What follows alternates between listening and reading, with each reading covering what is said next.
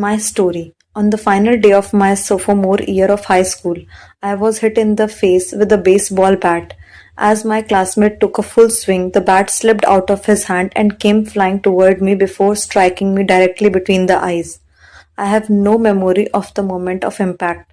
The bat smashed into my face with such a force that it crushed my nose into a distorted U shape.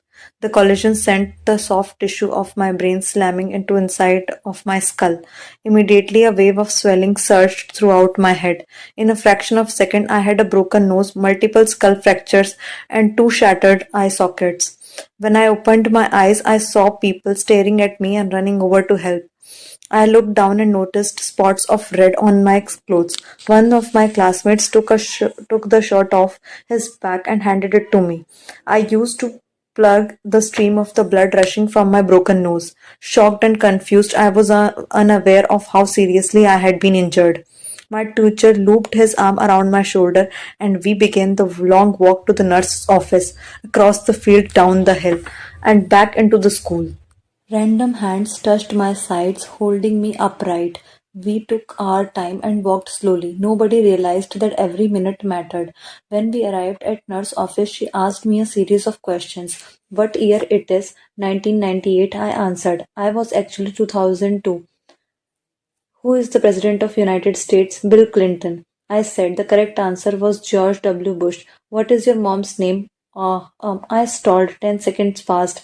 Pati. I said casually, ignoring the fact that it had taken me 10 seconds to remember my own mother's name. That is the last question I remember. My body was unable to handle the rapid swelling in my brain, and I lost consciousness before an ambulance arrived. Minutes later, I was carried out of the school and taken to the local hospital. Shortly after arriving, my body began shutting down. I struggled with basic functions like swallowing and breathing.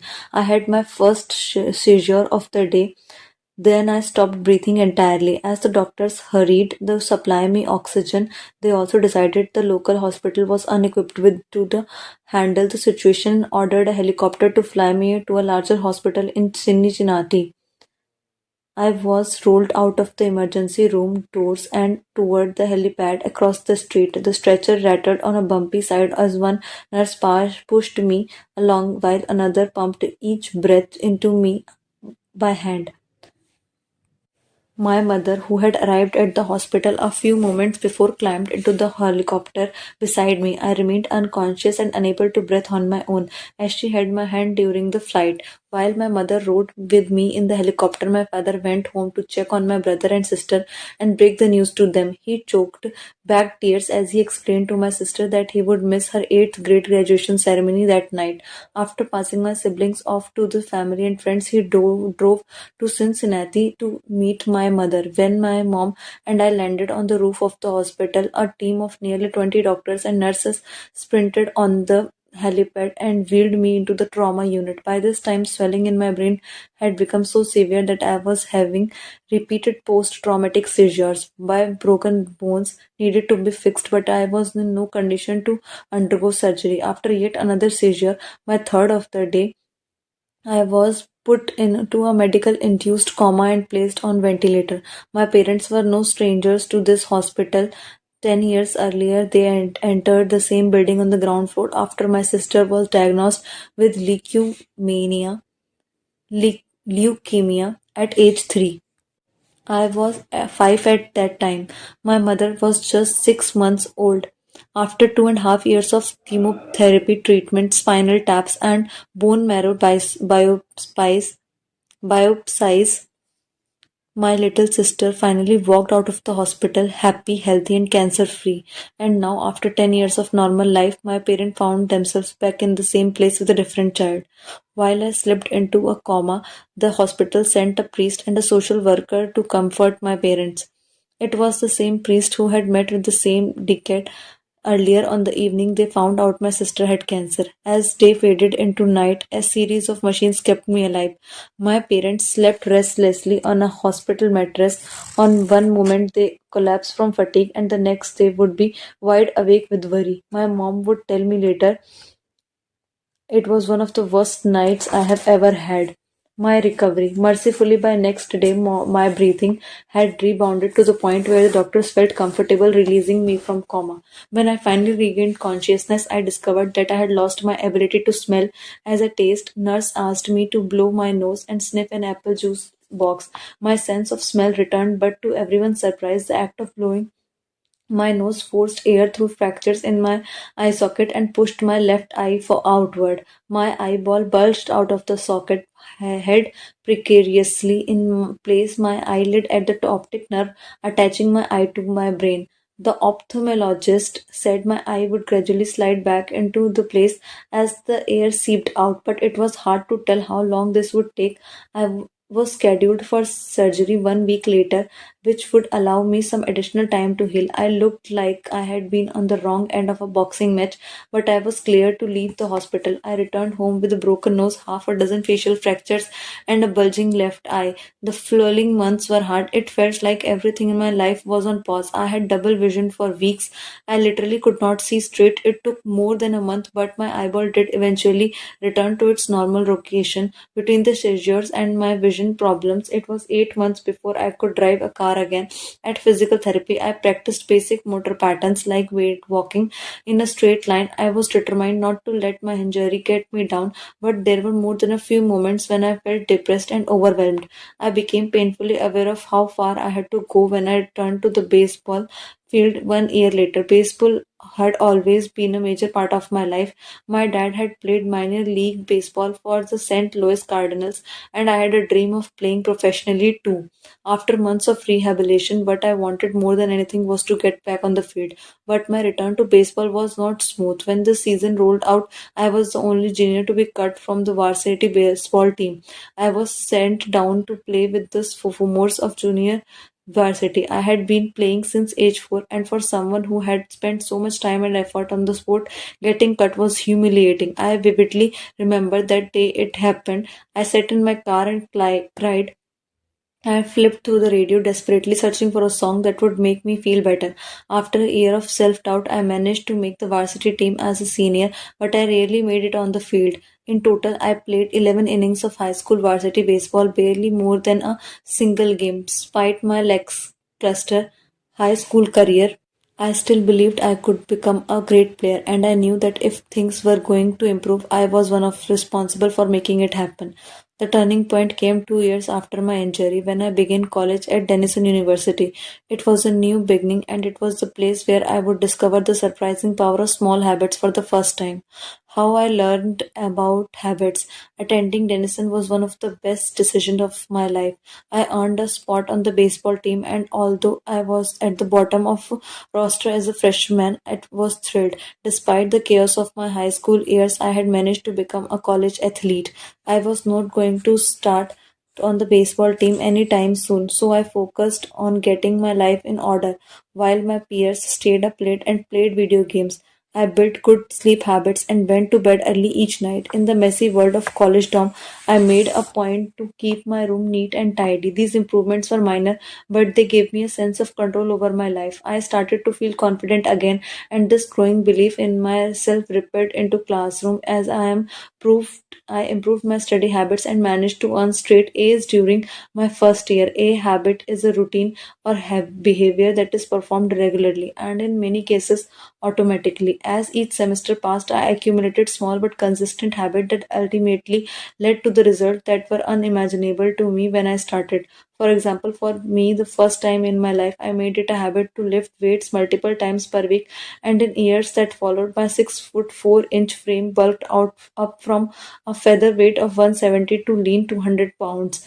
When my sophomore season arrived, I earned a starting role on the pitching staff. By my junior year, I was voted team captain, and at the end of the season, I was selected for all the conference team.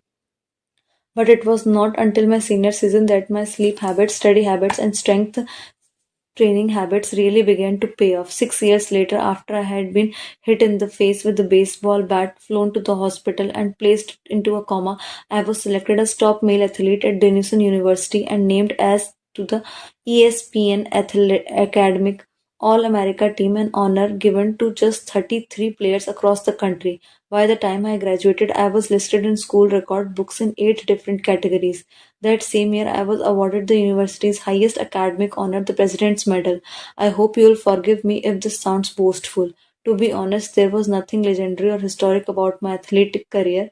I never ended up playing professionally. However, looking back on those years, I believe I accomplished something just as rare. I fulfilled my potential, and I believe the concepts in this book can help you fulfill potential as well. We all face challenges in life. This injury was one of mine, and the experience taught me a critical lesson. Changes that seem small and unimportant at first will compound into remarkable results if you are willing to stick them with them for years. We all deal with setbacks, but in the long run, the quality of our lives often depend on the quality of our habits. With same habits, you will end up with same results, but with better habits, anything is possible. Maybe there are people who can achieve incredible success overnight. I don't know any of them, and I am certainly not one of them.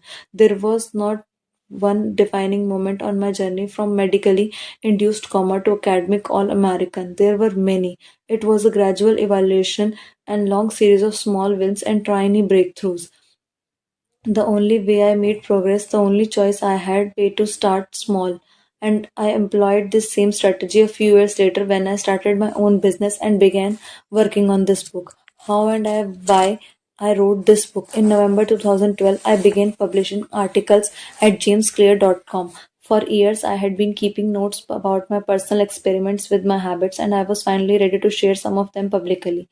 I began by publishing a new article every Monday and Thursday. Within a few months, this simple writing habit led to my first 1,000 email subscribers, and by the end of 2013, that number had grown to more than 30,000 people. In 2014, my email list is expanded to over 100,000 subscribers, which made it one of the fastest growing newsletters on the internet. I had felt like an imposter when I began writing 2 years earlier, but now I was becoming known as expert on habits, a new label that excited me but also felt uncomfortable. I had never considered myself a master of the topic, but rather someone who was experimenting alongside my readers. In 2015, I reached 200,000 email subscribers and signed a book deal with Penguin Random House to begin writing the book you are reading now. As my guidance grew, so did my business opportunities. I was increasingly asked to speak at the top companies about the science of habit formation, behavior change, and continuous improvement. I found myself delivering keynote speeches at conferences in United States and Europe. In 2016, my article began to appear regularly in the major publications like Time, Entrepreneur, and Forbes. Incredibly, my writing was read by over 8 million people that year. Coaches in the NFL, NBA, and MLB began reading my work and sharing it with their teams. At the start of 2017, I launched the Habits Academy, which became the premier training platform for organizations and individuals interested in building better habits in life and work. Fortune 500 companies and growing startups began to enroll their leaders and train their staff.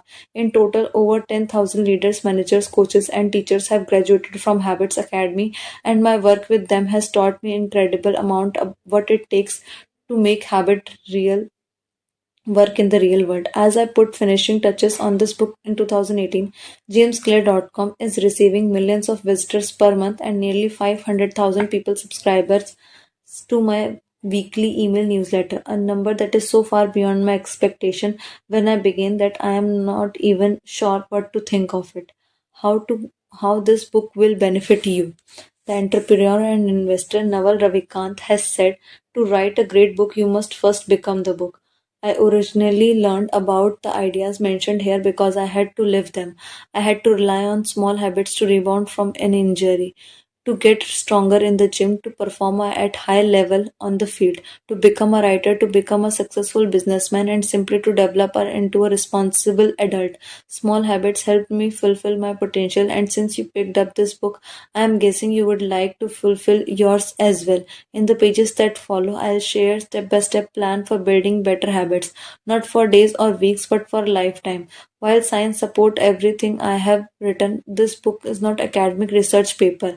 It is an operating manual. You will find wisdom and practical advice front and center as I explain the science how to create and change your habits in a way that is easy to understand and apply. The fields I draw on biology, neuroscience, philosophy, psychology, and more have been around for many years. What I offered you is synthesis of best ideas smart people figured out a long time ago, as well as the most compelling discoveries scientists have made recently. My contribution, I hope, is to find the ideas that matter most and connect them in a way that is highly actionable. Anything wise in these pages you should credit in to the many experts who preceded me. Anything foolish, assume it is my error. The backbone of this book is my four-step model of habits: cue, craving, response, and reward. The four laws of behavior change that evolve out of these steps. Readers with a psychology background may recognize some of these terms from operant conditioning, which first proposed as the stimulus response reward by B.F. Skinner in the 1930s and has been popularized most recently as cue routine reward and The Power of Habits by Charles Duhigg.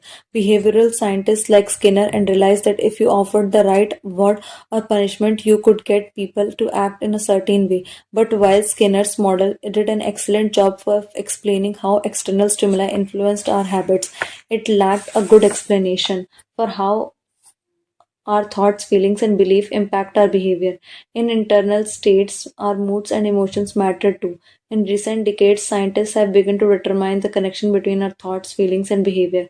This research will be also covered in these pages. In total, the framework I offer is an integrated model of cognitive and behavioral sciences. I believe it is one of the first models of human behavior to accurately account of both for both influence of external stimuli and internal emotions on our habits. While some of them language may be familiar, I am confident that the details and the applications of the four laws of behavior challenge will offer a new way to think about your habits. Human behavior is always changing situation to situation, moment to moment, second to second.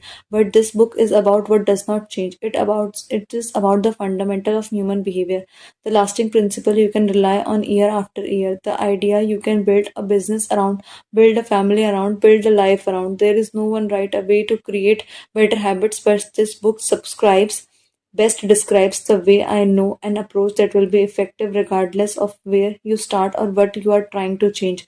The strategies I'll cover will be relevant to anyone looking for a step by step system for improvement, whether your goals center on health, money, productivity, relationships, or all of the above. As long as human behavior is involved, this book will be your guide. Chapter 2: How Your Habits Shape Your Identity and Vice Versa. Why is it so easy to repeat bad habits and so hard to form good ones? Few things can have a more powerful impact on your life than improving your daily habits, and yet it is likely that this time next year you will be doing the same thing rather than something better. It often feels difficult to keep good habits going on for more than a few days, even if the sincere effort and for the occasional burst of motivation. Habits like exercise, meditation, journaling, and cooking are the reasonable for a day or two and then become a hassle. However, once your habits are established, they seem to stick around forever, especially the unwanted ones. Despite our best intentions, unhealthy habits like eating junk food, watching too much television, procrastinating, and smoking can feel impossible to break. Changing our habit is challenging for two reasons. We try to change the wrong things. Second, we try to change our habits in the wrong way. In this chapter, I will address the first point. The chapter that follow, I'll answer the second. Our first mistake is that we try to change the wrong thing. To three layers of behavior change. To understand what I mean, consider that there are three levels at which change can occur. You can imagine them like layers of an onion. The first layer is changing your outcomes. This level is concerned with the changing your results, losing weight, publishing a book, winning a championship. Most of your goals are you set are associated with this level of change. The second layer is changing your process. This level is concerned with the changing in your habits and systems, implementing a new routine at the gym, decluttering your desk for better workflow, developing a meditating practice, Most of habits you build are associated with this level. The third and the deepest layer is you changing your identity. This level is concerned with changing your habits, your worldview, your self-image, your judgments about yourself and others. Most of these beliefs, assumptions, and biases you hold are associated with this level. Outcomes are about what you get. Processes are about what you do. Identity is about what you believe when it becomes building habits that last. When it comes to building system, 1% improvement. The problem is not that one level is better or worse than another. All levels of change are useful in their own way. The problem is the direction of change. Many people begin the process of changing their habits by focusing on what they want to achieve. This leads us to outcome based habits. The alternative is built identity based habits. With this approach, we start by focusing on who we wish to become. Imagine two people resisting a cigarette. When offered a smoke, the first person says, "No thanks, I'm trying to quit." It sounds like a reasonable response, but this person still believes they are a smoker who is trying to be something else. They are hoping for their behavior will change while carrying out around the same belief. The second person declines by saying, "No thanks, I am not a smoker." It's a small difference, but this statement signals a shift in identity. Smoking was a part of their former life, not their current one. They no longer identify as someone who smokes. Most people don't even consider identity change when they set out to improve. They just think, "I want to be skinny," outcome, and if I stick to this diet, then I'll be skinny. Process. They set goals and determine the actions they should take to achieve those goals without considering the belief that drive their actions. They never shift the way look at themselves. They don't realize that their identity can sabotage their new plans for change. Behind every system of actions are the system of beliefs. The system of democracy is found on beliefs like freedom, majority rule, and social equality. The system of dictatorship has very different set of beliefs like absolute authority and strict audience. You can imagine many ways to try to get more people to vote in a democracy, but such behavior can change would never get off the ground in dictatorship. That's not the identity of the system. Voting is a behavior that is impossible under a certain set of beliefs. A similar pattern exists whether we are discussing individuals, organizations, or societies. There are a set of beliefs and assumptions that shape the system and an entity behind the habits. Behavior that is incongruent with the self will not last. You may want more money, but if your identity is someone who consumes rather than creates, then you will continue to be pulled out towards spending rather than earning. You may want better health, but if you continue to prioritize comfort over accomplishment, you will be drawn to relaxing rather than training. It's hard to change your habit if you never change the underlying beliefs that led to your past behavior. You have a new goal and a new plan, but you have not changed who you are. The story of Brian Clark, an entrepreneur from Boulder, Colorado, provides a good example. For as long as I can remember, I have chewed my fingernails, Clark told me. I started as nervous habit when I was young and then morphed it into undesirable grooming ritual. One day I resolved to stop chewing my nails until they grew out a bit. Though mindful willpower alone, I managed to do it. Then Clark did something surprising. I asked my wife to schedule my first ever manicure. He said my thought was that if I started paying to maintain my nails, I would not happen I would not chew them, and it worked, but not for the monetary season. What happened was the manicure made my fingers look really nice for the first time. The manicurist even said that other than the chewing, I had really healthy and carry and attractive nails. Suddenly, I was proud of my fingernails, and even though that's something I would have never aspired to, it made all the difference. I never chewed my nails since, not even single close call, and it's because I now took pride in properly care for them. The ultimate form of intrinsic motivation is when habit becomes part of your identity. It's one thing to say I am the type of person who wants it. It's something very different to say I am the type of person who is this. The more pride you have in particular aspect of your identity, the more motivated you will be to maintain the habits associated with it. If you are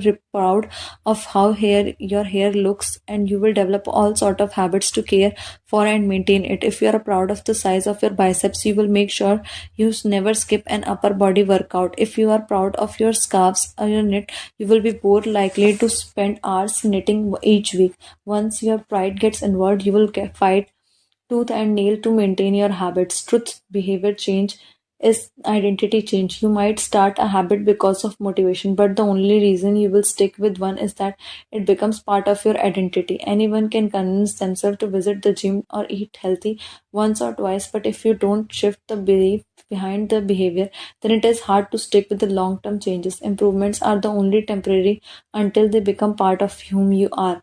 The goal is not to read a book, the goal is to become a reader. The goal is not to run a marathon, the goal is to become a runner. The goal is not to learn an instrument, the goal is to become a musician. Your behaviors are usually the reflection of your identity. What you do is an indication of the type of person you believe that you are, either consciously or non consciously. Research has shown that once a person believes a particular aspect of their identity, they are more likely to act in alignment with that belief. For example, people who identified as being a voter were more likely to vote than those who simply claimed voting as an action they wanted to perform. Similarly, the person who incorporates exercise into their identity does not have to convince themselves to train. Doing the right thing is easy. After all, when your behavior and your identity are fully aligned, you are no longer pursuing a behavioral change. You are simply acting like the type of person you already believe yourself to be. Like all aspects of habit information, this too is a doubly edged sword. When working for you, identity change can be a powerful force for self improvement. When working against you, though, identity change can be a curse. Once you have adopted an identity, it can be easy to let your allegiance to it impact your ability to change. Many people walk through life in cognitive slumber, blindly following norms attached to their identity. I am terrible with directions. I am not a morning person. I am bad at remembering people's name. I am always late. I am not good with technology. I am horrible at maths and a thousand other variations. When you have repeated a story of yourself for years, it is easy to slide into these mental grooves and accept them as a fact. In a time you begin to resist certain actions because that's not who I am. There is an internal pressure to maintain your self-image and behave in a way that is consistent with your beliefs. You find whatever you can to avoid contradicting yourself. The more deeply a thought or action is tied to your identity, the more difficult it is to change it. It can feel comfortable to believe what your culture believes, group identity, or to do what upholds your self image, personal identity, even if it's wrong. The biggest barrier to positive change at any level, individual, team, society, is the identity conflict. Good habits can make rational sense, but if they conflict with your identity, you will fail to put them into action. Any given day, you may struggle with your habits because you are too busy, or too tired, or too overwhelmed, or hundred of others reasons. Over the long run, however, the real reason you fail to stick with habits is that if your self image gets in the way. That this is why can't to get too attached to one version of your identity. Progress requires unlearning. Becoming the best version of yourselves require you to continuously edit yourself and to upgrade and expand your identity. This brings us to an important question. If your beliefs and worldview play as such an important role in your behavior, what do they come from in this first place? How exactly is your identity formed? And how can you emphasize new aspects of your identity that serve you and gradually erase the pieces that hinder you? The two-step process to changing your identity. Your identity emerges out of your habits. You are not born with preset beliefs. Every belief, including those about yourself, is learned and conditioned through experience. More precisely, your habits are how you embody your identity. When you make your bed each day, you embody the identity of organized person. When you write each day, you embody the identity of a creative person. When you train each day, you embody the identity of an athletic person. The more you repeat a behavior, the more you reinforce the identity associated with that behavior. In fact, the word identity was originally derived from the Latin words essentities, which means being identity with, which means repeatedly. Your identity is literally your repeated beginners. Whatever your identity is right now, you only believe it because you have proof of it. If you go to church every Sunday for 20 years, you have an evidence that you are religious. If you study biology for 1 hour every night, you have evidence that you are studious. If you go to gym every when it even when it's snowing, you have evidence that you are committed to fitness. The more evidence you have for a belief, it the more strongly you will believe it. For most of my early life, I did not consider myself a writer. If you were to ask of high school teachers or college professors, they would tell you I was an average writer at best, certainly not a standout. When I began my writing career, I published a new article every Monday and Thursday for first few years. As the evidence grew, so did my identity as a writer. I did not start out as a writer. I became one through my habits. Of course, your habits are not only your actions that influence identity by virtue of their frequency, that they are usually most important ones. Each experience in life modifies your self-image, but it's unlikely you would consider yourself a soccer player because kicked a ball once and are an artist because you scribbled the picture. As you repeat these actions, however, the evidence accumulates and your self-image begins to change. The effect of to one of experiences tend to fade away while the effect of habit getting enforced with the time, which means your habits contribute to most of the evidence that shapes your identity. In this way, the process of building habits is actually the process of becoming yourself. This is gradual evolution. We do not change by snapping our fingers and deciding to be someone entirely new. We can change bit by bit, day by day, habit by habit. We are continually undergoing a micro evolution of the self. Each habit is like a suggestion. Hey, maybe this is who I am. If you finish a book, then perhaps you are the type of person who likes reading. If you go to the gym, then perhaps you are the person who likes exercise. If you practice playing the guitar, perhaps you are the type of person who likes music. Every action you take is a vote for the type of person who wish to become. No single instance will transform your belief, but as the votes build up, so does the evidence of your new identity. This is the one reason why meaningful changes does not require radical change. Small habits can make a meaningful difference by providing evidence of new identity. And if a change is meaningful, it is actually big. That's the paradox of making small improvements. Putting this all together, you can see the habits are the paths to changing your identity. The most practical way to change who you are is to change what you do. Each time you write a page, you are a writer. Each time you practice a violin, you are a musician. Each time you start a workout, you are an athlete. Each time you encourage your employees, you are a leader. Each habit not only gets results but also teaches you something far more important, to trust yourself. You start to believe you can actually accomplish these things. When the votes amount up and the evidence begins to change, the story you tell yourself begins to change as well. Of course, it works the opposite way too. Every time you choose to perform a bad habit, it's a vote for that identity. The good news is that you don't need to be perfect in any election.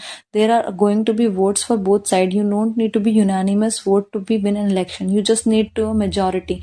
It does not matter if you cast a few votes for a bad behavior or for an unproductive habit. Your goal is to simply win the majority of time. New identities require new evidence. If you keep casting the same votes you have always cast, you are going to get the same results you have always had. If nothing changes, nothing is going to change. It's a simple two-step process. Decide the type of person you want to be. Prove it to yourself with small wins.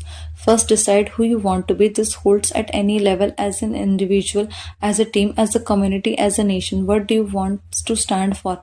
What are your principles and values? Who do you wish to become? These are the big questions, and many people are not sure where to begin, but they do know what kind of results they want. To get six-pack abs, or to feel less anxious, or to double their salary, that's fine. Start there and work backward from the results you want. The type of person who could get those results. Ask yourself, who is the type of person that could get the outcome I want? Who is the type of person that could lose 40 pounds? Who is the type of person that could learn a new language? Who is the type of person that could run a successful startup? For example, who is the type of person who could write a book?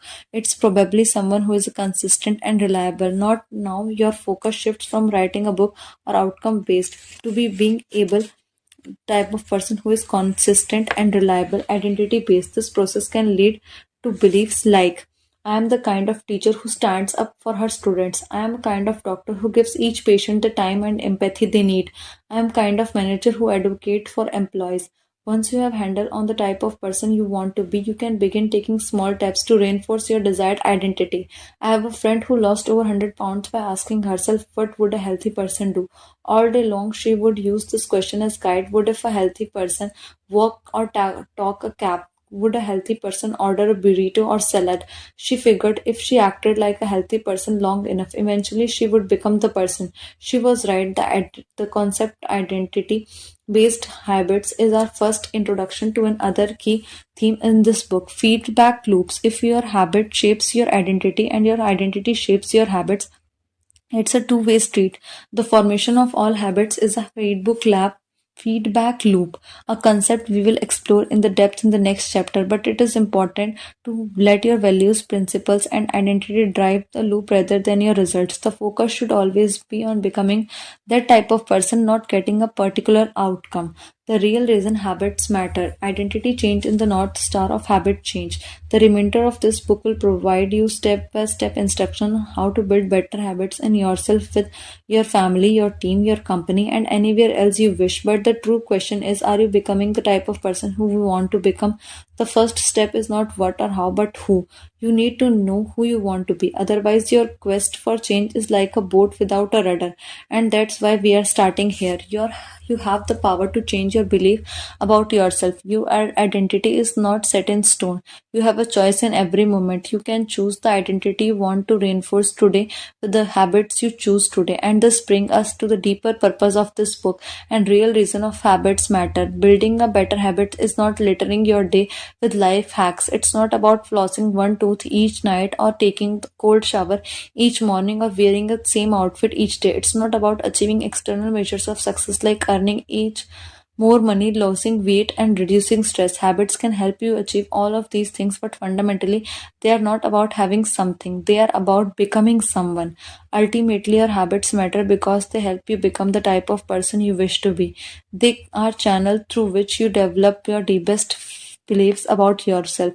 Quite literally, you become your habit.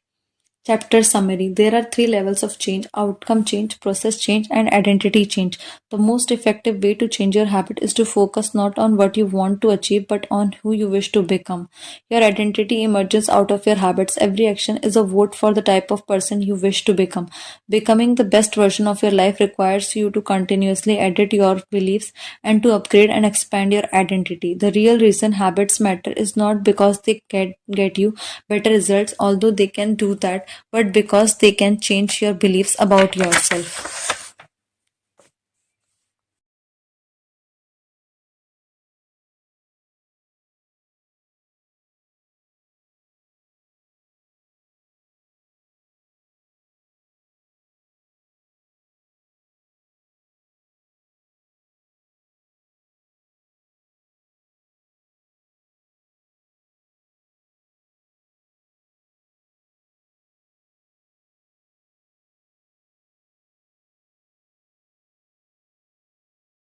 Chapter 3: How to Build Better Habits in 4 Simple Steps. In 1898, a psychologist named Edward Thorndike conducted an experiment that would lay the foundation of our understanding of how habits form and rules that guide our behavior. Thorndike was interested in studying the behavior of animals, and he started by working with cats. He would place each cat inside a device known as puzzle box. The box was designed so that cat would escape through a door by simple if act such as pulling at the loop of cord, pressing a lever, or stepping on the platform. For example, one box contained a lever that, when pressed, would upon open a door on the side of the box. Once the door had been opened, the cat could dart out and run over the bowl of food. Most cats wanted to escape as soon as they were placed inside the box. They would poke their nose into the corners, stick their paws through the openings, and claw at loose objects. After a few minutes of exploration, the cats would happen to press a magical lever, the door would open, and they would escape. Thorndike tracked the behavior of each cat across many trials. In the beginning, the animals moved around a box at random, but as soon as the lever has been pressed and at the door opened, the process of learning began. Gradually, each cat learned to associate the action of pressing the lever with the reward of escaping the box and getting to the food. After 20 to 30 trials, this behavior became so automatic and habitual that the cat could escape within few seconds. For example, Thorndike noted that cat 12 the following times to perform the act: 160 seconds, 30 seconds, 90 seconds, 60, 150, 28, 20, 30, 22, 11, 15, 20, 12, 10, 14, 10, 8, 8, 5, 10, 8, 6, 6, 7. During the first three trials, the cat escaped in an average of 1.5 minutes. During the last three trials, it escaped an average of 6.3 seconds. With the practice, each cat made few errors and their actions became quicker and more automatic. Rather than repeat the same mistake, the cat began to cut straight to the solution. From his studies, Thorndike described the learning process by stating behaviors followed by satisfying consequences tend to be repeated, and those that practice produce unpleasant consequences are less likely to be repeated. His work provides the perfect starting point for discussing how habits form in our own lives. It also provides the answer to some fundamental questions like what are habits and why does the brain bother building them at all. Why our brain builds habits. A habit is a behavior that has been repeated enough times to become automatic. The process of habit formation begins with the trial and error. Whenever you encounter a new situation in life, your brain has to make a decision. How do I respond to this? The first time you come across a problem, you are not sure how to solve it. Like Thorndike's cat, you are just trying things to see how what works. Neurological activity in the brain is high during this period. You are carefully analyzing the situation and making conscious decisions about how to act. You are acting in terms of new information and trying to make sense of it all. The brain is busy learning the most effective course of action. Occasionally, like a cat pressing on a lever, you stumble across the solution. You are feeling anxious and you discover that going for a run calms you. You are mentally exhausted for a long day of work and you learned that playing video games relaxes you. You are exploring, and then BAM reward. After you stumble upon an unexpected reward, you alter your state energy for next time. Your brain immediately begins to catalog the events that preceded the reward. Wait a minute, that felt good. What did I do right before that? This is the feedback loop behind all human behavior. Try, fail, learn, try differently. With practice, the useless moments fade away and the little useful actions get reinforced. That's the habit forming. When you face problem repeatedly, your brain begins to automate the process of solving it. Your habits are just a series of automatic solutions that solve the problems and stresses you face regularly. As behavioral scientist Jesus Harras writes, habits are simply reliable solution to recurring problems in our environment. As habits are created, the level of activity in brain decreases. You learn to lock in on the cues and that predicts success and tune out everything else. When similar situation arises in future, you know what to look for. There is no longer a need to analyze every angle of situation. Your brain skips the process of trial and error and creates mental rule. If this, then that. These cognitive scripts can be followed automatically whenever the situation is appropriate. Now, whenever you feel stressed, you care to itch them to run. As soon as you walk in the door from work, you grab your video game controller. A choice that once required effort is now automatic. A habit has been created. Habits are mental shortcuts learned from experience. In a sense, a habit is just a memory of the steps you previously followed to solve problem in the past.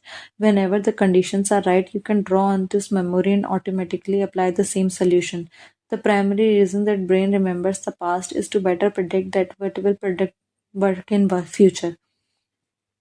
Habit formation is incredibly useful because the conscious mind is the bottleneck of the brain. It can only pay attention to one problem at a time. As a result, your brain is always working to preserve your consciousness attention for whatever task is most essential. Whenever the possible consciousness mind likes the pawn off task to the non-conscious mind to do automatically.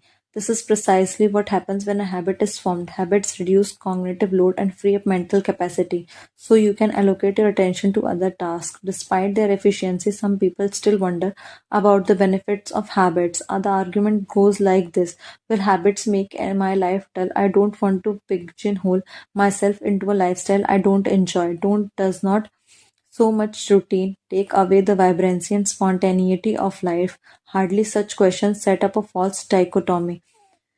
They make you think that you have to choose between building habits and attaining freedom. In reality, to complement each other.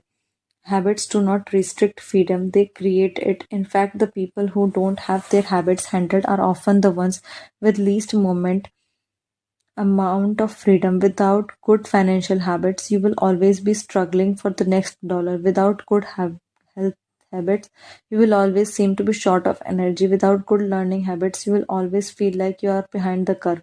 If you are always being forced to make decision about simple tasks, when should I work out, where do I go to write, where do I pay the bills, then you have less time for freedom.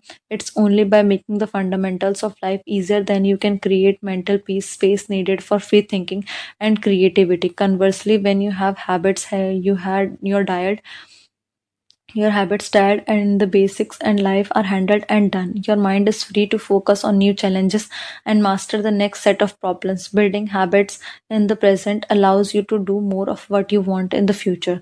The science of how habits work. The process of building a habit can be divided into four simple steps: cue, caving, response, and reward. Breaking it down into these fundamental parts can help us understand what a habit is and how it works and how to improve it.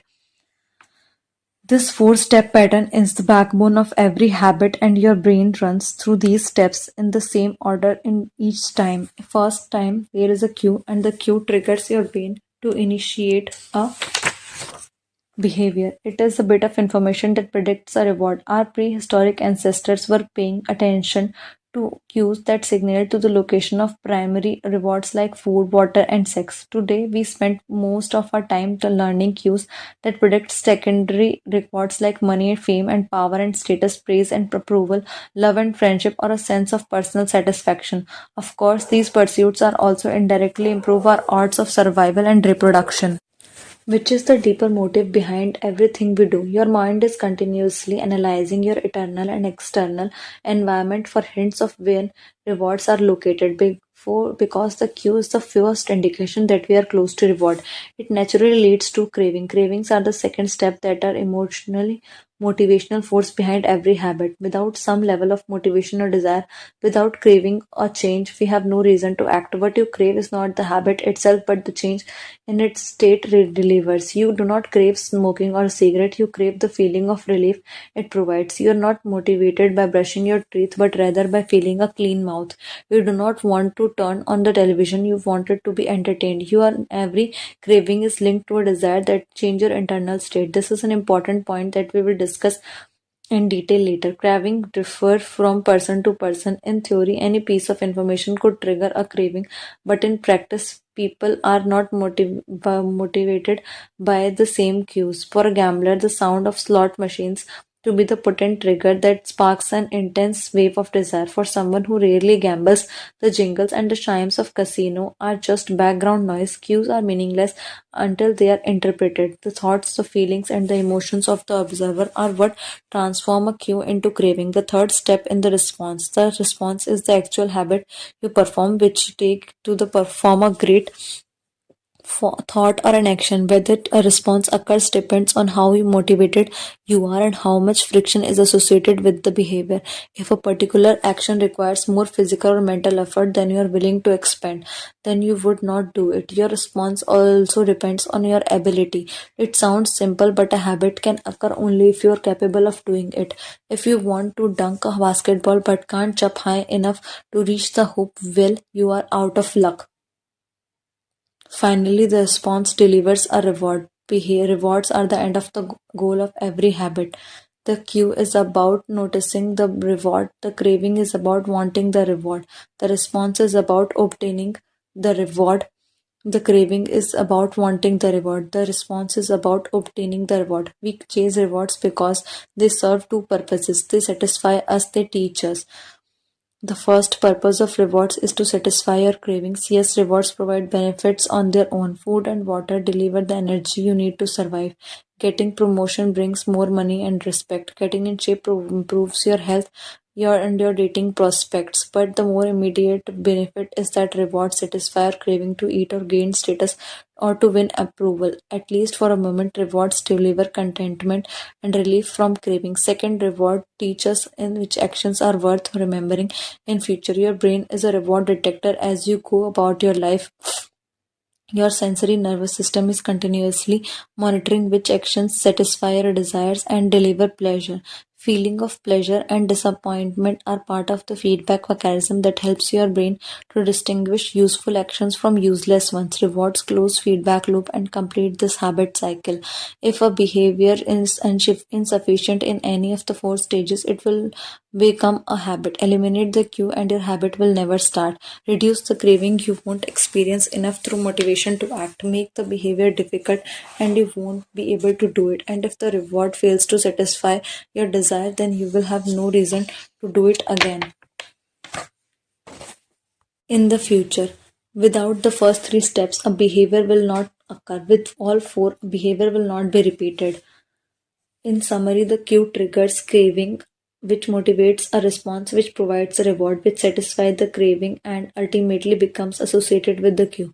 Together, these four steps forms a neurological feedback loop: cue, craving, response, reward. Cue, craving, response, reward that ultimately allows you to create atomic habits. This cycle is known as the habit loop. The fourth step is not something that happens occasionally, but rather it is an endless feedback loop that is running and active during every moment you are alive. And even now the brain is continually scanning every environment, predicting what will happen next, trying out different responses and learning from the result. The entire process is completed in a split second, and we use it again and again out without realizing everything that has been packed into the previous moment. We can split into four steps, into two phases: the problem phase and the solution phase. The problem phase includes the cue and the craving, and it is when you realize that something needs to be changed.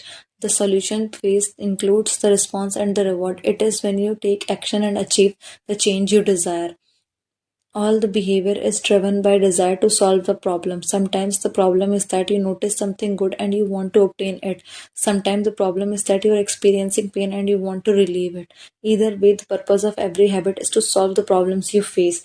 In the table on the following page, you can see few examples what this look like in real life.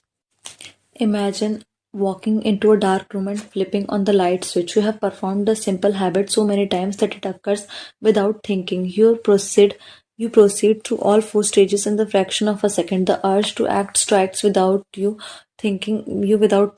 By the time we become adults, we rarely notice that the habits are running our most lives. Most of us never give a second thought to the fact that we tie the same shoe first in each morning, or unplug the toaster after each use, or always change it into comfortable clothes after getting home from work. After decades of mental programming, we automatically slip into these patterns of thinking and acting. Your phone buzzes with a new text message. Craving, you want to learn the contents of the message. Response, you grab your phone and read the text. Fourth, you satisfy your craving to read the message. Grabbing your phone becomes associated with your phone buzzing. Second, you are answering emails. You begin to feel stressed and overwhelmed by work. You wanted to feel control. You bite your nails. You satisfy your craving to reduce stress. Biting your nails becomes associated with answering email. Third, you wake up. You want to feel alert. You drink a cup of Coffee. You satisfy your craving to feel alert. Drinking coffee becomes associated with waking up. You smell like a donut shop as you walk down the street near our office. You begin to crave a donut. You buy a donut and eat it. You satisfy craving to eat a donut. Buying a donut becomes associated with walking down on the street near your office. Q. Fifth, you hit a stumbling block on a project at work. You feel stuck and want to relieve your frustration. You pull out your phone and check social media. You satisfy your craving to feel relieved. Checking social media becomes associated with the feeling stored at work. Sixth, you walk into a dark room. You want to be able to see. You flip the light switch. You satisfy your craving to see. Turning on the light switch becomes associated with being in a dark room. The four laws of your behavior change. In following chapters, we will see time and again how the four stages of cue, craving, response, and reward influence nearly everything we do each day. But before we do that, we need to transform these four steps into practical framework that we can use to design good habits and eliminate bad ones. I refer to this framework as four laws of behavior change, and it provides simple set of rules for creating good habits and breaking bad ones.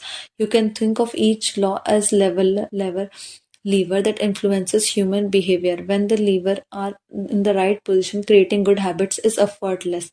When they are in the wrong position, it is nearly impossible. The first law, cue, make it obvious. Second law, craving, make it attractive. The third law, response, make it easy. The fourth law, reward, make it satisfying. We can invert these laws to unlearn how to break a bad habit. Inversion of the first law, cue, make it invisible. Inversion of the second law, craving, make it unattractive. Inversion of the third law, response, make it difficult. Inversion of the fourth law, reward, make it unsatisfying.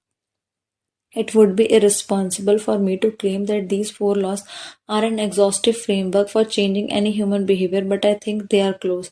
As you will soon see, the four laws of behavior change apply to nearly every field from sports to politics, art to medicine, comedy to management. These laws can be used to no matter what challenge you are facing. There is no need for completely different strategies for each habit. Whenever you want to change your habit, you can simply ask yourself, how can I make it obvious? How can I make it attractive? How can I make it easy? How can I make it satisfying? If you ever wondered why don't I do what I say I'm doing going to do, why I don't lose the weight or stop smoking or save the retirement and or start the side business. Why do I say something is important but never seem to make time for it? The answers to those questions can be found somewhere in those four laws.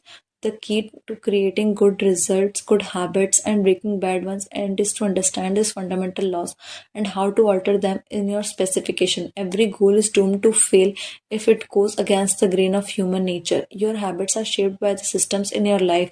In the chapters that follow, we will discuss the laws one by one, show how you can use them to create a system in which good habits emerge naturally and bad habits wither away.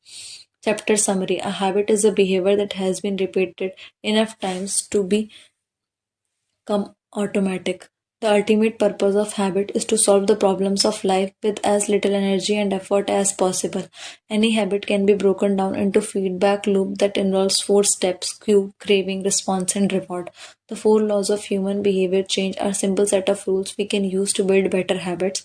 They are: make it obvious, second make it attractive, third make it easy, fourth make it satisfying.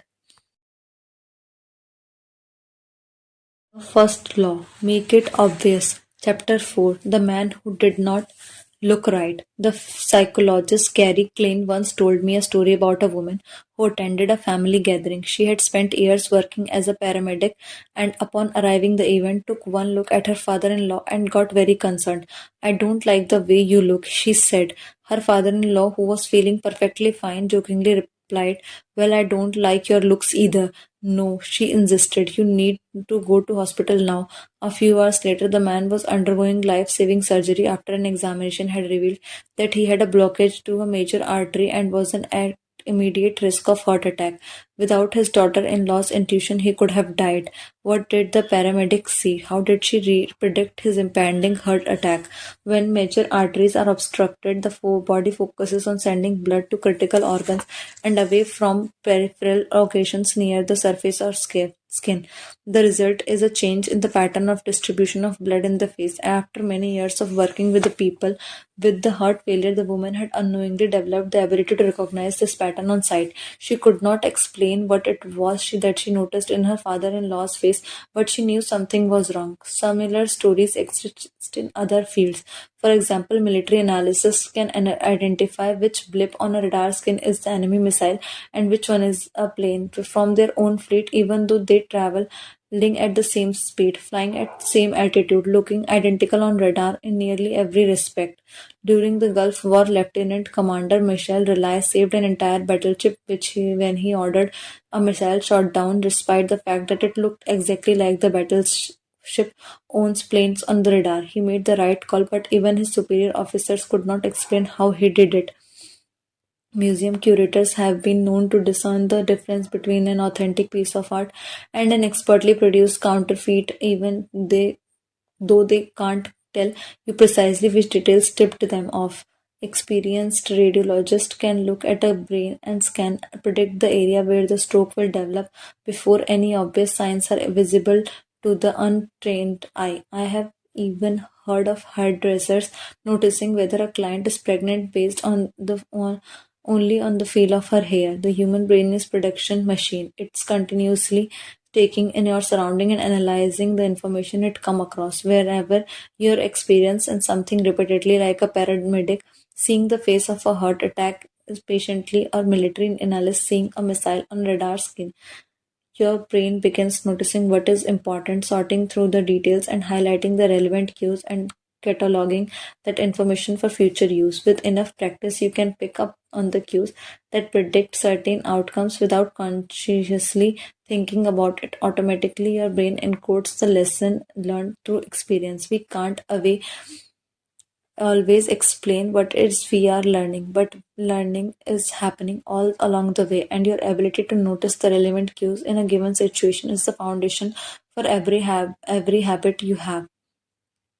We underestimate how much our brain and bodies can do without thinking. You do not tell your hair to grow, your heart to pump, your lungs to breathe, or your stomach to digest, and yet your body handles all this and more on autopilot. You are much more than your conscious self. Consider hunger. How do you know when you are hungry? You don't necessarily have to see a cookie on the counter to realize that it is time to eat. Appetite and hunger are governed non-consciously. Your body has a variety of feedback loops that gradually alert you when it is time to eat again and that track what is going on around you and within you. Cravings can arise thanks to hormones and chemicals circulating through the body. Suddenly you are hungry, and even though you are not quite sure what tipped you off, this is one of the top most surprising insights about your habits.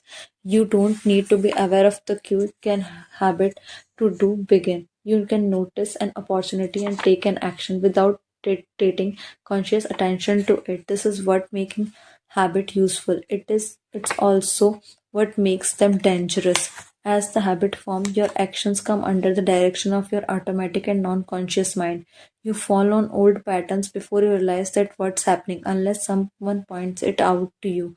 You may notice that you cover your mouth with your hand whenever you laugh, that you apologize before asking a question, or that you have a habit of finishing other people's sentences. And the more you repeat these patterns, the less likely you come to question that you are doing and why you are doing it. The ones I heard it of retail clerk who was instructed to cut up empty gift cards after customer had used up the balance on the card. One day, the clerk clashed out a few customers on a row who purchased with gift cards. When the next person walked up and the clerk swiped out the customer's actual credit card, picked up the scissors and then cut it in half entirely on autopilot before looking at the stunned customer and realizing what had just happened. The another woman I come across in my research was a former school teacher who had switched a corporate job. Even though she was now working with adults, her old habits would kick in, and she kept asking co-workers if they had washed their hands after going to the bathroom. Also found the story of a man who had spent years working as a lifeguard and would occasionally yell "walk" whenever he saw a child running. Over time, the cues that spark our habits become so common that they are essentially invisible. The treats on the kitchen counter, the remote control next to the couch, the phone in our pocket, our responses to these clues are so deeply encoded that you may feel like urge to act come from nowhere. From this reason, we must begin the process of behavior change with awareness. Before we can effectively build new habits, we need to get a handle on our current ones. This can be more challenging than it sounds because once a habit is firmly rooted in your life, it's most non-conscious and automatic. If a habit remains mindless, you can't expect to improve it. As the psychologist Carl Jung said, until you make it the unconscious conscious, it will direct your life and you will call it fate. The habits are scorecard. The Japanese railway system is regarded as one of the best in the world. If you ever find yourself riding a train in Tokyo, you will notice that the conductors have a peculiar habit. As each operator runs the train, they proceed through the ritual of pointing at different objects and calling out commands. When the train approaches a signal, the operator will point it at and say, "Signal is green." As the train pulls out into and out of each station, the operator will point at the speedometer and call out the exact speed. When it's time to leave, the operator will point at the timetable, state the time out on the platform. Other employees are performing similar actions. Before each train departs, staff members will point along the edge of the platform and declare all clear. Every detail is identified, pointed at, and named aloud. This process is known as pointing and calling. It is a safely system designed to reduce mistakes. It seems silly, but it works incredibly well. Pointing and calling reduces errors by up to 85% and cut accident by 30%. The MTA subway system in New York City adopted a modified version that is point only, and within 2 years of implementation, incidents of incorrectly berthed subways fell 57%. Pointing and calling is so effective because it raises the level of awareness from non-conscious habit to a more conscious level. Because the train operators must use their eyes, habit, hands, mouths, and ears, they are more likely to notice problem because something goes wrong. My wife does something similar. Whenever we are preparing to walk outdoor for a trip, she verbally calls out the most essential items in her packing list. I have got my keys, I have got my wallet, I have got my glasses, I have got my husband. The more automatic a behavior becomes, the less likely we are to consciously think about it. And when we have done something 1,000 times, we begin to overlook things. We assume that the next time we will be just like the last. We are so used to doing what we have always done that we don't stop the question whether it's right thing to do at all. Many of our failures and performances are largely attributable to lack of self-awareness. One of our greatest challenges in changing habits and maintaining awareness of what we are actually doing. This help explain by why the consequences of bad habits can sneak upon us. We need a point on call system for our personal lives. That's the origin of habit scorecard, which is a simple exercise you can use to become more aware of your behavior. To create your own, make a list of your daily habits. Here's a simple of your list you might start. Wake up, turn off alarm, check my phone, go to bathroom, wait your myself, take a shower, brush my teeth, floss my teeth, put on deodorant, hang up the towel to dry, get dressed and make a cup of tea, and so on. Once you have a full list, look at each behavior and ask yourself, is this a good habit or a bad habit or a neutral habit? And if this is a good habit, write plus next to it, and if it is a bad habit, write minus. If it is a neutral habit, write is equal to. For example, the list above might look like this: wake up is equal to turn off alarm is equal to check my phone minus go to the bathroom is equal to weigh myself plus take a shower plus brush my teeth plus floss my teeth plus put on deodorant plus hang up towel to dry is equal to get dressed make is equal to make a cup of tea plus. The marks you give to particular habit will depend on your situation and your goals. For someone who is trying to lose weight, eating a bagel with peanut butter every morning might be a bad habit. For someone who is trying to bulk up and add muscle, the same behavior might be a good habit. It all depends on what you are working toward. Scoring your habits can be a bit more complex for another reason as well. The label good habit and bad habit are slightly inaccurate. There are no good habits and bad habits. There are only effective habits, that is, effective at solving problems. All habits serve you in the same way, even at the bad ones, which is why you repeat them. For this exercise, categorize your habits by how they benefit you in the long run. Generally speaking, good habit will have the net positive outcomes. Bad habit have net negative outcomes. Smoking a cigarette may reduce stress right now. That's how it's serving you, but it's not a healthy long-term behavior. If you are still having trouble determining how to rate a particular habit, here's a question I like to use. Does this behavior help me to become the type of person I wish to be? Does that habit cast a vote or foot against my desired identity? Habits that reinforce your desired identity are usually good. Habits that conflict with your desired identity are usually bad. As you create your habits scorecard, there is no need to change anything first. The goal is to simply notice what is actually going on. Observe your thoughts and actions without judgment or internal criticism. Don't blame yourself for your faults. Don't praise yourself for your success. If you eat a chocolate bar every morning, acknowledge it as almost if you were watching someone else on how interesting that they would do such a thing. If you binge eat, simply notice that you are eating more calories than you should. If you waste your time online, notice that you are spending your life in a way that you do not want to. The first step to change a bad habit is to be on the lookout for them. If you feel like you need extra help, then you can try pointing and calling in your own life. Say out loud actions that you are thinking of taking and what outcome will be. If you want to cut back on your junk food habit but notice yourself grabbing another cookie, say out loud, I am about to eat this cookie, but I don't need it. Eating it will cause me to gain weight and hurt my health. Hearing your bad habits spoken along makes the consequences seem more real. It adds weight to the action and rather letting yourself mindlessly slip into an old routine. This approach is useful even if you are simply trying to remember a task or on your to-do list.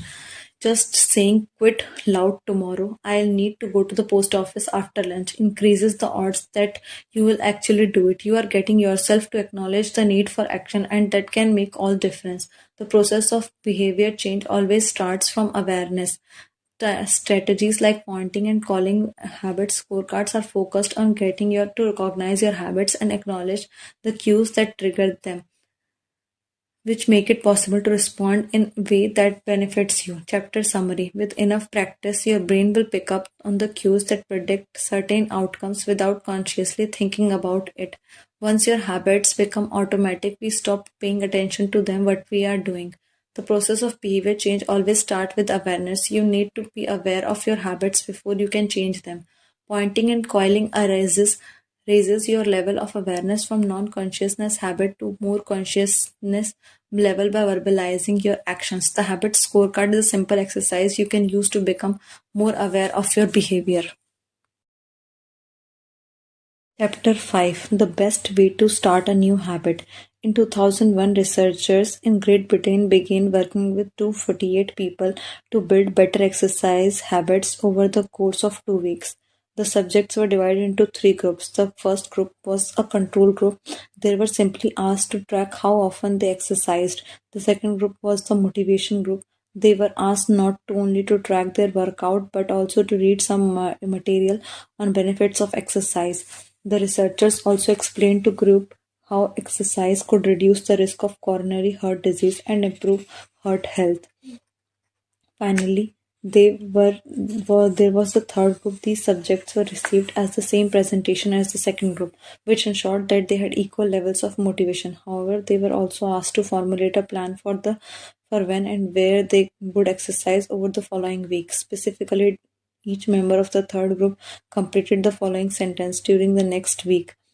I will partake in at least 20 minutes of vigorous exercise on day at time in place. In the first and second groups of 35 to 38% people exercised at least once per week. Interestingly, the motivational representation given to the second group seemed to have no meaningful impact on the behavior, but 91% of the third group exercised at least once per week, more than double the normal rate. The sentence they filled out is what researchers refer to as an implementation intention, which is plan you make beforehand about and where to act.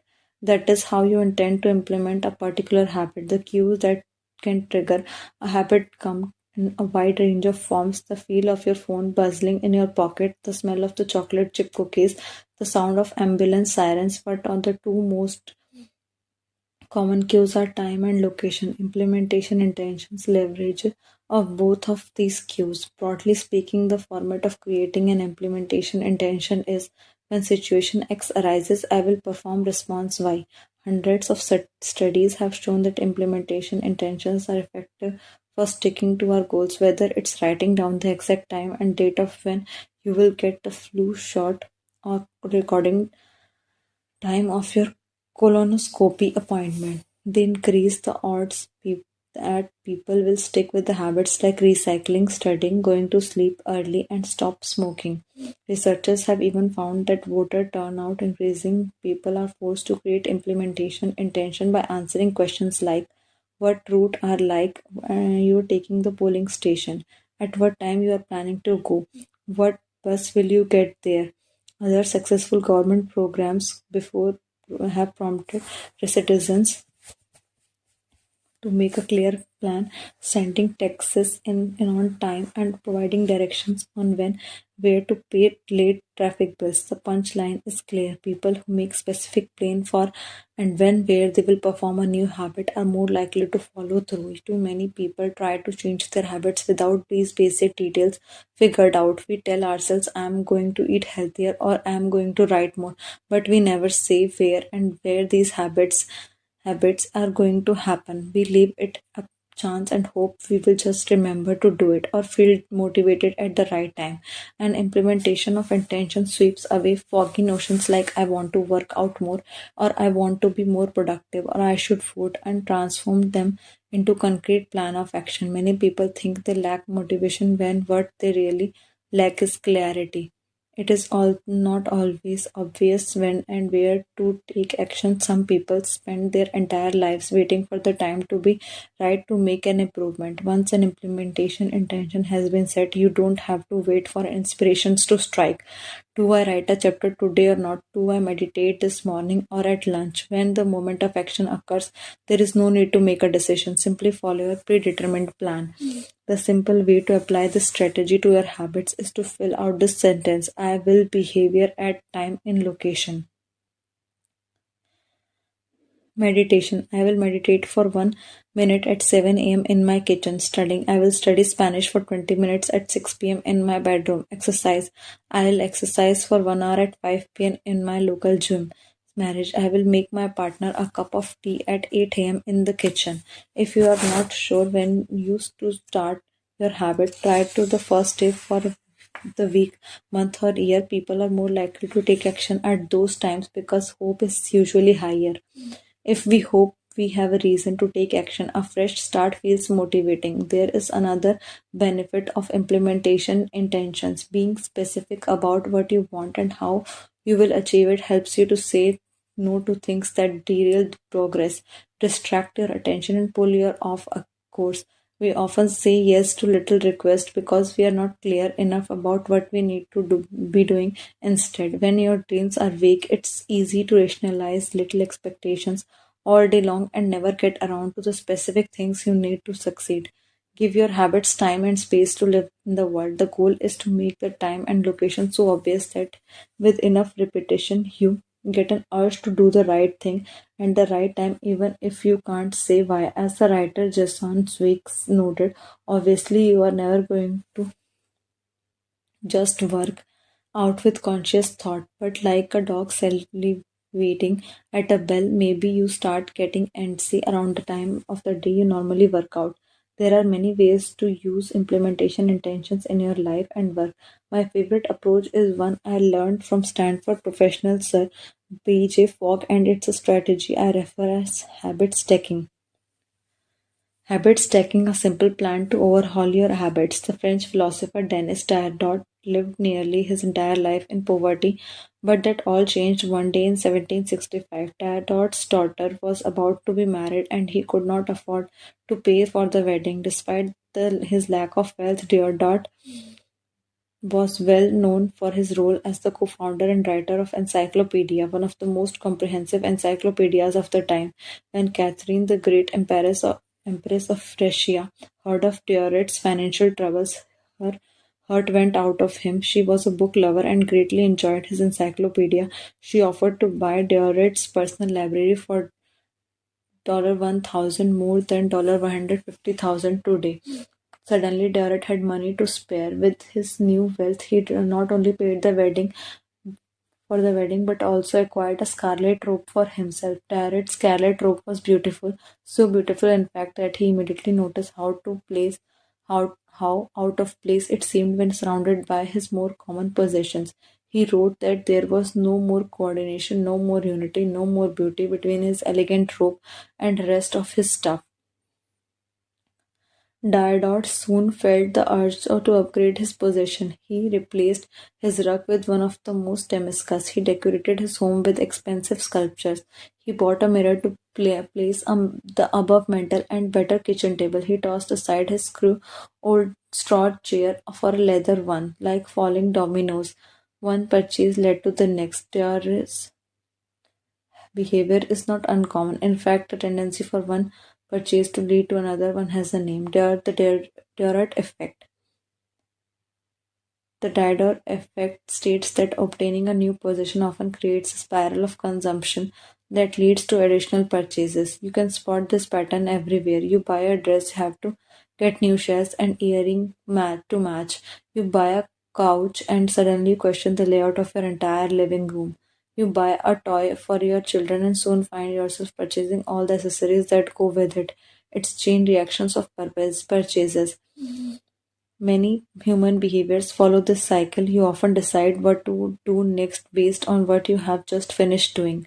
Going to bathroom leads to washing and drying your hands, which reminds you that you need to put the dirty towels in the laundry, so you add your laundry detergents, so you shopping list, and so on. No behavior happens in isolation. Each action becomes a cue that triggers the next behavior. Why is this important? When it comes to building new habits, you can use the connectedness of behavior to your advantage. One of the best ways to build a new habit is to identify a current habit you already do each day and then you stack your habit on top. This is called habit stacking. Habit stacking is a special form of implementation intention. Rather than pairing your new habit with a particular time location, you pair it with the current habit. This method, which was created by BJ Fogg as a part of his tiny habit program, can be used to design an obvious cue for nearly any habit. The habit stacking formula is after current habit, I will new habit. For example, meditation. After I pour my cup of coffee each morning, I will meditate for 1 minute. Exercise. After I take off my work shoes, I will immediately change into my workout clothes. Gratitude. After I sit down to dinner, I will say one thing I am grateful for that had happened today. Marriage. After I get into the bed at night, I'll give my partner a kiss. Safety. After I put on my running shoes, I will text a friend or family member where I am running and how long it will take. The key is to tie your desired behavior into something you already do each day. Once you have mastered this basic structure, you can begin to create larger stacks by chaining some small habits together. This will allows you to take advantage of the natural momentum that comes from one's behavior leading to the next and positive version of Diodot effect. Your morning routine habit stack might look like this. After I pour my morning cup of coffee, I will meditate for 60 seconds. After I meditate for 60 seconds, I will write my to-do list for the day. After I write my to-do list for the day, I'll immediately begin my first task or consider this habit in stack in evening. After I finish my eating dinner, I will put my plate directly into the dishwater. Second, after I put my dishes away, I will immediately wipe down the counter. After I wipe down the counter, I will set out my coffee mug for tomorrow morning. You can also insert a new behavior into the middle of your current routines. For example, you may have already have a morning routine that looks like this. Wake up, make my bed, take my shower. Let's say want to develop the habit of reading more each night.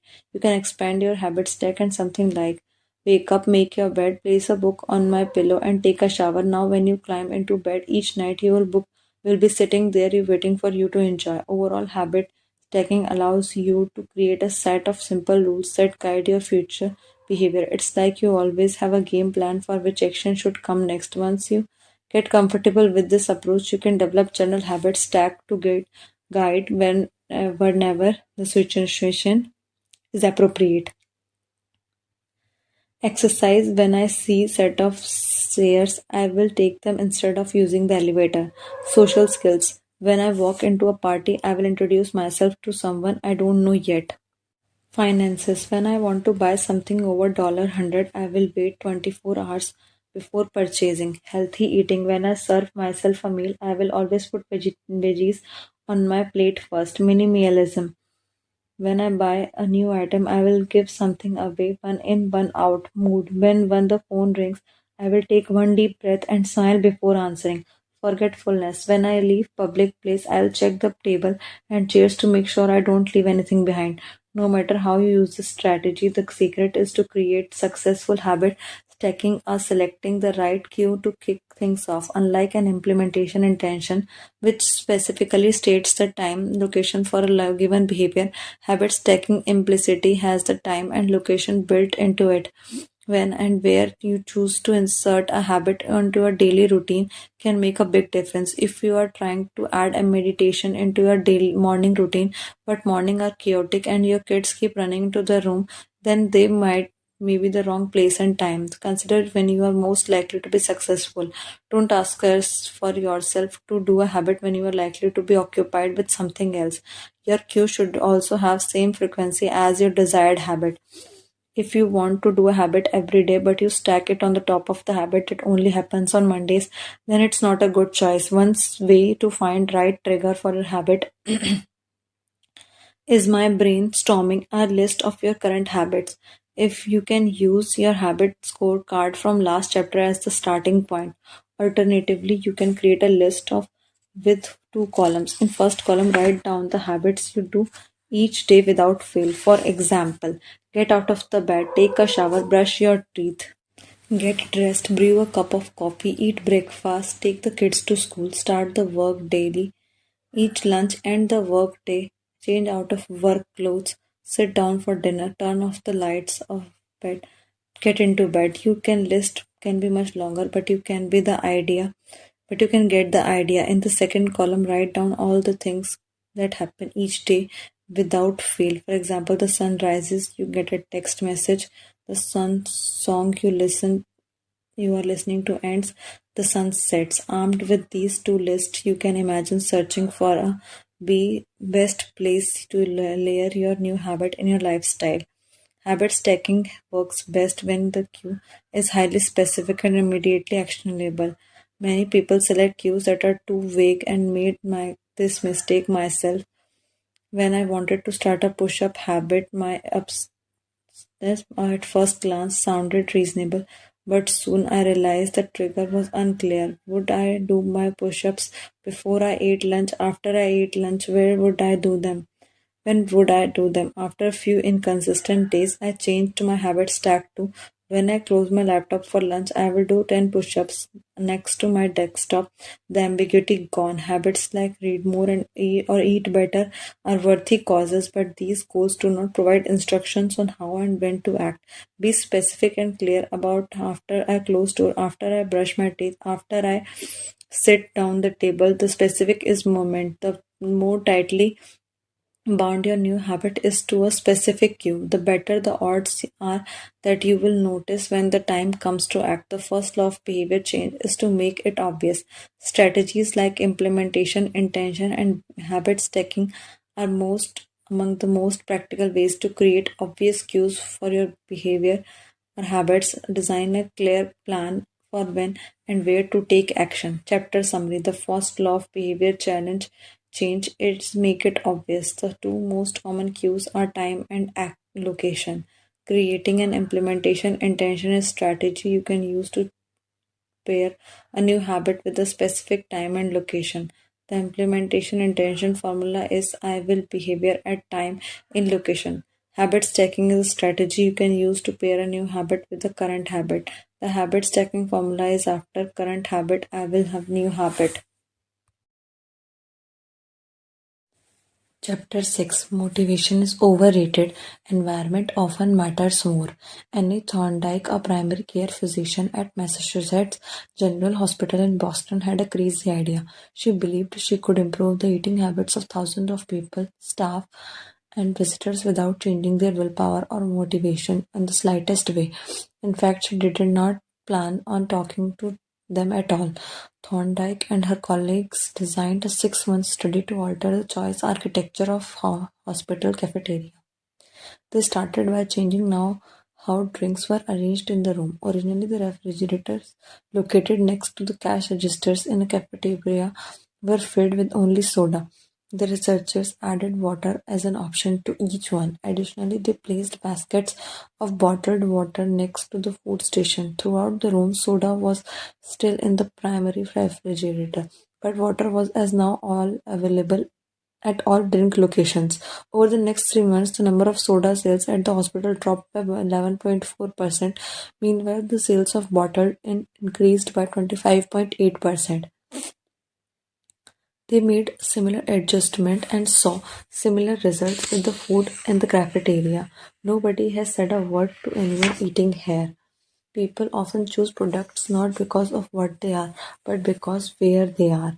If I walk into the kitchen and see a plate of cookies on the counter, I'll pick a half of a dozen and start eating, even if I had not been thinking about them beforehand and did not necessarily feel hungry. If communal table at the office is always filled with donuts and bagels, it's going to be hard not to grab one every now and then. Your habit are changed your habits change depending on the room you are in and the cues you are in front of. Environment is the invisible hand that shapes human behavior. Despite their unique universities, personalities, certain behavior tends to rise again and again under certain environmental conditions. In church, people tend to talk to whispers on the dark secret. People act way and guarded. In this way, the most common form of change is not internal but external. We are changed by world around us. Every habit is context dependent. In 1936, psychologist Kurt Lewin wrote a simple equation that makes a powerful statement: behavior is a function of the person in their environment. B is equals to function of P and E. It did not take long for Lewis's equation to be tested in a business. In 1952, the economist Hawkins Stens described a phenomenon he called suggestion by impulsion buying, which is triggered when a shopper sees a product for the first time and visualizes a need for it. In other words, customer will occasionally buy products not because they want them but because of how they are presented to them. For example, items are at eye level tend to be purchased more than those down near the floor. For this reason, you will find expensive brand names featured in easy to reach locations in store shelves because they drive the most profit, while cheaper alternatives are tucked away in harder to reach spots. The same goes for end caps, and which are the units at the end of L's. End caps are money making machines for retailers because they are obvious locations that encounter a lot of foot traffic. For example, 45% of Coca Cola sales same comes specifically from end of the L racks. The more obviously available product and service is, the more likely you are try to it. People drink Bud Light because it is every it is in every bar and visit Starbucks because it is in every corner. We like to think that we are in control. If we choose waters over soda, we assume it to because we wanted to do so. The truth, however, is that many of the actions we take each day are shaped by not by purposeful drive and choice, but by the most obvious option. Every living has its own method of for sensing and understanding the world. Eagles have remarkable long-distance vision. Snakes can smell by tasting the air with their highly sensitive tongues. Sharks can detect small amount of electricity and vibrations in the water caused nearby fish. Even bacteria have chemoreceptors, tiny sensory cells that allow them to detect toxic chemicals in their environment. In human, perception is directed by sensory nervous system. We perceive the world through sight, sound, smell, touch, and taste. But we also have other ways of sensing stimuli. Some are conscious, but many are non-conscious. For instance, you can notice when the temperature drops before a storm, or when the pain in your gut rises during a stomach ache, when you fall off balance while making on rocky ground. Receptors in your body pick up on a wide range of internal stimuli, such as the amount of salt in your blood or the need to drink when thirsty. The most powerful of all human sensory abilities, however, is vision. The human body has about 11 million sensory receptors. Approximately 10 million of those are dedicated to sight. Some experts estimate that half of the brain's sources are used on vision. Given that we are more dependent on vision than on any other sense, it should come as no surprise that visual cues are greatest catalyst of human behavior. For this reason, a small change in what you see can lead to big shift in what you do. As a result, you can imagine how important it is to live and work that are filled with productive cues and devoid of unproductive ones. Thankfully, there is good news in this respect. You don't have to be victim of every environment. You can also be architect of it. How to design your environment for success. During the energy crisis of oil embargo of the 1970s, Dutch researchers began to pay close attention to country's energy usage. In one suburb near Amsterdam, they found that some homeowners use 30% less energy than their neighbors, despite the same home being similar in size and getting electricity for the same price. It turned out houses in this neighborhood were nearly identical, except for one feature, the location of the electrical meter. Some had one in the basement and other had electrical meter upstairs in the main hallway. As you may guess, the homes with the meter located in the main hallway use less electricity. When their energy was observed, obvious and easy to track, people changed their behavior. Every habit is initiated by a cue, and we are more likely to notice cue than stand out. Unfortunately, the environments we live it turned out the houses in this neighborhood were nearly identical, except for one feature, the location of the electrical meter. Some had one in the basement, others had the electrical meter upstairs in the main hallway.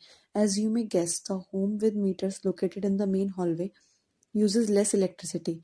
When their energy was obviously and easy to track, people change their behavior. Every habit is initiated by a cue, and we are more likely to notice cues that stand out. Unfortunately, the environments where we live and often work make it easy not to do certain actions because there is no obvious cue to trigger the behavior.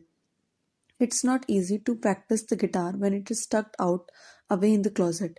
It's not easy to read a book when the bookshelf is in the corner of the guest room. It's not easy to take your vitamins when they are out of sight in the pantry. When the cues that spark a habit are subtle or hidden, they are easy to ignore.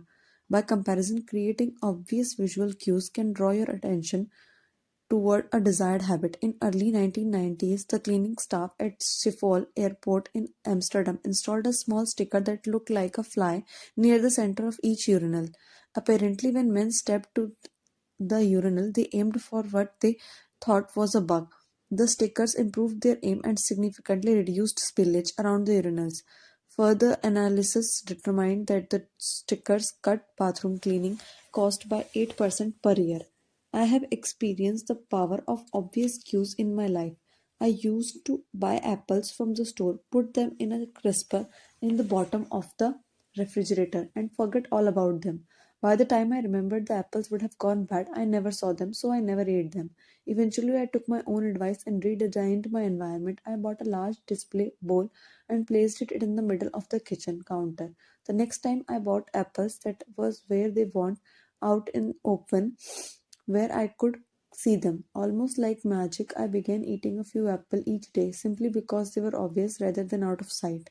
Here are few ways you can redesign your environment and make the cues for your preferred habit more obvious. First, if you want to remember to take your medication each night, put your pill bottle directly next to the faucet on the bathroom counter. If you want to practice guitar more frequently, place your guitar stand in the middle of the living room. If you want to remember to send more thank you notes, keep a stack of stationery on your desk. If you want to drink more water, fill up a water bottle each morning and place them in the common locations around the house.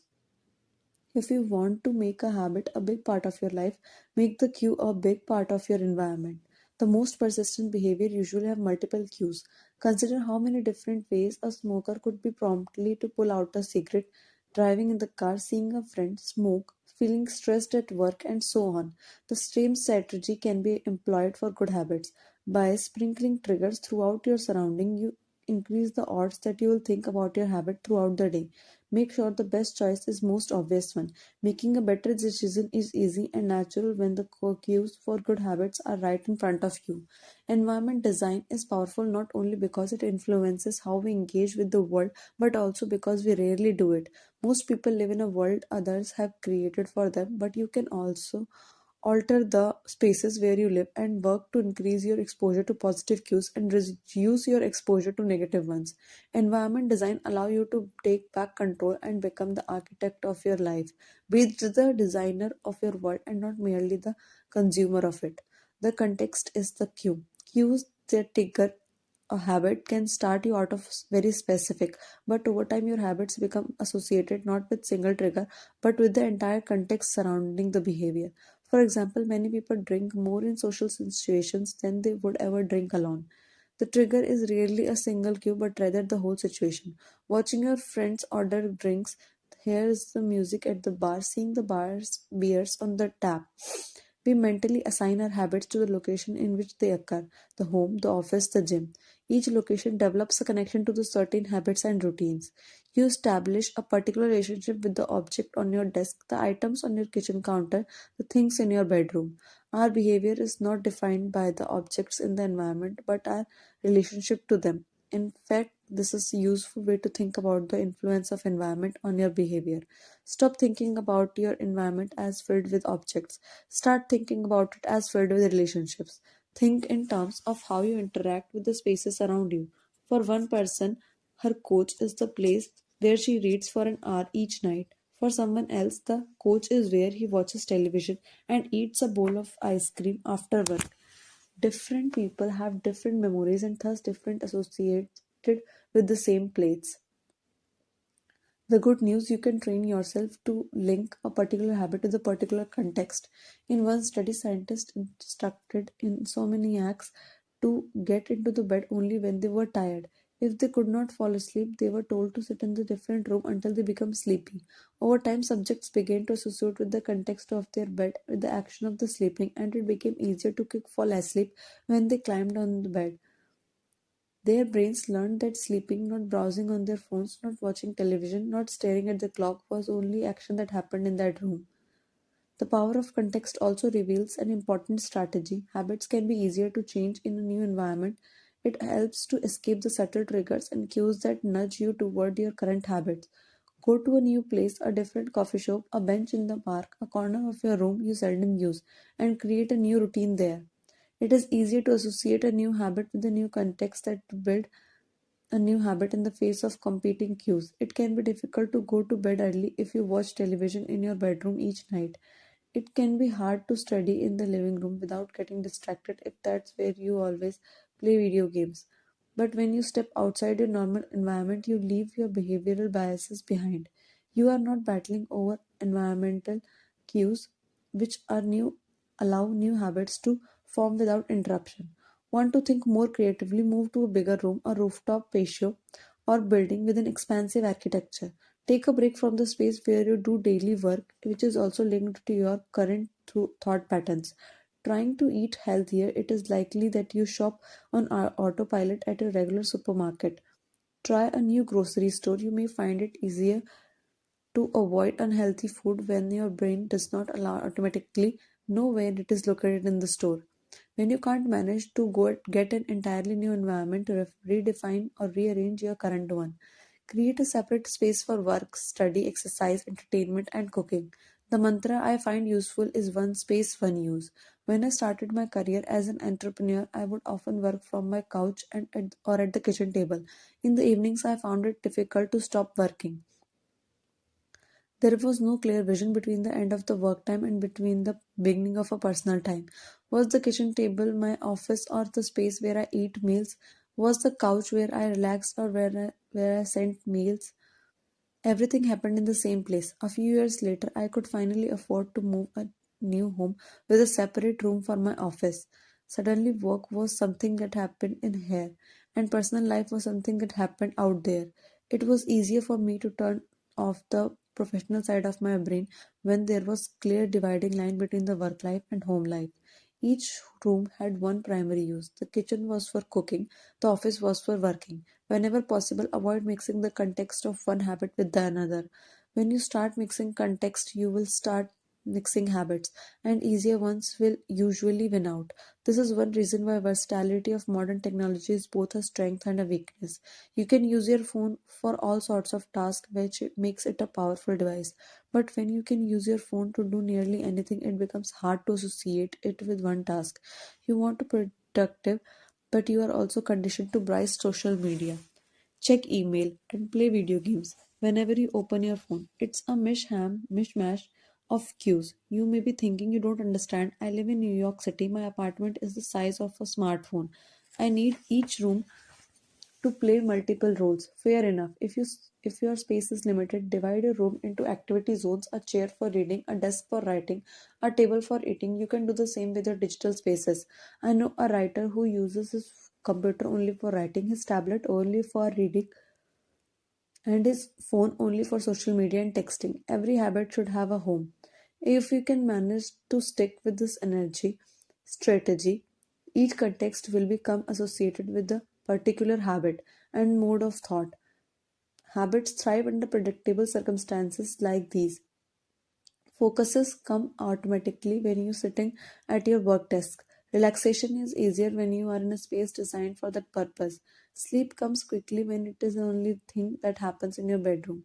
If you want behaviors that are stable and predictable, you need an environment that is stable and predictable. A stable environment where everything has a place and a purpose is an environment where habits can easily form.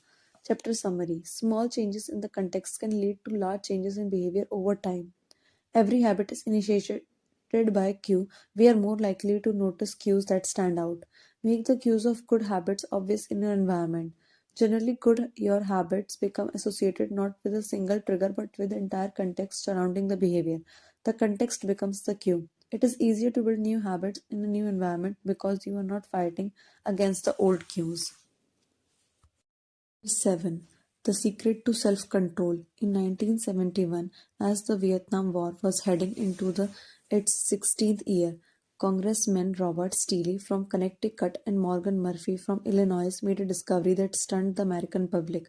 While visiting the troops, they had learned that over 15% of US soldiers stationed there were heroin addicts. Follow-up research revealed that 35% of service members in Vietnam had tried heroin, as many as 20% were addicted. The problem was even worse than they had initially thought. The discovery led to the flurry of activity in Washington, including the creation of Special Action Office of Drug Abuse Prevention under the President Nixon to promote prevention and rehabilitation to track addicted service members when they returned home. Lee Robbins was one of the researchers in charge in finding that completely upended the accepted beliefs about addiction. Robin found that soldiers who had been heroin users returned home, only 5% of them become re-addicted within a year, and just 12% relapsed within 3 years. In other words, approximately 9 out of 10 soldiers who used heroin in Vietnam eliminated their addiction nearly overnight. This finding contradicted the prevailing view at time, which considered heroin addiction to be permanent and irreversible condition. Instead, her Robin revealed that addictions could spontaneously dissolve if there was a radical change in the environment. In Vietnam, soldiers spent all day surrounded by cues triggering heroin use. It was easy to access, therefore engulfed by the constant stress of war.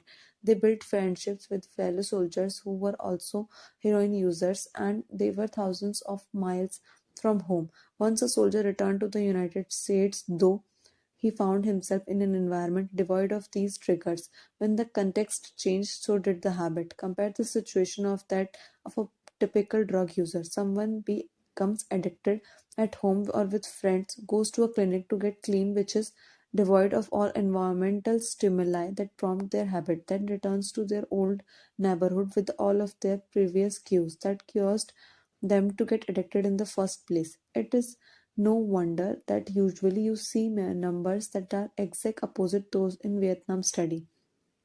Typically, 90% of heroin users become re-addicted once they return home from rehab. The Vietnam studies ran counter to many of our cultural beliefs about bad habits because it challenged the conventional association of unhealthy behavior as a moral weakness. If you overweight a smoker or an addict, you would have been told your entire life that it is because you lack self control, maybe even that you are a bad person. The idea that a little bit of discipline would solve all the problem is deeply embedded in our culture. Recent research, however, shows that something different. When scientists analyze people who appear to be tremendous self control, it turns out those individuals are not at all different from those who are struggling. Instead, disciplined people are better at structuring their lives in a way that does not require heroic willpower and self-control. In other words, they spend less time in tempting situations. The people with the best self-control are typically the ones who need to use it with the least. It's easier to practice self restraint when you don't have to use it very often. So, yes, perseverance, grit, and willpower are essential to success. But the way to improve these qualities is not by wishing you were a more disciplined person, but by creating more disciplined environment. This is counter initiative makes you even worse sense once you understand what happens when a habit is formed in the brain. A habit that has been encoded in the mind is ready to be used whenever the relevant situation arises. When Patty Olwell, a therapist from Austin, Texas, started smoking, she would often light up the while riding horses with a friend. Eventually, she quit smoking and avoided it for years. She had also stopped riding. Decade later, she hopped in on a horse again and found herself craving for a cigarette for the first time in forever. The cues were still internalized. She just had not been exposed to them in a long time. Once a habit has been encoded, the urge to act follows whenever the environmental cues reappear. This is one reason behavior change techniques can backfire. Shaming obese people with the weight loss presentation can make them feel stressed, and as a result, many people return to their favorite coping strategy, overeating. Showing pictures of blackened lungs to smokers lead to their higher levels of anxiety, which drives many people to reach for a cigarette. If you are not careful about cues, you can cause the very behavior you want to stop. Bad habits are autocatalytic. The process it feeds itself. They foster the feelings that try to numb. You feel bad, so you eat junk food. Because you eat junk food, you feel bad. Watching television makes you feel sluggish, so you watch television more because you don't have the energy to do anything else. Worrying about your health makes you feel anxious, which causes you to smoke to ease your anxiety, which makes your health even worse, and soon you're feeling more anxious. It's a downward spiral, a runaway train of bad habits. Researchers refers to this phenomenon as cue-induced wanting. An external trigger causes compulsive craving to repeat a bad habit. Once you notice something, you begin to want it. This process is happening all time, often without us realizing it. Scientists have found that showing addicts a picture of cocaine for just 33 milliseconds stimulates the reward pathway in the brain and sparks desire. This speed is too fast for the brain to consciously register. The addicts could not even tell you what they had seen, but they craved the drug all the same. Here's the punchline: you can break a habit, but you are unlikely to forget it. Once the mental grooves of habit have been craved into your brain, they are nearly impossible to remove entirely, even if they go unused for quite a while. And that means that simply resisting temptations is an ineffective strategy. It is hard to maintain a Zen attitude in a life filled with interruptions. It takes too much energy. In a short run, you can choose to overpower temptation. In the long run, we become a product of in the environment that we live in. To put it bluntly, I have never seen someone consistently stick to positive habits in a negative environment. A more reliable approach is to cut bad habits off at the source. One of the most practical ways to eliminate a bad habit is to reduce exposure to the cue that causes it. If you can't seem to get any work done, leave your phone in other room for few hours. If you are continually feeling like you are not enough, stop following social media accounts that trigger your jealousy and envy. If you are wasting too much time wasting watching television, move TV out of the bedroom. If you are spending too much money on electronics, quit reading reviews of the latest tech gear. If you are playing too many video games, unplug the console and put it in a closet after each use. This practice is the inversion of the first law of behavior change. Rather than make it obvious, you can make it invisible. I am often surprised by how effective simple changes like these can be. Remove a single cue and the entire habit often fades away. Self control is the short term strategy, not a long term one. You may be able to resist temptations once or twice, but it's unlikely you can muster the willpower to override your desires every time. Instead of summoning a new dose of willpower whenever you want to do the right thing, your energy would be better spent optimizing your environment. This is the secret to self control. Make the cues of your good habits obvious and cues of your bad habits invisible. Chapter summary: the inversion of the first law of behavior change is make it invisible. Once a habit is formed, it is unlikely to be forgotten. People with high self control tend to spend less time in tempting situations. It's easier to avoid temptation than resist it. One of the most practical ways to eliminate a bad habit is to reduce exposure to the cue that causes it. Self control is the short term strategy, not a long term one. How to create a good habit. The first law: make it obvious. First, fill out habits scorecard. Write down your current habits to become aware of them. Second, use implementation intentions. I will.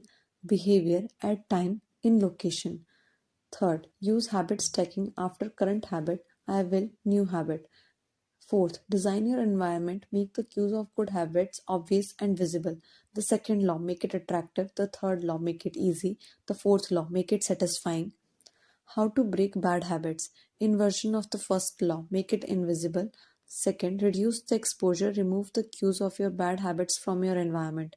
The inversion of second law, make it unattractive. Inversion of third law, make it difficult. Inversion of fourth law, make it unsatisfying. The second law, make it unattractive. Chapter 8, How to Make a Habit Irresistible. In the 1940s, a Dutch scientist named Nico Tinbergen performed a series of experiments that transformed our understanding of what motivates us. Tinbergen, who eventually won a Nobel Prize for his work, was investigating herring gulls, that the grey and white birds often seen flying along the seashores of North America. Adult herring gulls have a small red dot on their beak, and Tinbergen noticed that newly hatched chicks would peck this spot whenever they wanted food. To begin one experiment, he created a collection of fake cardboard beaks, just a head without a body. When the parents had flown away, he went over to the nest and offered these dummy breaks to the chicks. The beaks were obvious fakes, and he assumed that the baby birds would reject them altogether. However, when the tiny girls saw the red spot on the cardboard beak, they pecked away just as if it were attached to their own mother.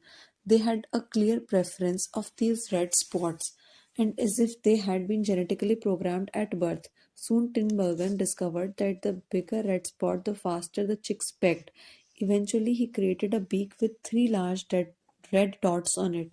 When he placed it over the nest, the baby birds went crazy with delight. They pecked at little red patches as if it was the greatest beak they had ever seen. Tinbergen and his colleagues discovered similar behavior in other animals. For example, the grey-lag goose is a ground nesting bird.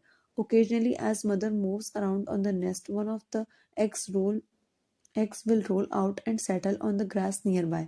Whenever this happens, the goose will waddle over the egg and use its beak and neck to pull it back into the nest. Tinbergen discovered that the goose will pull any nearby round object such as billiard ball or light bulb back into the nest. The bigger the object, greater is their response. One goose even made a tremendous effort to roll a volleyball back and sit on top. Like the baby girls automatically pecking at red dots, the grey leg goose was following an instinctive rule. When I see round object nearby, I must roll it back into the nest. The bigger the round object, the harder I should try to get it. It's like the brain of each animal is preloaded with certain rules for behavior, and when it comes across an exaggerated version of that rule, I light up like a Christmas tree. Scientists refer to these exaggerated cues as a supernormal stimuli. A supernormal stimulus is a heightened version of reality like a beak with three dots or an egg size of a volleyball, and it elicits a stronger response than usual. Humans are also prone to fall for exaggerated versions of reality. Junk food, for example, drives our reward system into a frenzy. After spending hundreds of thousands of years hunting and foraging for the food in the wild, the human brain has evolved to place a high value on salt, sugar, and fat. Such foods are often calorie dense, and they were quite rare when our ancient ancestors were roaming in the savannah. When you don't know where your next meal is coming from, eat as much as possible is an excellent strategy for survival. Today, however, we live in a calorie rich environment. Food is abundant, but your brain continues to crave it like it is scarce. Placing a high value on salt, sugar, and fat is no longer advantageous to our health, but the craving persists because the brain's reward centers have not changed for approximately 50,000 years. The modern food industry relies on stretching on Paleolithic instincts beyond their evolutionary purpose. The primary goal of food science is to create products that are more attractive to consumers. Nearly every food in a bag, box, or jar has been enhanced in some way, if only with additional flavoring. Companies spend millions of dollars to discover the most satisfying level crunch in a potato chip or the perfect amount of fizz in soda. Entire departments are dedicated to optimizing how a product feels in your mouth, a quality known as orosensation. Orosensation. French fries, for example, are a potent combination, golden brown and crunchy on the outside, like and some smooth on the inside. Other processed food enhance dynamic contrast, which refers to item with a combination of sensations like crunchy and creamy. Imagine the gooiness of melted cheese on the top of crispy pizza crust or on the crunch of an Oreo cookie combined with the smooth center. With natural unprocessed food, you tend to experience the same sensations over and over. How's that 17th bite of kale taste? After a few minutes, your brain loses interest and you begin to feel full. But foods that are high in dynamic contrast keep the experience novel and interesting, encouraging you to eat more. Ultimately, such strategies enable food scientists to find the bliss point for each product, the precise combination of the salt, sugar, and fat that excites your brain and keeps you coming back for more. The result, of course, is that you overeat because hyperpalatable foods are more attractive to the human brain. As a Stephen Guynet, neuroscientist who specializes in eating behavior and obesity, says, we have gotten too good at pushing our own buttons. The modern food industry and the overeating habits it has spawned is just one example of second law of behavior change. Make it attractive. The more attractive an opportunity is, the more likely is to becoming habit forming. Look around. Society is filled with highly engineered versions of reality that are more attractive than the world our ancestors evolved in. Stores features mannequins with exaggerated hips and breasts to sell clothes. Social media delivers more likes and praises in few minutes than we could ever get in the office or at home. Online porn splices together stimulating scenes at a rate that would be impossible to replicate in real life. Advertisements are created with combination of ideal lighting, professional makeup and photoshopped edits. Even the model does not look like the person in the final stage. These are the supernormal stimuli of our modern world. They exaggerate features that are naturally attractive to us, and our instincts go wild as a result, driving us into excessive shopping habits, social media habits, porn habits, eating habits, and many others. If history serves as a guide, the opportunities of the future will be more attractive than those of today. The trend is for rewards to become more over concentrated and stimuli to become more inciting. Junk food is more concentrated form of calories than natural foods. Hard liquor is more concentrated form of alcohol than beer. Video games are a more concentrated form of play than board games. Compared to nature, these pleasure packed experiences are hard to resist. We have the brains of our ancestors, but temptations they never had to face. If you want to increase the odds that a behavior will occur, then you need to make it attractive. Throughout our discussion of the second law, our goal is to learn how to make our habits irresistible. While it is not possible to transform every habit into a supernormal stimulus, we can make any habit more inciting, more enticing. To do this, we must start by understanding what a craving is and how it works. We begin by examining biological signature that all habits share, the dopamine spike, the dopamine driven feedback loop. Scientists can track the precise moment a craving occurs by measuring a neurotransmitter called dopamine. The importance of dopamine became apparent in 1954 when the neuroscientists James Altz and Peter Milner ran an experiment that revealed the neurological processes behind craving and desire. By implanting the electrodes in the brains of rats, the researchers blocked the release of dopamine. To the surprise of the scientists, the rats lost all will to live. They would not eat. They would not have sex. They didn't crave anything. Within a few days, the animals died of thirst. In follow up studies, the other scientists also inhibited the dopamine releasing parts of the brain, but this time they squirted little drops of sugar into the mouths of dopamine depleted rats. Their little rat faces lit up with pleasurable grins from the tasty substance. Even though dopamine was blocked, they liked the sugar as just as much before. They just did not want it anymore. The ability to experience pleasure remained, but without dopamine, desire died, and without desire, action stopped. When other researchers reversed this process and flooded the reward system of the brain with dopamine, animals performed habits at breakneck speed. In one study, mice received a powerful hit of dopamine each time they poked into their nose in a box. Within minutes, The mice developed a craving so strong that they began poking their nose into the box 800 times per hour. Humans are not so different. The average slot machine player will spin the wheel 600 times per hour. Habits are a dopamine driven feedback loop. Each behavior that is highly habit forming, taking drugs, eating junk food, playing video games, and browsing social media, and is associated with higher levels of dopamine. The same can be said for our most basic habitual behaviors like eating food, drinking water, having sex, and interacting socially. For years, scientists assumed dopamine was all about pleasure, but now we know it plays a central role in neurological processes including motivation, learning, and memory, punishment and aversion, and voluntary movement. When it comes to habit, the key takeaway is this: dopamine is released not only when you experience pleasure, but also when you anticipate it. Gambling addicts have dopamine spike right before they place a bet, not after they win. Cocaine addicts get a surge of dopamine when they see the powder, not after they take it. Whenever you predict that an opportunity will be rewarding, your levels of dopamine spike in its anticipation. And whenever dopamine rises, so does your motivation to act. It is the anticipation of a reward, not the fulfillment of it, that gets us to take that action. Interestingly, the reward system that is activated in the brain when you receive a reward in the same system that is activated when you anticipate a reward. This is the reason anticipation of experience can often feel better than the attainment of it. As a child, thinking about Christmas morning can be better than opening the gifts. As an adult, daydreaming about an upcoming vacation can be more enjoyable than actually being on vacation. Scientists refer to this as difference between wanting and liking.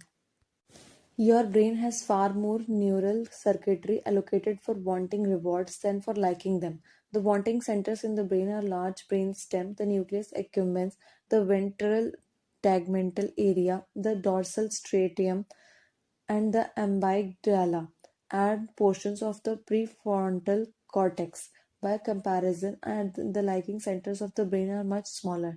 They are often referred to as hedonic Hedonic hotspots are distributed like Finny Islands throughout the brain. For instance, researchers have found that 100% of the nucleus accumbens is activated during wanting. Meanwhile, only 10% of the structure is activated during liking. The fact that the brain allocates so much precious space to the regions responsible for craving and desire provides further evidence of the crucial role these processes play. Desire is the engine that drives behavior. Every action is taken because of the anticipation that precedes it. It is the craving that leads to the response. These insights reveal the importance of second law of behavior change. We need to make our habits attractive because it is the expectation of rewarding experience that motivates us to act in the first place. This is where strategy known as temptation bundling comes to into play. How to use temptation bundling to make your habits more attractive. Ron Bryne, an electrical engineer student in Dublin, Ireland, enjoyed watching Netflix, but he also knew that he should exercise more often than he did. Putting his engineering skills to use, Brian hacked his stationary bike and connected it to his laptop and television. Then he wrote a computer program that would allow Netflix to run only if he was cycling at certain speed. If he slowed down for too long, whatever show he was watching would pause until he started paddling again. He was, in the words of one fan, eliminating obesity. He was, in the words of one fan, eliminating obesity one Netflix binge at a time. He was employing temptation bundling to make his exercise habit more attractive. Temptation bundling works by linking an action you want to do with an action you need to do. He was also employing temptation bundling to make his exercise habit more attractive. Temptation bundling works by linking an action you want to do with an action you need to do. In Brian's case, he bundled watching Netflix, the thing he wanted to do, with the riding his stationary bike, the thing he need to do. Businessmen are masters at temptation bundling. For instance, when the American Broadcasting Company, more commonly known as ABC, launched its Thursday night television lineup for 2014-15 season, they promoted temptation bundling on a massive scale. Even every Thursday, the company would air three shows created by screenwriter Shonda Rhimes: Grey's Anatomy, Scandal, and How to Get Away with Murder. They branded it as TGIT on ABC. TGIT stands for Thank God It's Thursday. In addition to promoting shows, ABC encouraged viewers to make popcorn, drink red wine, and enjoy the evening. Andrew Kubitz, head of the scheduling for ABC, described the idea behind the campaign. We see Thursday night as a viewership opportunity, with either couples or women by themselves who want to sit down and escape and have fun and drink their red wine and have some popcorn. The brilliance of this strategy is that ABC was associating the thing they needed viewers to do, watch their shows, with the activities viewers already wanted to do, relax, drink wine, and eat popcorn. Over time, people begin to connect watching ABC with feeling relaxed and entertained. If you drink red wine and eat popcorn at 8 p.m. every Thursday, then eventually 8 p.m. on Thursday means relaxation and entertainment. The reward get associated with cue, and the habit of turning on television become more attractive. You are more likely to find a behavior attractive if you get to do one of your favorite things at same time. Perhaps you want to hear about the latest celebrity gossip, but you need to get in shape. Using temptation building, you could only read the tabloids and watch reality shows at the gym. Maybe you want to get pedicure, but you need to clean your out email box. Solution: only to get pedicure while processing overdue work emails. Temptation building is one way to apply psychology theory known as Premack's principle, named after the work of Professor David Premack. The principle states that more probable behaviors will reinforce less probable behaviors. In other words, even if you don't really want to process overdue work emails, you will become conditioned to do if it means you get to do something you are really want to do along the way. You can even combine temptation bundling with the habit stacking strategy we discussed in chapter number 5 to create set of rules to guide your behavior. The habit stacking plus temptation bundling formula. 1. After current habit dash, I will habit a need. Second, after habit I need, comma, I will habit I want. If you want to read the news but you need to express more gratitude, first, after I get my morning coffee, I will say one thing I am grateful for that happened yesterday. Need. 2. After I say one thing I am grateful for, I will read the news. Want. If you want to watch sports but you need to make sales calls, first, after I get back from my lunch break, I will call 3 potential clients. Needed. Second, after I call 3 potential clients, I will check ESPN. Want. If you want to check Facebook but you need to exercise more, first, after I pull out my phone, I will do 10 burpees. Needed. Second, after I do 10 burpees, I will check Facebook. Want. The hope is that eventually you will look forward to calling 3 clients or doing 10 burpees, because it means you get to read the latest sport news or check Facebook. Doing the thing you need to do means you get to do the thing you want to do. We began this chapter by discussing supernormal stimuli, which are heightened versions of reality that increase our desire to take action. Temptation building is one way to create heightened version of any habit by connecting it with something that you already want. Engineering a truly resistible habit is a hard task, but this simple strategy can be employed to make nearly any habit more attractive than it would be otherwise. Chapter summary. The second law of behavior change is make it attractive. The more attractive an opportunity is, the more likely is to become habit forming. Habit are dopamine driven feedback loop. When dopamine rises, so does motivation to act. It is the anticipation of a reward, not the fulfillment of it, that get us taken action. The greater the anticipation, the greater the dopamine spike. Temptation building is one way to make your habits more attractive. The strategy is pair of an action you want to do with an action you need to do. 9. The role of family and friends in shaping your habits. In 1965, a Hungarian man named Laszlo Polgar wrote a series of strange letters to a woman named Clara.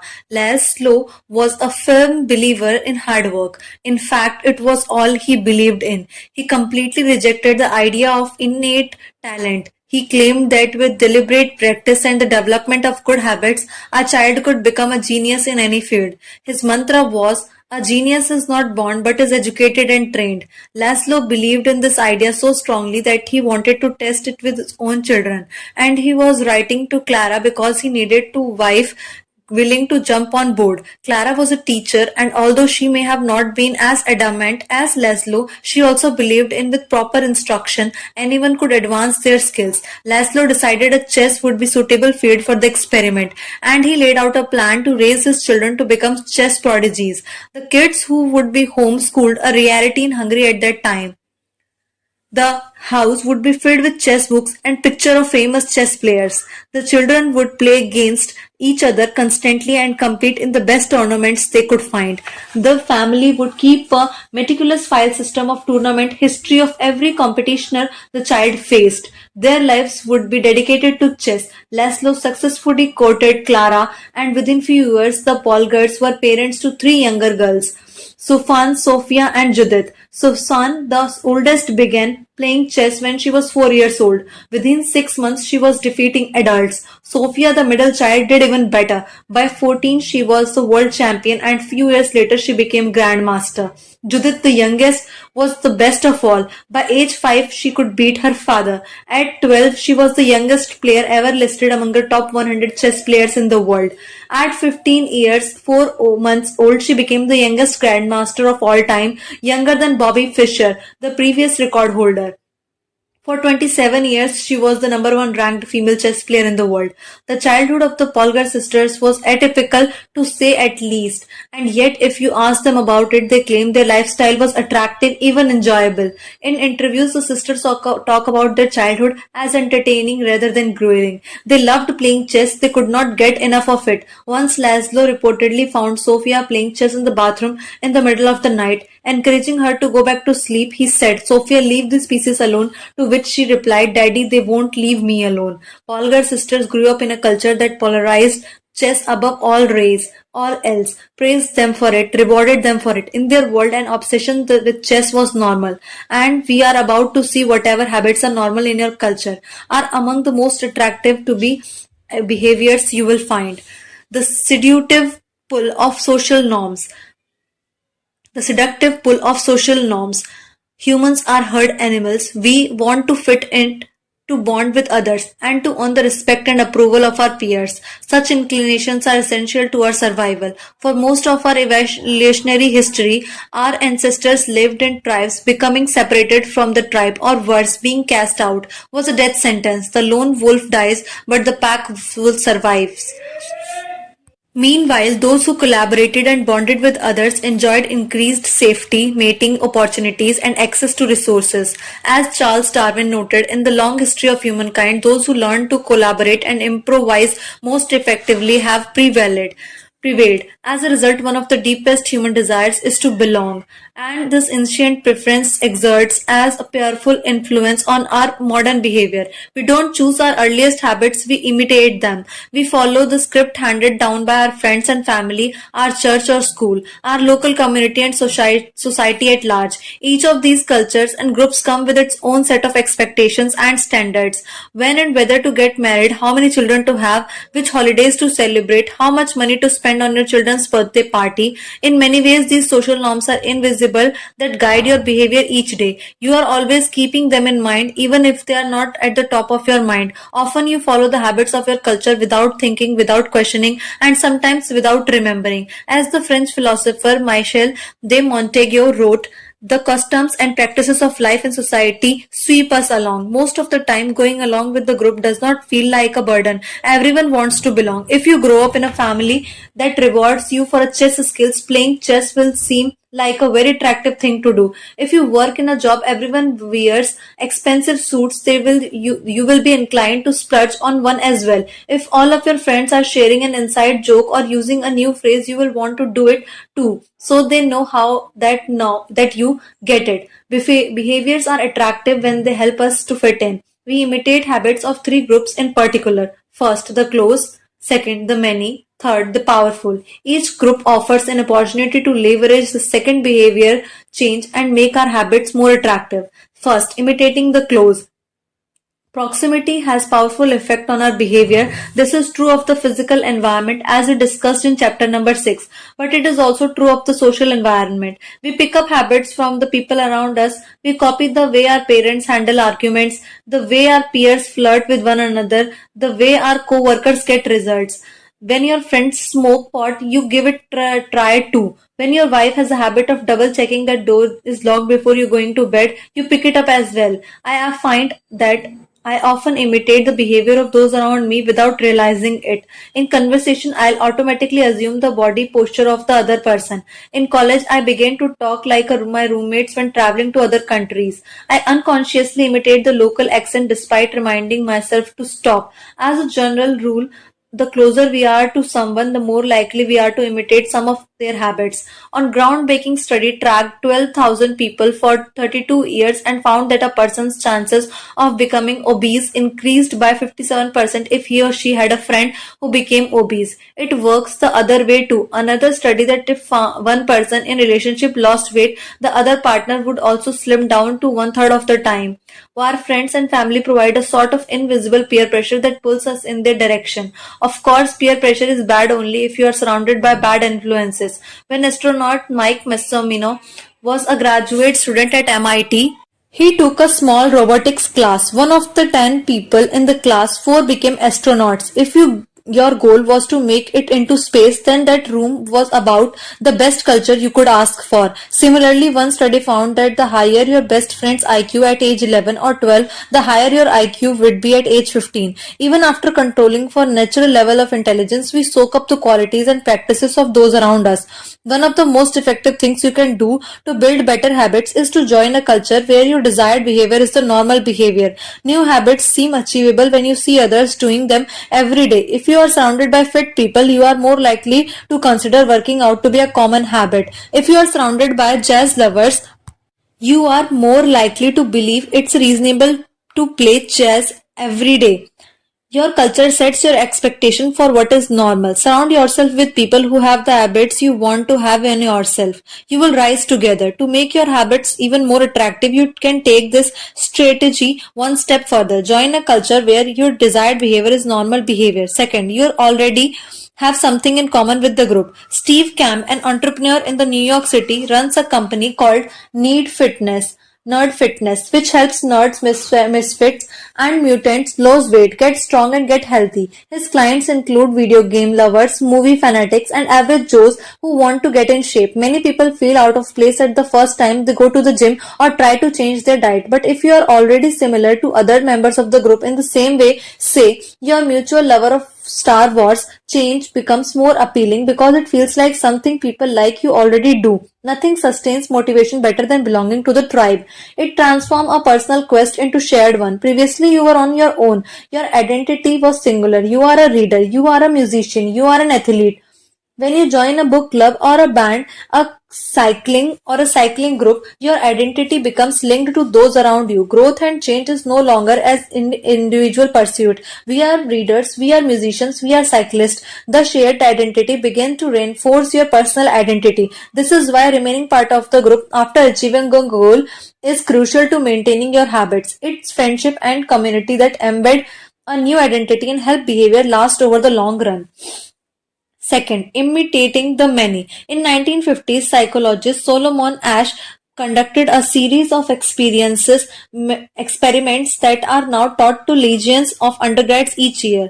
To begin each experiment, the subject entered the room with a group of strangers unknownest to them. The other participants were actors planned by the researcher and instructor to deliver scripted answer to certain questions. The group would be shown one card with a line on it and then the second card with a series of lines. Each person was asked to select the line on the second card that was similar to in length to the line of the first card. It was the simple task. Here is an example of two cards in the experiment.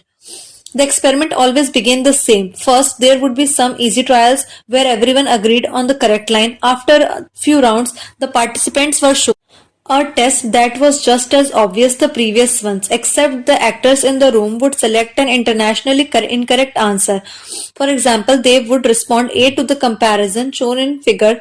Everyone would agree that the lines were in the same even though they were clearly different. The subject, who was unaware of the rules, would immediately become bewildered. Their eyes would open wide. They would laugh nervously to themselves. They would double check the reactions of other participants. Their agitation would grow as one person after another delivered the same incorrect response. Soon the subject began to doubt their own eyes. Eventually they delivered the answer that they knew in their heart to be incorrect.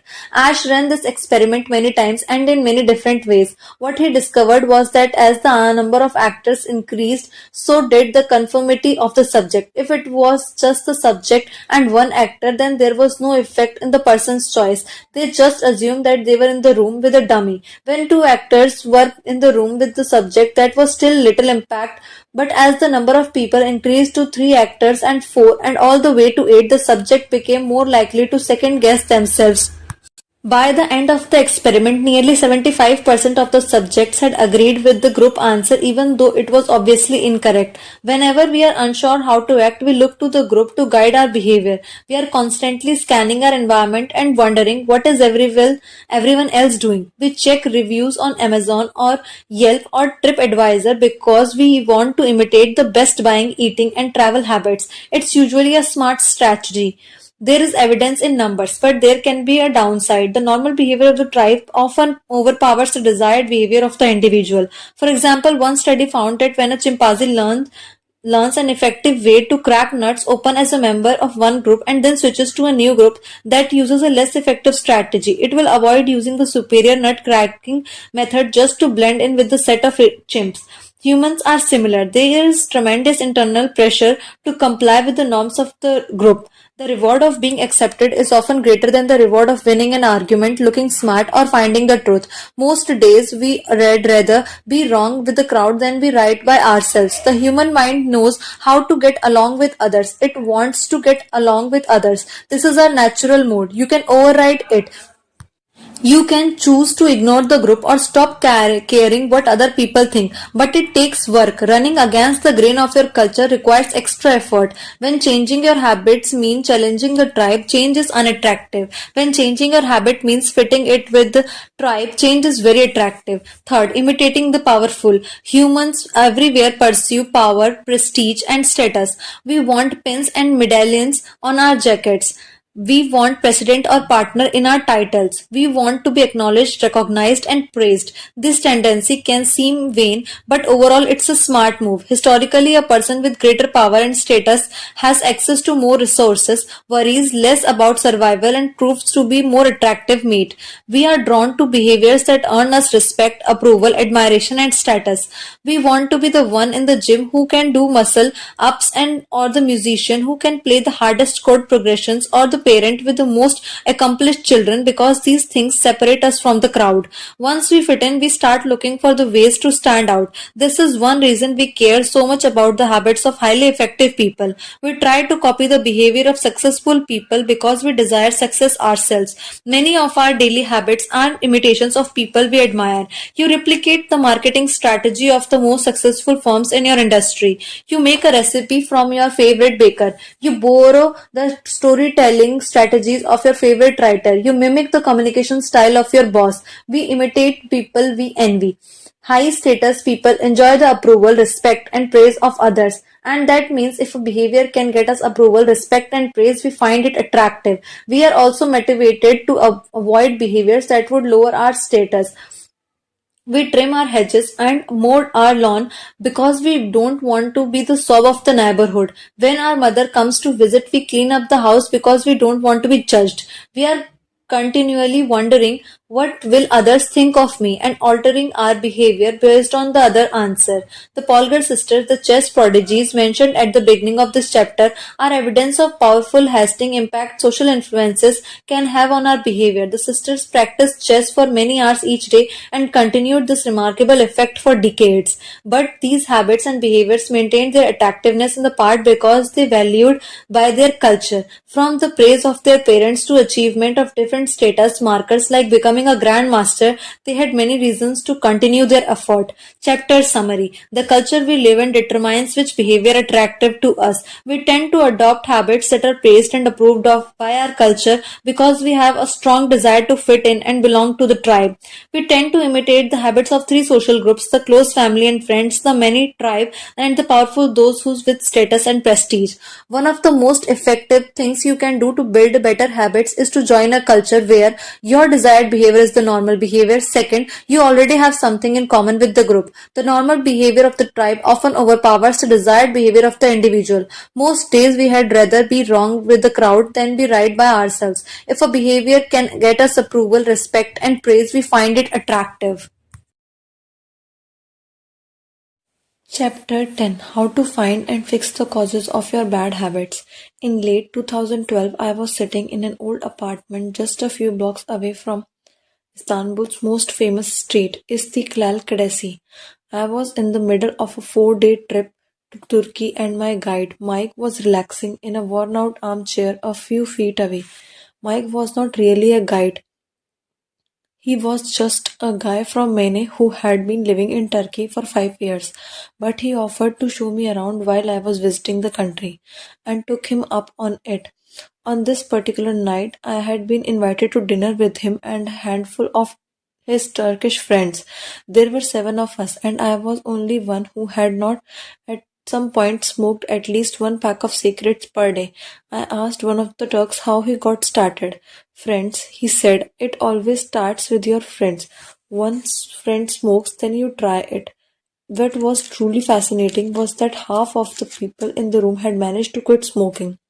Mike had been smoke-free for years, and at that point he swore up and down that he broke the habit because of a book called Ellen Scarry's Easy Way to Stop Smoking. It frees you from the mental burden of smoking, he said. It tells you, stop lying to yourself. You know you don't actually want to smoke. You know you don't really enjoy this. It helps you feel like you are not the victim anymore.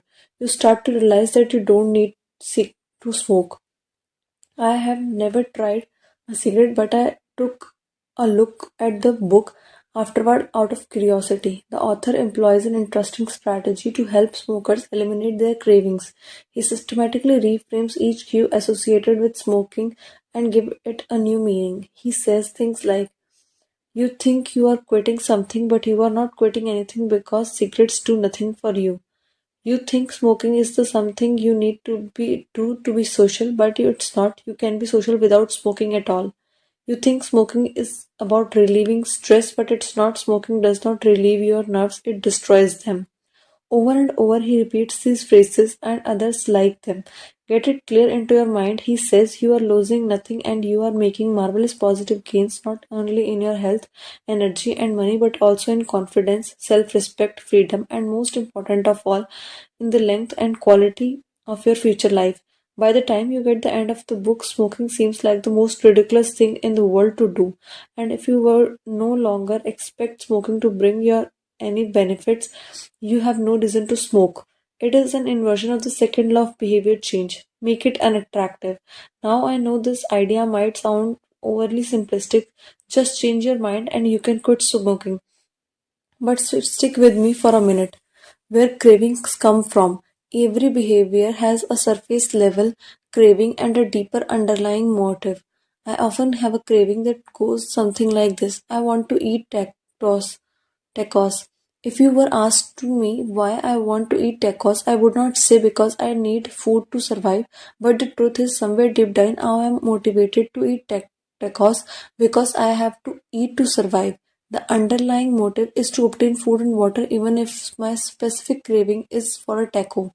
Some of our underlying motives include conserve energy, obtain food and water, find love and reproduce, connect and bond with others, win social acceptance and approval, reduce uncertainty, achieve status and prestige. A craving is just a specific manifestation of a deeper underlying motive. Your brain did not evolve with a desire to smoke cigarettes or check Instagram or to play video games. At a deep level, you simply want to reduce uncertainty and relieve anxiety, to win social acceptance and approval or to achieve status. Look at nearly any product that is habit forming and you will see that it does not create new motivation, but rather latches on to the underlying motives of human nature. Find love and reproduce is equal to using Tinder. Connect and bond with others is equal to browsing Facebook. Win social acceptance and approval is equal to posting on Instagram. Reduce uncertainty is equal to searching on Google. Achieve status and prestige is equals to playing video games. Your habits are modern day solution to ancient desires, new versions of old vices. The underlying motives behind human behavior remain the same. The specific habit we perform differ based on the period of history. Here is the powerful part. There are many different ways to address the same underlying motive. One person might learn to reduce stress by smoking a cigarette. Another person learns to ease their anxiety by going for a run. Your current habits are not necessarily the best way to solve the problems you face. They are just the methods you learn to use. Once you associate a solution with the problem you need to solve, you keep coming back to it. Habits are all about associations. These associations determine whether we predict a habit to be worth repeating or not. As we covered in our discussion of the first law, your brain is continuously absorbing information and nothing cues in the environment.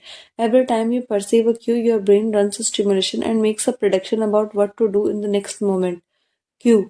You notice that the stove is hot. Prediction. If I touch, I'll get burned, so I should avoid touching it. Q. You see the traffic light turned green. Prediction. If I step on the gas, I'll make it safely through the intersection and get closer to my destination, so I should step on the gas. You see a cue, categorize it based on the past experience, and determine the appropriate response. This all happens in an instant, but it always play a crucial role in your habits because every action is preceded by a prediction. Life feels reactive, but it is actually predictive. All day long, you are making your best guesses of how to act given what you have just seen and what has worked for you in the past. You are endlessly predicting what will happen in the next moment. Our behavior is heavily dependent on these predictions. Put in another way, our behavior is heavily dependent on how we interpret the events that happen to us, not necessarily the objective reality of the events themselves. Two people can look at the same cigarette and one feels the urge to smoke while the other is repulsed by the smell. The same cue can spark a good habit or a bad habit depending on your prediction. The cause of your habits is actually the prediction that precedes them. These predictions lead to feelings, which is how we typically describe a craving, a feeling, a desire, and urge. Feeling and emotions transform the cues we perceive and predictions we make into signal that we can apply. They help explain what we are currently sensing. For instance, whether or not you realize it, you are noticing how warm or cold you feel right now. If the temperature drops by 1 degree, you probably won't do anything. If the temperatures drop 10 degrees, however, you will feel cold and put on another layer of clothing. Feeling cold was the signal that prompted you to act. You have been sensing the cues and the entire time, but it is only when you predict that you would better off in different state that you take action. A craving is a sense that something is missing. It is the desire to change your internal state. When the temperature falls, there is a gap between what your body is currently sensing and what it wants to be sensing. The gap between your current state and your desired state provides a reason to act. Desire is the difference between where you know where you are now and where you want to be in the future. Even the tiniest action is tinged with the motivation to feel differently than you do in the moment. When you binge, eat, or light up or browse social media, what you really want is not a potato chip or a cigarette or a bunch of likes. What you really want is to feel different. Our feelings and emotions tell us whether to hold steady in our current state or to make a change. They help us decide the best course of action. Neurologists have discovered that when emotions and feelings are impaired, we actually lose the ability to make decisions. We have no signal of what to pursue and what to avoid.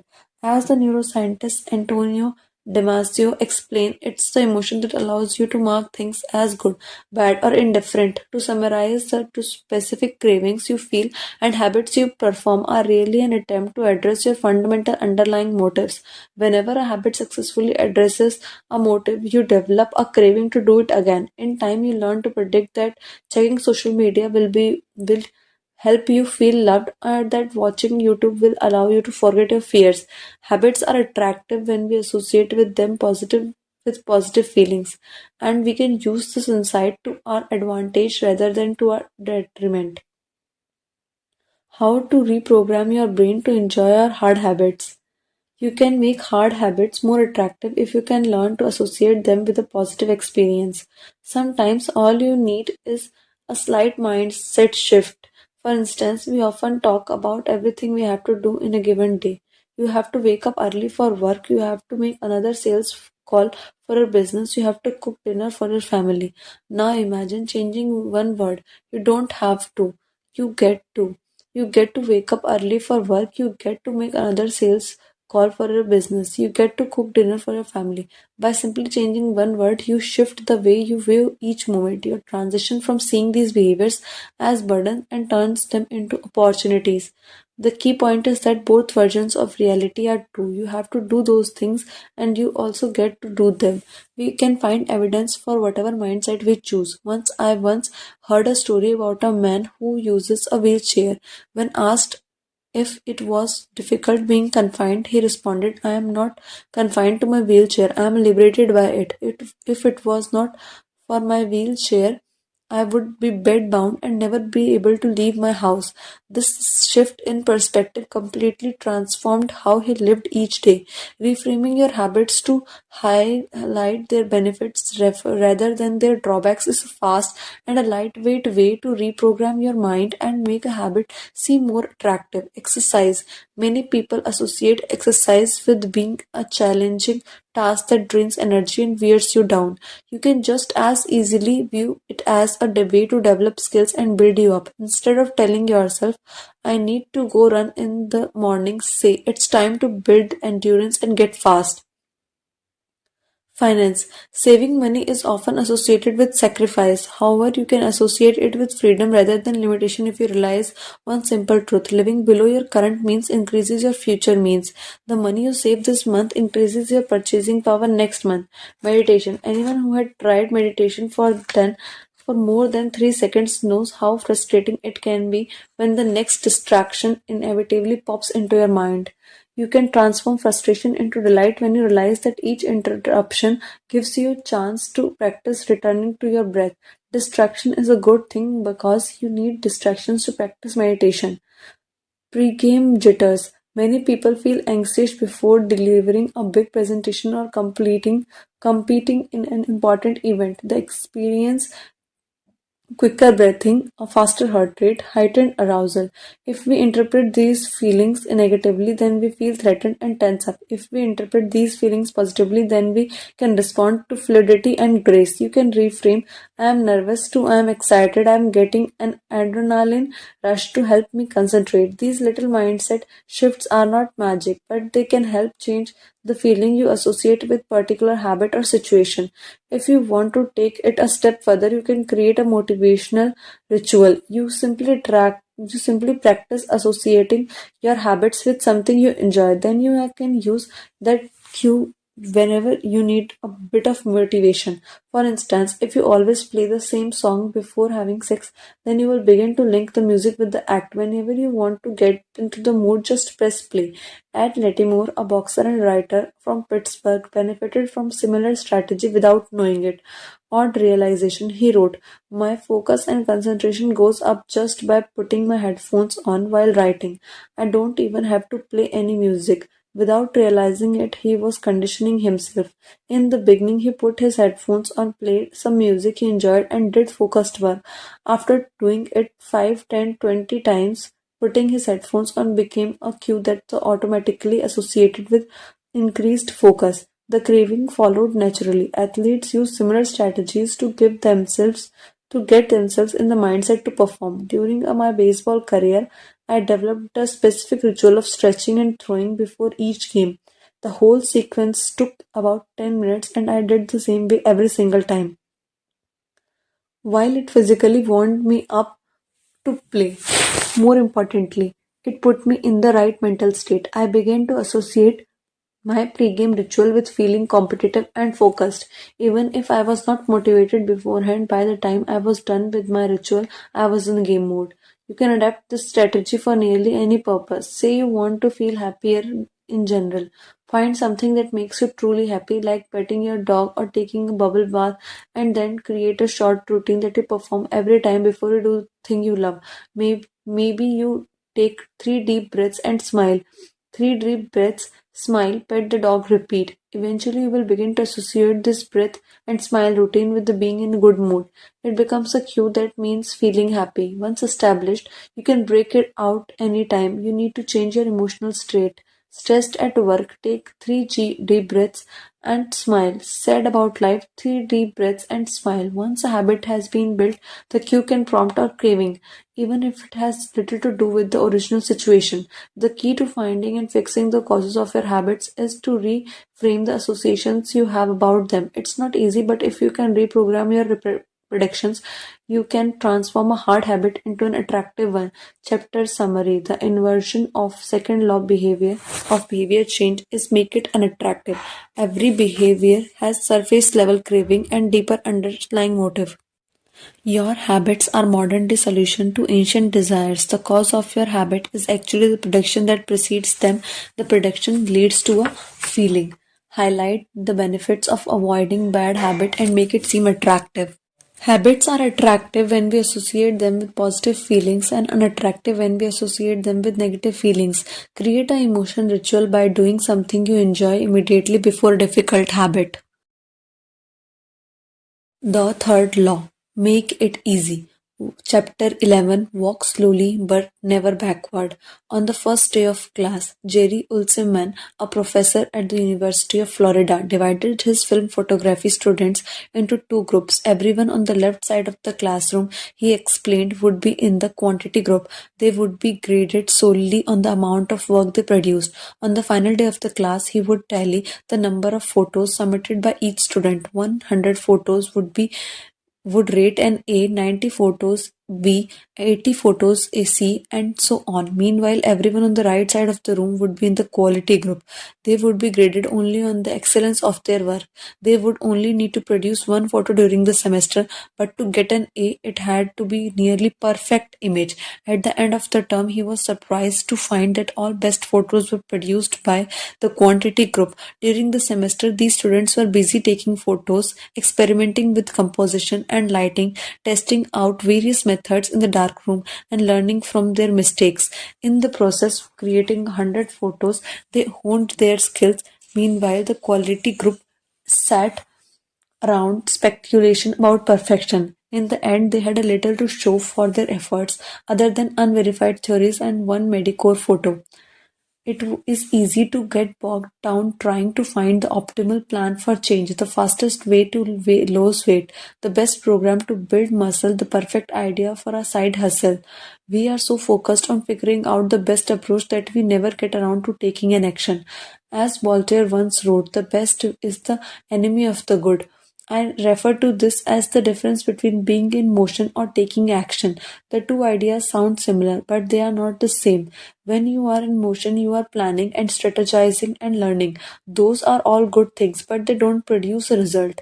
Action, on the other hand, is the type of behavior that will deliver an outcome. If I outline 20 ideas for articles I want to write, that's motion. If I actually sit down and write an article, that's action. If I search for a better diet plan and read few books on the topic, that's a motion. If I actually eat a healthy meal, that's action. Sometimes motion is useful, but it will never produce an outcome by itself.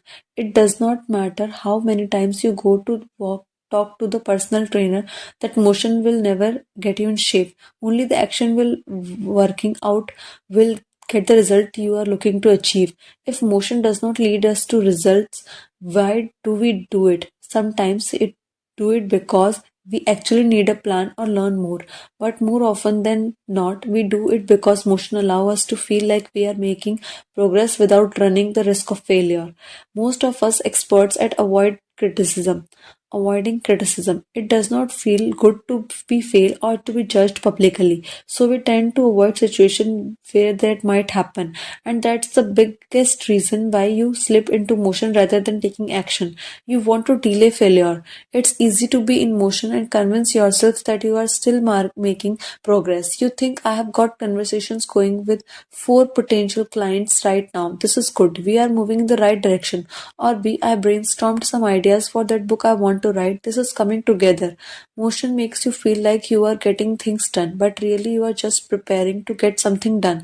When preparation becomes a form of procrastination, you need to change something. You don't want to merely be planning, you want to be practicing. If you want to master a habit, the key is to start with repetition, not perfection. You don't need to map out every feature of a new habit, you just need to practice it. This is the first takeaway from the third law. You just need to get your reps in. How long does it actually take to form a new habit? Habit formation is the process by which a behavior becomes a progressively more automatic through repetition. The more you repeat an activity, the more the structure of your brain changes to become efficient at that activity.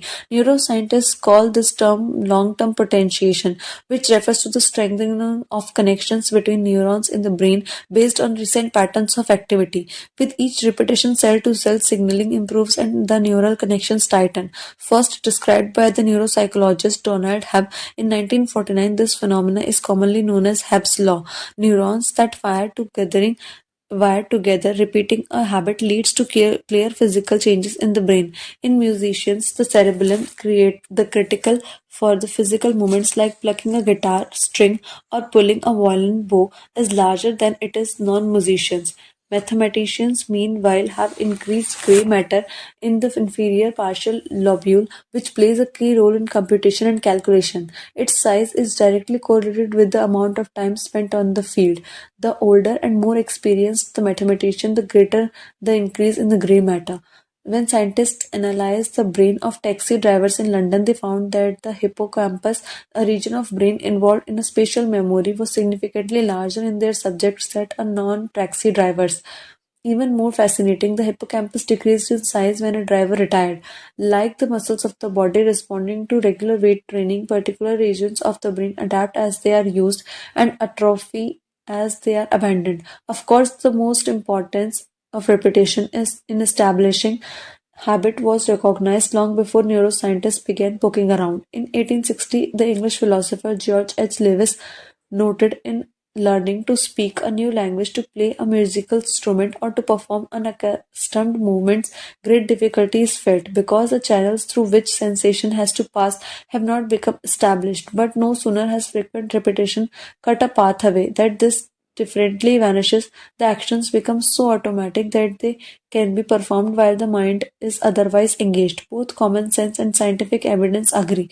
Repetition is a form of change. Each time you repeat an action, you are activating a particular neural circuit associated with that habit. This means that simply putting in your reps is one of the most critical steps you can take to encoding a new habit. It is why students who took tons of photos improved their skills, while those who merely theorized about perfect photos did not. One group engaged in active practice, the other in passive learning, one in action, other in motion. All habits follow a similar trajectory from effortful practice to automatic behavior, a process known as automaticity. Automaticity is the ability to perform a behavior without thinking about each step, which occurs when the non conscious minds take over. It looks something like this. On following page, you will see what it looks like when researchers track the level of automaticity. For an actual habit like walking for 10 minutes each day, the shape of these charts, which scientists call learning curves, reveals an important truth about behavior change. Habits formed based on frequency, not time. One of the most common questions I hear, how long does it take to build a new habit? But what really people should be asking is, how many does it take to form a new habit? That is how many repetitions are required to make a new habit automatic. There is nothing magical about time passing with regard to a habit formation. It does not matter if it's been 21 days or 30 days or 300 days. What matters is the rate at which you perform the behavior. You could do something twice in 30 days or 200 times. It's the frequency that makes the difference. Your current habits have been internalized over the course of hundreds, if not thousands of repetitions. New habits require the same level of frequency. You need to string them together enough successful attempts until the behavior is firmly embedded in your mind and you cross the habit line. In practice, it does not really matter how long it takes for a habit to become automatic. What matters is that you take the actions you need to make a progress. Whether an action is fully automatic is of less importance. To build a habit, you need to practice, and the most effective way to make practice is to adhere to the third law of behavior change. Make it easy. The chapters that follow will show you how to do exactly that. Chapter summary. The third law of behavior change is making it easy. The most effective form of learning is practice, not planning. Focus on taking action, not being in motion. Habit formation is the process by which a behavior becomes progressively more automatic through repetition. The amount of time you have been performing a habit is not as important as the number of times you have performed it. Chapter 12: The Law of Least Effort. In this award winning book, Guns, Germs, and Steel, anthropologist and biologist Jared Diamond points out simple fact: different continents have different shapes. At first glance, this statement seems rather obvious and unimportant, but it turns out to have a profound impact on human behavior. The primary axis of the Americans run from north to south. That is, the landmass of North and South America tends to be tall and thin rather than wide and fat. The same is generally true for Africa. Meanwhile, the landmass that makes up Europe, Asia, and the Middle East is opposite. This massive stretch of lands to be more east-west in shape. According to Diamond, this difference in shape played a significant role in the spread of agriculture over centuries. When agriculture began to spread around the globe, farmers and had an easier time expanding along east-west routes than along north-south ones. This is because locations along the same latitude generally share similar climates, amounts of sunlight and rainfall, and changes in season. These factors allowed farmers in Europe and Asia to domesticate a few crops and grow them along the entire stretch of land from France to China. By comparison, the climate change varies greatly when traveling from north to south. Just imagine how different the weather is in Florida compared to Canada. You can be the most talented farmer in the world, but it won't help you grow Florida oranges in the Canadian winter. Snow is poor substitute for soil. In order to spread crops along north-south routes, farmers would need to find and domesticate new plants whenever the climate changed. As a result, agriculture spread two to three times faster across Asia and Europe than it did up and down in the Americas. Over the span of centuries, this small difference had a very bigger impact. Increased food production allowed for more rapid population growth. With more people, these cultures were able to build stronger armies and were better equipped to develop new technologies. The changes started out small: a crop that spread slightly farther, a population that grew slightly faster, but compounded into substantial behavior differences over time. The spread of agriculture provides an example of the third law of behavior change on a global scale. Conventional wisdom holds that motivation is the key to habit change. Maybe if you really wanted it, you had actually do it. But the truth is, our real motivation is to be lazy and do what is convenient. And despite what the latest productivity bestseller will tell you, this is a smart strategy, not a dumb one. Energy is precious, and the brain is wired to conserve it whenever possible. It is human nature to follow the law of least effort, which states that when deciding between two similar options, people will naturally gravitate towards the option that requires the least amount of work. For example, expanding your farm to the east when you can grow the same crops rather than heading north where the climate is different. Out of all possible actions we could take, the one that is realized is the one that delivers the most value for the least effort. We are motivated to do what is easy. Every action requires a certain amount of energy. Every action requires a certain amount of energy. The more energy required, the less likely it is to occur. If your goal is to do 100 push-ups per day, that's a lots of energy. In the beginning, when you are motivated and excited, you can muster the strength to get started. But after a few days, such a massive effort feels like exhausting. Meanwhile, sticking to the habit of doing one push-up per day requires almost no energy to get started, and less energy a habit requires, the more likely is to occur. Look at any behavior that fills up much of your life, you will see that it can be performed with very low levels of motivation. Habits like scrolling on our phones, checking emails, and watching television steal so much of our time because they can be performed almost without effort. They are remarkably convenient. In a sense, every habit is just an obstacle to getting what you really want. Dieting is an obstacle to getting fit. Meditation is an obstacle to feeling calm. Journaling is an obstacle to thinking clearly. You don't actually want this habit itself. What you really want is the outcome that habit delivers. The greater the obstacle, that is more difficult the habit, the more friction there is between you and your desired end state. That is why it is crucial to make your habits so easy that you will do them even when you don't feel like it. If you can make your good habits more convenient, you will be more likely to follow through on them. But what about all the moments when we seem to do the opposite? If we are all lazy, then how do you explain people accomplishing hard things like raising a child or starting a business or climbing Mount Everest? Certainly, you are capable of doing very hard things. The problem is that some days you feel like doing the hard work and some days you feel like giving in. On tough days, it's crucial to have as many things working in your favor as possible so that you can overcome the challenges of life naturally throws your away. The less friction you face, the easier it is for you to stronger self to emerge. The idea behind make it easy is not only to do easy things. The idea is to make it easy as possible in the moment to do the things that pay off in the long run. How to achieve more with less effort. Imagine you are holding a garden hose that is bent in the middle. Some water can flow through, but not very much. If you want to increase the rate at which water passes through the hose, you have two options. The first option is to crank up the valve and force more water out. The second option is to simply remove the bend in the hose and let the water flow through naturally. Trying to pump your motivation to stick with hard habit is like trying to force water through a bent hose. You can do it, but it requires a lot of effort and increases the tension in your life. Meanwhile, making your habit simple and easy is like removing the bend in the hose. Rather than trying to overcome the friction in your life, you reduce it.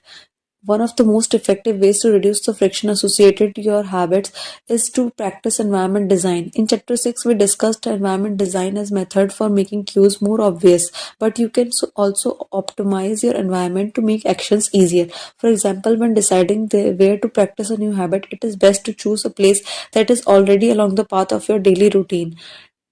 Habits are easier to build when they fit in the flow of your life. You are more likely to go to the gym if it is in your way to be work because does not add much friction to your lifestyle.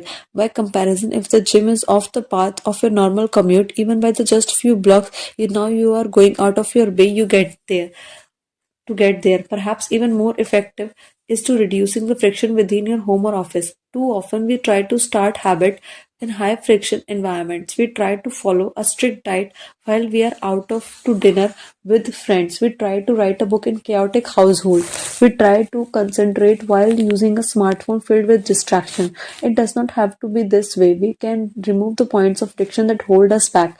This is precisely what electronic manufacturers in Japan began to do in the 1970s. In an article published in the New Yorker titled Better All the Time, James Surowiecki writes, Japanese film emphasized what came to be known as lean production, relentlessly looking to remove waste of all kinds from the production process, down to designing workspaces so workers did not have to waste time twisting and turning to reach their tools. The result was that Japanese factories were more efficient and Japanese products were more reliable than American ones.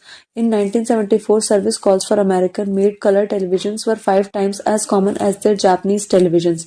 By 1979, it took American workers 3 times as long as to assemble their sets. I like to refer to the strategy by as an addition by subtraction. The Japanese companies looked for every point of friction in the manufacturing process and eliminated it. As they subtracted waste and effort, they added customers and revenue. Similarly, when we remove the points of friction that sap our time and energy, we can achieve more with less effort. This is one reason tidying up you can feel so good. We are simultaneously moving forward and lightening the cognitive load our environmental places on us. If you look at the most habit performing products, you will notice that one of the things these goods and services do best is to remove little bits of friction from your life. Meal delivery services reduce the friction of shopping for groceries. Dating apps reduce the friction of making social introductions. Ride sharing services reduce the friction of getting cross town. Text messaging reduces the friction of sending a letter in the email. Like a Japanese television manufacturer redesigning their workspace to reduce wasted motion, successful companies design their products to automate, eliminate, or simplify as many as possible. They reduce the number of fields on each form. They pare down the number of clicks required to create an account. They deliver their products with easy to understand direction or to ask the customers to make fewer choices. When the first voice activated speakers were released, products like Google Home, Amazon Echo, and Apple HomePod.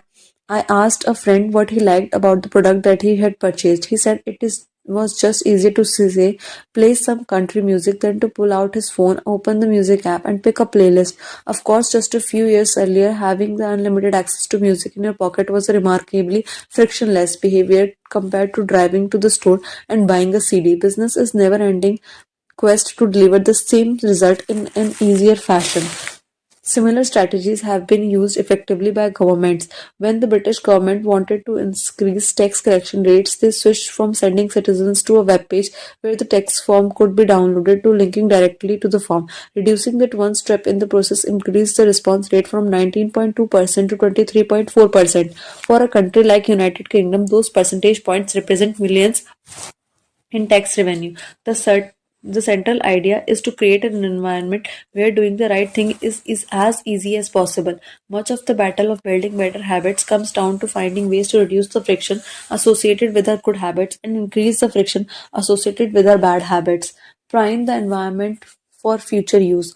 Oswald Nichols is an IT developer from Natchez, Mississippi. He is also someone who understands the power of priming his environment. Nichols dialed in his cleaning habits by following a strategy he refers to as resetting the room. For instance, when he finishes watching television, he places the remote back on the TV stand, arranges the pillows on the couch, and folds the blanket. When he leaves his car, he throws any trash away. Whenever he takes a shower, he wipes down the toilet while the shower is warming up. As he notes, the perfect time to clean the toilet is right before you wash yourself in the shower anyway. The purpose of resetting each room is not set simply to clean up after the last action but to prepare for the next action. When I walk into the room, everything is in its right place, Nichols wrote. Because I do this every day in every room, stuff always stays in the good shape. People think I work hard, but I'm actually really lazy. I'm just proactively lazy. It's give you so much time back. Whenever you organize a space for its intended purpose, you are priming it to make the next action easy. For instance, my wife keeps a box of greeting cards that are pre-sorted by occasion: birthday, sympathy, wedding, graduation, and more. Whenever necessary, she grabs an appropriate card and sends it off. She's incredibly good at remembering to send cards because she has reduced the friction of doing so. For years, I was the opposite. Someone would have the baby and I would think I should send a card, but then weeks would pass, and by the time I remembered to pick one up at the store, it was too late. The habit was not easy. There are many ways to prime your environment so it's ready for immediate use. If you want to cook a healthy breakfast, place the skillet on to stove, set the cooking spray on the counter, and lay out any plates and utensils you will need the night before. When you wake up, making breakfast will be easy. Want to draw more? Put your pencils, pens, notebooks, and drawing tools on the top of your desk within easy reach. Want to exercise? Set up out your workout clothes, shoes, gym bag, and water bottle ahead of time. Want to improve your diet? Chop up a ton of fruits and vegetables on the weekends and pack them in the container so you have easy access to healthy, ready to eat options during the week. These are simple ways to make a good habit and the path of least resistance. You can also invert this principle and prime the environment to make bad behaviors difficult. If you find yourself watching too much television, for example, then unplug it after each use. Only plug it back if you can say out loud the name of your show you want to watch. The set This setup creates just enough friction to prevent mindless viewing. If that does not do it, you can take it a step further. Unplug the television and take the batteries out of the remote after each use. So it takes an extra 10 seconds to turn it back on. And if you are really hardcore, move to the television out of the living room and into a closet after each use. You can be sure you will only take it out when you really want to watch something. The greater the friction, the less likely the habit. Whenever possible, I leave my phone in a different room until lunch. Whenever it's right time next to me, I'll check it all morning, no reason at all. But when it is in other room, I really think about it, and the friction is high enough that I want to go get it without a reason. As a result, I get 3 to 4 hours each morning when I can work without interruption. If it's sticking, your phone is another room does not seem like enough. Tell a friend or family member to hide it from you for a few hours. Ask a coworker to keep it at their desk in the morning and give it back to you at lunch. It is remarkable how little friction is required to prevent unwanted behavior. When I hide beer in the back of the fridge where I can't see it, I drink less. When I delete social media apps from my phone, it can be weeks before I download them again and log in. These tricks are unlikely to curb a true addiction, but for many of us, a little bit of friction can be the difference between sticking with a good habit or sliding into a bad one. Imagine the cumulative impact of making dozens of these changes and living in an environment designed to make good behaviors easier and the bad behaviors harder. Whether we are approaching behavior change as an individual, a parent, coach, or leader, we should ask ourselves the same question: how can we design a world where it's easy to do what's right? Redesign your life so the actions that matter most are also the actions that are easiest to do. Chapter summary: Human behavior follows the law of least effort. We will naturally gravitate towards the option that requires the least amount of work. Create an environment where doing the right thing is as easy as possible. Reduce the friction associated with good behaviors. When friction is low, habits are easy. Increase the friction associated with bad behaviors. When friction is too high, habits are difficult. Prime your environment to make your future actions easier. Chapter 13: How to Stop Procrastinating by Using the 2-Minute Rule. Dwalia Thap is widely regarded as one of the greatest dancers and choreographers of modern era. In 1992, she was awarded a MacArthur Fellowship, often referred to as Genius Grant, and she has spent the bulk of her career touring the globe to perform her original works. She also credits much of her success to simple daily habits. I begin each day of my life with a ritual. She writes, I wake up at 5:30 a.m., put on my workout clothes, my leg warmers, and my sweatshirt and my hat. I walk outside my Manhattan home, hail a taxi, and I tell the driver to take me to the Pumping Iron Gym at 91st Street and First Avenue, where I work out for 2 hours. The ritual is not the stretching and weight training I put my body through each morning at the gym. The ritual is the cab. The moment I tell the driver where to go, I have completed the ritual. It's a simple act, but doing is the same way each morning habitualizes it, make it repeatable, easy to do. It reduces the chance that I would skip it to do it differently. It is one more item in my arsenal of routines and one less thing to think about. Hailing a cab each morning by a tiny action, but it is a splendid example of third law of behavior change. Researchers estimate that 40 to 50% of our actions on any given day are done out of habit. This is already a substantial percentage, but the true influence of your habit is even greater than these numbers suggest. Habits are automatic choices that influence the conscious decisions that follow. Yes, a habit can be completed in just a few seconds, but it can also shape the actions that you take for minutes or hours afterward.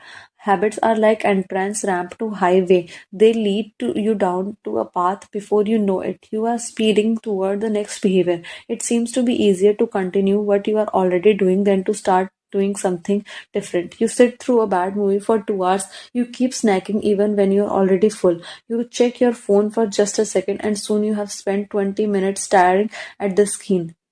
In this way, habit you follow without thinking often determine the choices you make when you are thinking. Each evening, there is a tiny moment, usually around 5:15 p.m., that shapes the rest of your night. My wife walks in the door from work, and either we change into our workout clothes and head to the gym, or we crash into the couch or order Indian food and watch the similar 12th app hailing the cab. The ritual is changing into my workout clothes. If I change clothes, I know the workout will happen. Everything that follows, driving to the gym, deciding which exercise to do, stepping under the bar, is easy once I have taken the first step. Every day there is a handful of moments that deliver an outsized impact. I refer to these little choices as decisive moments. The moment you decide you ordering takeout or cooking dinner, the moment you choose between driving your car or riding your bike, the moment you decide between starting your homework or grabbing the video game controller. These choices are fork on the road. Decisive moments set options available to your future self. For instance, walking into a restaurant is decisive moment because it determines what you will be eating for lunch. Technically, you are in control of what you order, but in larger sense, you can only order an item if it is on the menu. If you walk into a steak house, you can get a sirloin or rib eye, but not sushi. Your options are constrained by what's available. They are shaped by the first choice. We are limited by where our habits lead us. This is why mastering the decisive moments throughout your day is so important. Each day is made up of many moments, but is really a few habitual choices that determine the path you take. These choices stack up, each one setting a trajectory for you how to spend the next chunk of time. Habits are the entry point, not the end point. They are the cab, not the gym. The 2-minute rule. Even when you know you should start small, it's easy to start too big. When you dream about making a change, excitement inevitably takes over and you end up trying to do so much too soon. The most effectively way I know how to counteract this tendency is to use 2-minute rule, which states when you start a new habit, it should take less than 2 minutes to do. You will find that nearly any habit can be scaled down into a 2-minute version. Read before each night becomes read one page. Do 30 minutes of yoga becomes take out my yoga mat. Study for class becomes open my notes. Fold the laundry becomes fold one pair of socks. Run 3 mile becomes tie my running shoes. The idea is to make your habits as easy as possible to start. Anyone can meditate for 1 minute, read one page, or put one item of clothing away. And as we have just discussed, this is a powerful strategy because once you have started doing the right thing, it is much easier to continue doing it. A new habit should not feel like a challenge. The actions that you follow can be challenging, but the first 2 minutes should be easy. What you want is a gateway habit that naturally leads to down a more productive path. You can usually figure out the gateway habits that will lead to your desired outcome by mapping out your goals on a scale from very easy to very hard. For instance, running a marathon is very hard. Running a 5K is hard. Walking 10,000 steps is moderately difficult. Walking 10 minutes is easy, and putting your running shoes is very easy. Your goal is might to run a marathon, but your gateway habit is to put your running shoes. How you follow the 2-minute rule. People often think that it's weird to get hyped about reading one page or meditating for 1 minute or making one sale. But the point is that not to do one thing. The point is to master the habit of showing up. The truth is about a habit must be established before it can be improved. If you can't learn the basic skill of showing up, then you have little hope of mastering the finer details. Instead of trying to engineer a perfect habit from the start, do the easy thing on a more consistent basis. You have to standardize before you can optimize. As you master the art of showing up, the first 2 minute rule simply become a ritual at the beginning of larger routine. This is not merely a hack to make habits easier, but actually the ideal way to master a difficult skill. The more you ritualize the beginning of the process, the more likely it becomes that you can slip into the state of deep focus that is required to do great things. By doing the same warm up before every workout, you make it easier to get into a state of peak performance. By following the same creative ritual, you can make it easier to get into the hard work of creating. By developing a consistent power down habit, you make it easier to get to bed at reasonable time each night. You may be not able to automate the whole process, but you can make the first action mindless. Make it easy to start and rest will follow. The 2 minute rule can seem like a trick to some people. You know that real goal is to do more than just 2 minutes, so it may feel like you are trying to fool yourself. Nobody is actually aspiring to read one page or do one push-up or open their notes. And if you know it's a mental trick, why would you fall for it? If the 2 minute rule feels forced, try this. Do it for 2 minutes and then stop. Go for a run, but you must stop after 2 minutes. Start meditating, but you must stop after 2 minutes. Study Arabic, but you must after stop 2 minutes. It's not a strategy for starting, it's the whole thing. Your habit can only last 120 seconds. One of my readers used the strategy to lose over 120 pounds. In the beginning, he went to the gym each day, but he told himself he was not allowed to stay for more than 5 minutes. He would go to the gym, exercise 5 minutes, and leave as soon as his time was up. After a few weeks, he looked around and thought, well, I am always coming here anyway.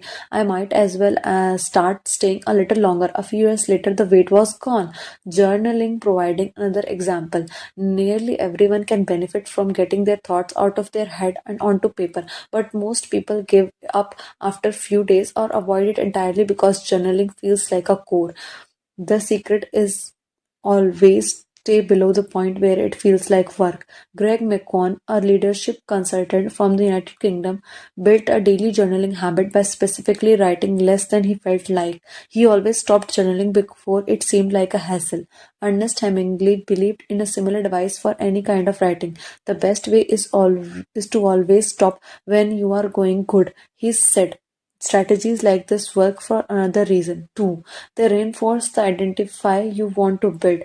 If you show up to at the gym 5 days in a row, even if it's just for 2 minutes, you are casting votes for your new identity. You are not worried about getting in shape. You are focused in becoming a type of person who does not miss workouts. You are taking the smallest action that confirms the type of person you want to be. We rarely think about change this way because everyone is consumed by the end goal. But one push up is better than not exercising. 1 minute of guitar practice is better than none at all. 1 minute of reading is better than never picking up a book.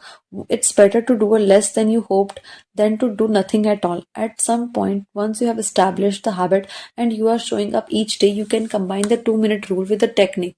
We can all we call habit shaping to scale your habit back up toward your ultimate goal. Start by mastering the first 2 minutes of the smallest version of the behavior, then advance to an immediate step and repeat the process, focusing on just first 2 minutes and mastering that stage before moving on to the next level. Eventually, you will end up with the habit you had originally hoped to build while still keeping your focus where it should be on the first 2 minutes of behavior. Nearly any larger life goal can be transformed into a 2 minute behavior. I want to live a healthy and long life. I need to stay in shape. I need to exercise. I need to change into my workout clothes. I want to have a happy marriage. I need to be get a good partner. I should do something each day to make my partner's life easier. I should meal plan for next week. Whenever you are struggling to stick with a habit, you can employ the 2 minute rule. It's a simple rule to make your habits easy. Chapter summary. Habits can be completed in few seconds but continue to impact your behavior for minutes or hours afterward. Many habits occur at decisive moments, choices that are like fork in the road and either send you in the direction of a productive day or an unproductive one. The 2 minute rule states when you start a new habit, it should take less than 2 minutes to do. The more you ritualize the beginning of a process, the more likely it becomes that you can slip into the state of deep focus that is required to do great things. Standardize before you optimize. You can't improve a habit that does not exist. Chapter 14: How to Make Good Habits Inevitable and Bad Habits Impossible. In the summer of 1830, Victor Hugo was facing an impossible deadline. 12 months earlier, the French author had promised his publisher a new book, but instead of writing, he spent that years pursuing other projects, entertaining guests, and delaying his work. Frustrated, Hugo's publisher responded by setting a deadline less than 6 months away. The book had to be finished by February 1831. Hugo concocted a strange plan to beat his procrastination. He collected all of his clothes and asked his assistant to lock them away in a large chest. He was left with nothing to wear except a large shawl, lacking any suitable clothing to go outdoors. He remained in his study and wrote furiously during the fall of and winter of 1830. The Hunchback of Notre Dame was published 2 weeks early on January 14, 1831. Sometimes success is less about making good habits easy and about making bad habits hard. This is an inversion of the third law of behavior change. Make it difficult. If you find yourself continually struggling to follow through on your plans, then you can take a page from Victor Hugo and make your habit more difficult by creating what psychologists call a commitment device. A commitment device is a choice you make in the present that controls your actions in the future. It is the way to lock in future behavior, bind you to good habits, and restrict from bad ones. When Victor Hugo shut his clothes away so he could focus on writing, he was creating a commitment device. There are many ways to create commitment device. You can reduce overreacting overeating by purchasing food in individual packages rather than in bulk size. You can voluntarily ask to be added to the banned list at casinos and online poker sites to prevent future gambling sprees. I have even heard of an athlete who had to make wait for a competition, choosing to leave their wallets at home during the week before weigh-in so they won't be tempted to buy fast food. As another example, my friend and fellow habits expert Nir Eyal purchased an outlet timer, which is an adapter that he plugged in between his internet router and the power outlet. At 10 p.m. each night, the outlet timer cuts off the power to the router. When the internet goes off, everyone knows it is time to go to bed. Commitment devices are useful because they enable you to take advantage of good intentions before you can fall victim to the temptation. Whenever I am looking to cut calories, for example, I will ask the waiter to split my meal and box half of it go before the meal is served. If I waited until the meal can come out and told myself I will just eat half, it would never work. The key is to change the task such that it requires more work to get out of this good habit than to get started on it. If you are feeling motivated to get in shape, schedule a yoga session and pay ahead of time. If you're excited about the business you want to start, email an entrepreneur you respect and set up a consulting call. When the time comes to act, the only way to bail is to cancel the meeting, which requires effort and may cost money. Commitment devices increase the odds that you will do the right thing in the future by making bad habits difficult in the present. However, we can do even better. We can make good habits inevitable and bad habits impossible. How to automate a good habit and never think about it again. John Henry Patterson was born in Dayton, Ohio in 1844. He spent his childhood doing chores in the family farm and working shifts at his father's sawmill. After attending a college at Dartmouth, Patterson returned to Ohio and opened a small supply store for coal miners. It seemed like a good opportunity. The store faced little competition and enjoyed a steady stream of customers, but still struggled to make money. That was when Patterson discovered his employees were stealing from him. In the mid 1800s, employee theft was a common problem. Receipts were kept in an open drawer and could easily be altered and discarded. There were no video cameras to review behavior and no software to track transactions. Unless you were willing to hover your employees every minute of the day or to manage all transactions yourself, it was difficult to prevent theft. As Patterson mulled over his predicament, he came across an advertisement for new invention called Ritty's Incorruptible Cashier. Designed by fellow Dayton resident James Ritty, it was the first cash register. The machine automatically locked the cash and receipts inside after each transaction. Patterson bought two for $50 each. Employee theft at his store vanished overnight. In the next 6 months, Patterson's business went losing money to making $5,000 in profit, the equivalent of more than $1 lakh today. Patterson was so impressed at the machine that he changed business. He bought the rights to British invention and opened the National Cash Register Company. 10 years later, the National Cash Register had over 1,000 employees and was on its way to becoming one of the most successful businesses of its time. The best way to break bad habits is to make it impractical to do. Increase the friction until you don't even have the option to act. The brilliance of a cash register was that it automated ethical behavior by making stealing practical possible. Rather than trying to change the employees, it made the preferred behavior automatic. Some actions like the installing a cash register pay off again and again. These one-time choices require a little bit of effort but create increasing value over time. I am fascinated by the idea that a single choice can deliver returns again and again, and I surveyed my readers on the favorite one-time actions that lead to better long-term habits. The table on the following page shares some of the most popular answers. I had wager that if an average person were to simply do half of the one-time action on the list, even if they did not give another thought to their habits, most would find themselves living a better life a year from now. These one-time actions are a straightforward way to employ the third law of behavior change. They make it easier to sleep well and eat healthy, to be productive, save money, and generally live better. Of course, there are many ways to automate good habits and eliminate bad ones. Typically, they involve putting technology to work for you. Technology can transform actions that once hard, annoying, and complicated into behaviors that are easy, painless, and simple. It is the most reliable and effective way to guarantee the right behavior. This is particularly useful for behavior that happen too infrequently to become habitual. Things you have to do monthly or yearly, like rebalancing your investment portfolio, are never repeated frequently enough to become a habit. So they benefit in a particular from technology remembering to do them for you. Medicine. Prescriptions can be automatically refilled. Second, personal finance. Employees can save for retirement without an automatic wage reduction. Cooking. Meal delivery services can do your grocery shopping. Productivity. Social media browsing can be cut off with a website blocker.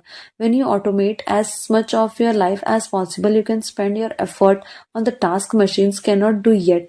Each habit that we hand over to the authority of technology frees up time and energy to pour to the next stage of growth. As mathematician and philosopher Alfred North Whitehead wrote, civilization advances by extending the number of operations we can perform without thinking about them. Of course, the power of technology can work against as well. Binge watching becomes a habit because you have to put more effort and stop looking at the screen than to continue doing so. Instead of pressing a button to advance the next episode, Netflix or YouTube will autoplay it for you. All you have to do is to keep your eyes open. Technology creates a level of convenience that enables you to act on your smallest whims and desires. At the mere suggestion of hunger, you can have food delivered to your door.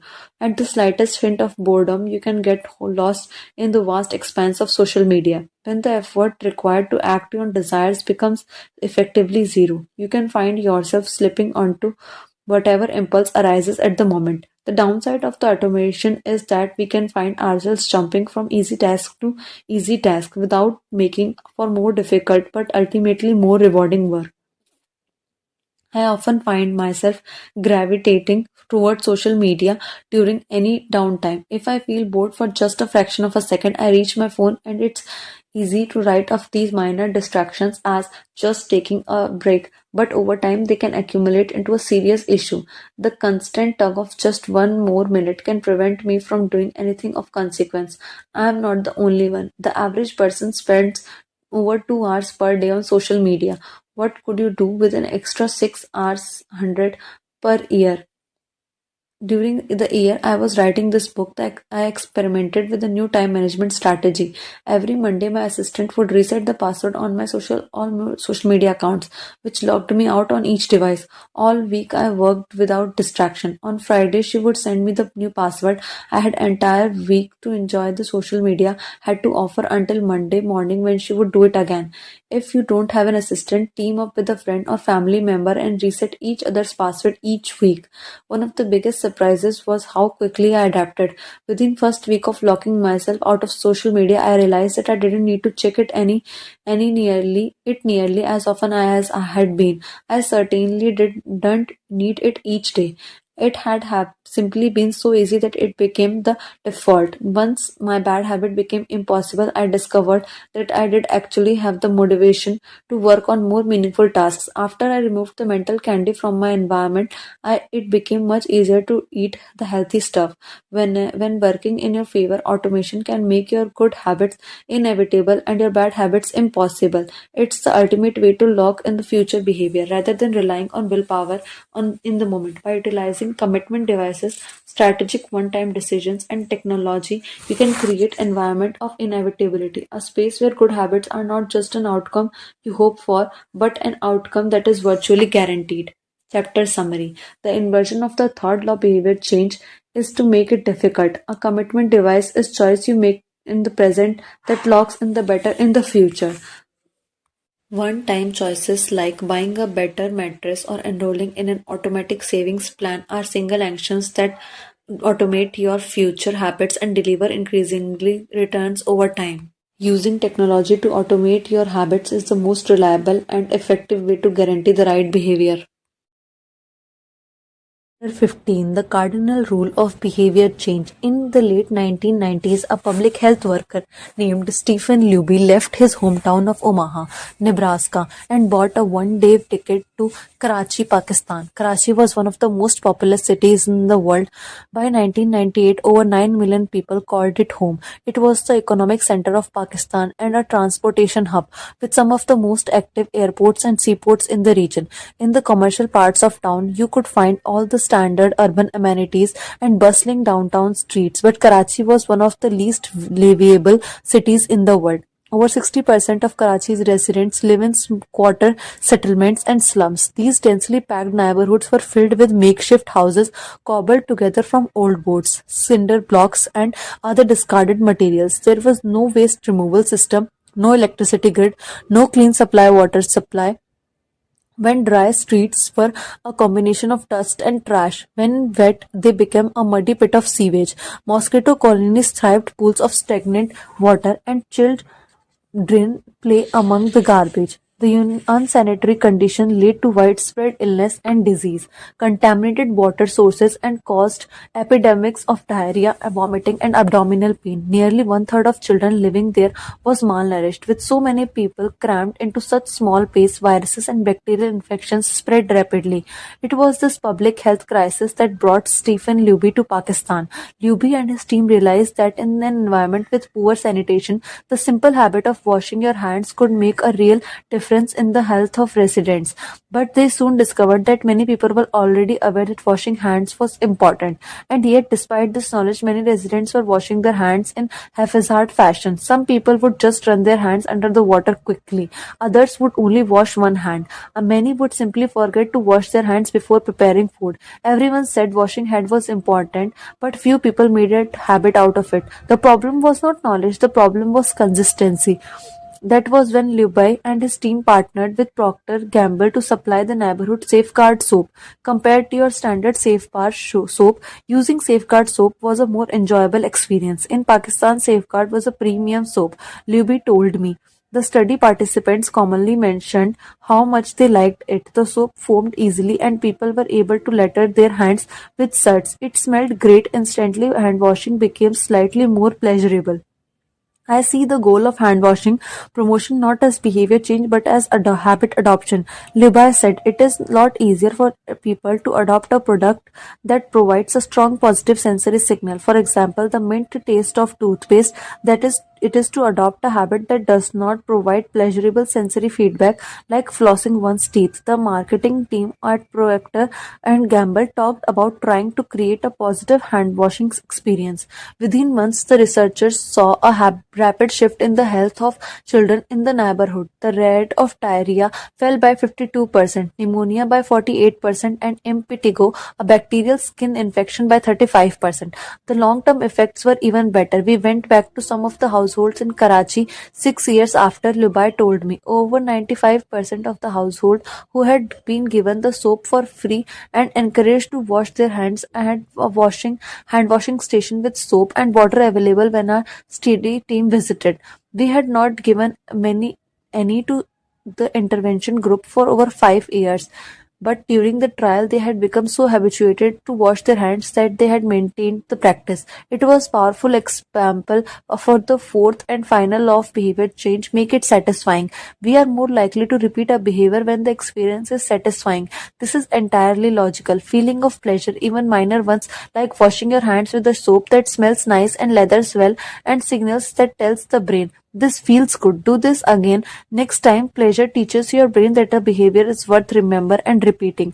Take the story of chewing gum. Chewing gum had sold commercially throughout the 1800s, but it was not until Wrigley launched in 1891 that it became a worldwide habit. Early versions were made from the relatively bland resins chewy but not tasty, Ragely revolutionized the industry by adding flavors like spearmint and juicy fruit, which made the product flavorful and fun to use. Then they want to step further and began pushing chewing gum as a pathway to clean mouth. Advertising told readers to refresh your taste. Tasty flavors and feeling a fresh mouth provided little bit of immediate reinforcement and made the product satisfying to use. Consumption skyrocketed and Wrigley became the largest chewing gums company in the world. Toothpaste had a similar trajectory. Manufacturers enjoyed great success when they had added flavors like spearmint, peppermint, and cinnamon to their products. These flavors don't improve the effectiveness of the toothpaste. They simply create a clean mouthfeel and make the experience of brushing your tooth more pleasurable. My wife actually stopped using Sensodyne because she did not like the aftertaste. She switched to the brand with a stronger mint flavor, which proved to be more satisfying. Conversely, if an experience is not satisfying, we have little reason to repeat it. In my research, I came across the story of a woman who had a narcissistic relative who drove her nuts. In an attempt to spend less time with an egomaniac, she acted as dull as boring as possible whenever he was around. Within few encounters, he started avoiding her because he found her so uninteresting. Stories like these are evidence of the cardinal rule of behavior change. What is rewarded is repeated. What is punished is avoided. You learn what to do in the future based on what you are rewarded for doing or punished for doing in the past. Positive emotions cultivate habits, negative emotions destroy them. The first three laws of behavior change: make it obvious, make it attractive, and make it easy. Increase the odds that a behavior will be performed this time. The fourth law of behavior change: make it satisfying, increasing the odds that a behavior will be repeated next time. It completes the habit loop. But there is a trick. We are not looking for just any type of satisfaction. We are looking for immediate satisfaction. The mismatch between immediate and delayed rewards.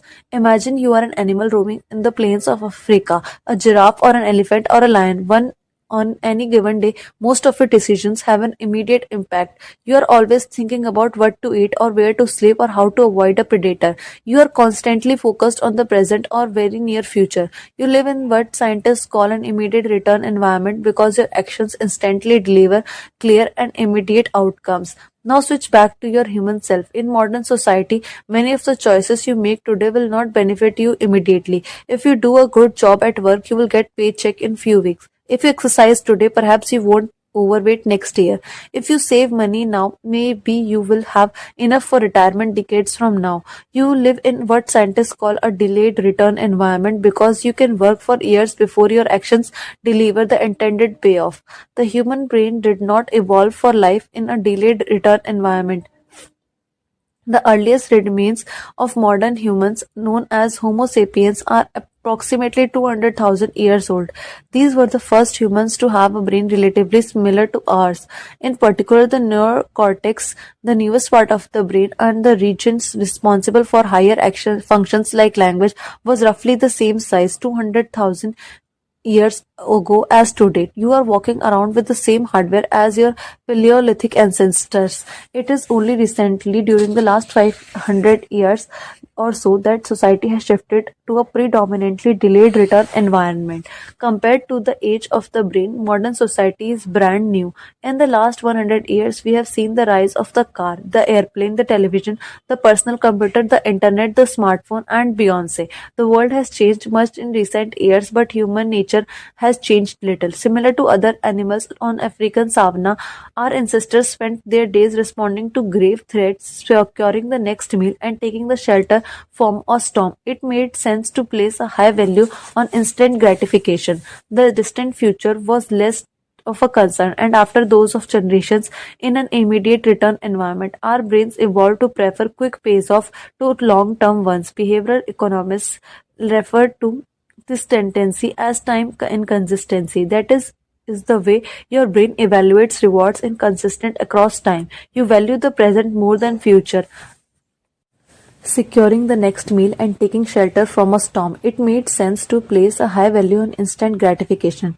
The distant future was less of a concern, and after thousands of generations in an immediate return environment, our brains evolved to prefer quick payoffs to long term ones. It made sense to place a high value on instant gratification. The distant future was of less concern.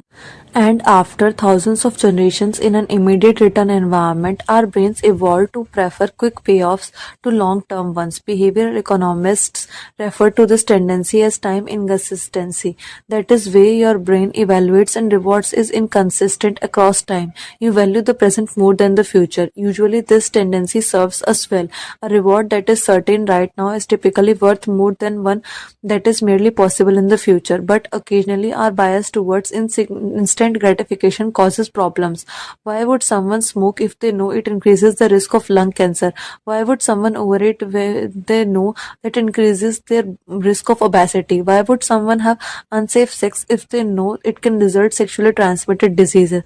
Once you understand how the brain prioritizes rewards, the answer becomes clear that the consequences of bad habits are delayed while the rewards are immediate. Smoking might kill you in 10 years, but it reduces stress and eases your nicotine cravings now.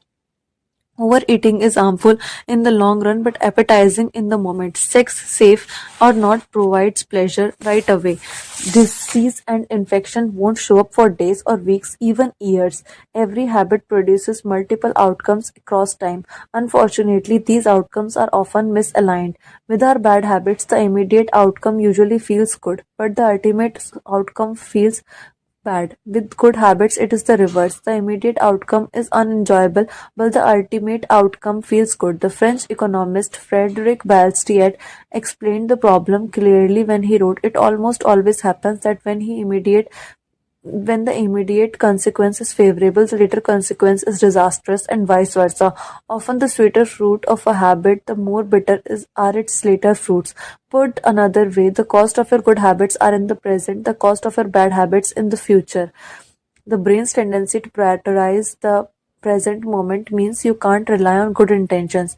When you make a plan to lose weight, write a book, or learn a language, you are actually making plans for your future self. And when you envision what you want your life to be like, it is easy to see the value in taking actions with long term benefits. We all want better lives for our future selves. However, when the moment of decision arrives, instant gratification usually wins. You are no longer making a choice for future you who dreams of being fitter or wealthier or happier. You are choosing for present you who wants to be full, pampered, and entertained. As a general rule, the more immediate pleasure you get from action, the more strongly you should question whether it aligns with the long term goals.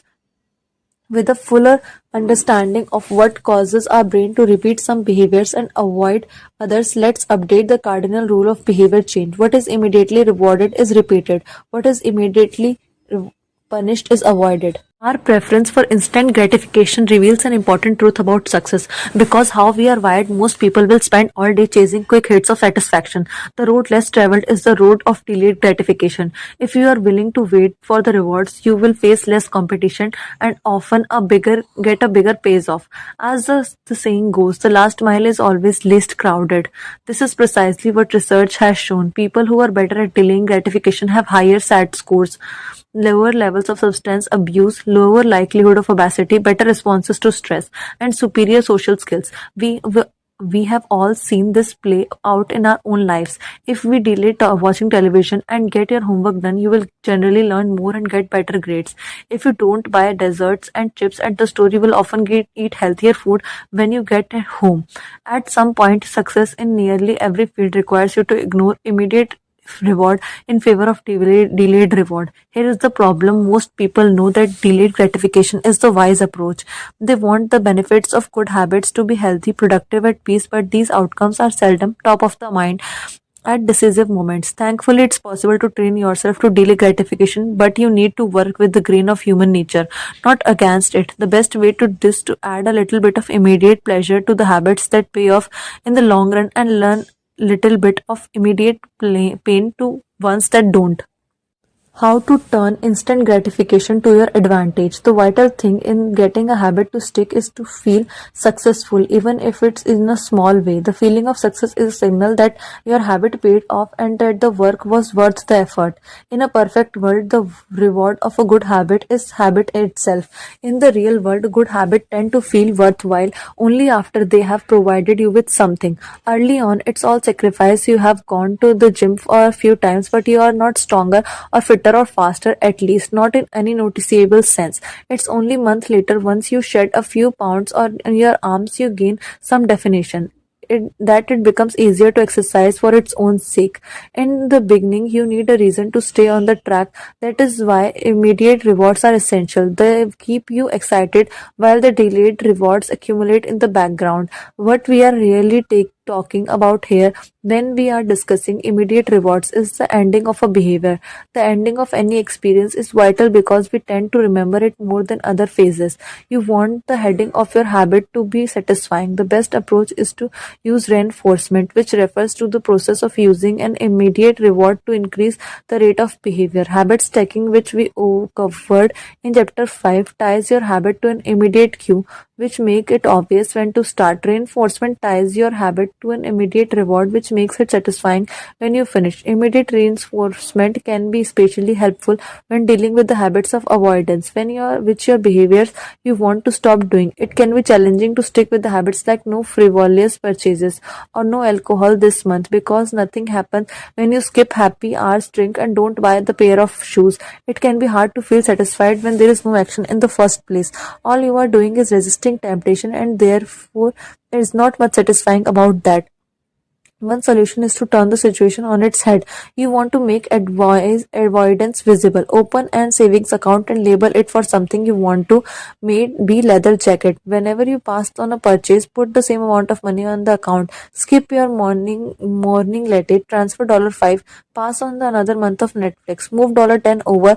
It's like creating a loyalty program for yourself. The immediate reward of seeing yourself save money towards on a leather jacket feels a lot better than you being deprived. You are making it satisfying to do nothing. One of my readers and his wife used a similar setup. They wanted to stop eating out so much and start cooking together more. They labeled their savings account trip to Europe. Whenever they skipped going out to eat, and they transferred $50 into the account. At the end of the year, they put the money towards the vacation. It is worth noting that it is important to select short-term rewards that enforce your identity rather than one that conflicts with it. Buying a new jacket is fine if you are trying to lose weight or read more books, but it does not work if you are trying to budget and save money. Instead, taking a bubble bath or going a leisurely walk are good examples of rewarding yourself with a free time, which aligns with your ultimate goal of freedom and financial independence. Similarly, if your reward for exercising is eating a bowl of ice cream, then you are casting votes for conflicting identities and it ends up being a wash. Instead, maybe your reward is a message which is both luxury and vote toward taking care of your body. Now, the short term reward is aligned with your long term vision of being a healthy person. Eventually, as intrinsic rewards like a better mood, more energy, and reduced stress kick in, you will all become less concerned with the chasing the secondary reward. The identity of itself becomes the reinforcer. You do it because it's who you are and it feels good to be you. The more habit becomes part of your life, the less you need outside encourage to follow through. Incentives can start a habit, identity sustains a habit. That said, it takes time for the evidence to accumulate and new identity to emerge. Immediate enforcement helps maintain motivation in short term while you are waiting for the long term rewards to arrive. In summary, a habit need to be enjoyable for it to last. Simple bits of reinforcement like soap that smells good or toothpaste that has a refreshing mint flavor or seeing $50 hit your savings account can offer felt the immediate pleasure you need to enjoy a habit, and change is easily when it is enjoyable. The fourth chapter summary. The fourth law of behavior change make it satisfying. We are more likely to repeat a behavior when the experience is satisfying. Human behavior is evolved to prioritize immediate rewards over delayed rewards. The cardinal rule of behavior change: what is immediately rewarded is repeated. What is immediately punished is avoided. To get a habit to stick to, you need to feel immediately successful, even it's in a small way. The first three laws of behavior change: make it obvious, make it attractive, and make it easy. Increase the odds that a behavior will be performed this time. The fourth law of behavior change: make it satisfying, increasing the odds that a behavior will be repeated next time. Chapter 16: How to Stick with Good Habits Every Day. In 1993, a bank in Abbotsford, Canada hired a 23-year-old stockbroker named Tarrant Dyer-Smith. Abbotsford was a relatively small suburb tucked away in the shadow of nearby Vancouver, where most of his big business deals were being made. Given the location and the fact that Dyer-Smith was a rookie, nobody expected too much of him, but he made a brisk progress thanks to a simple daily habit.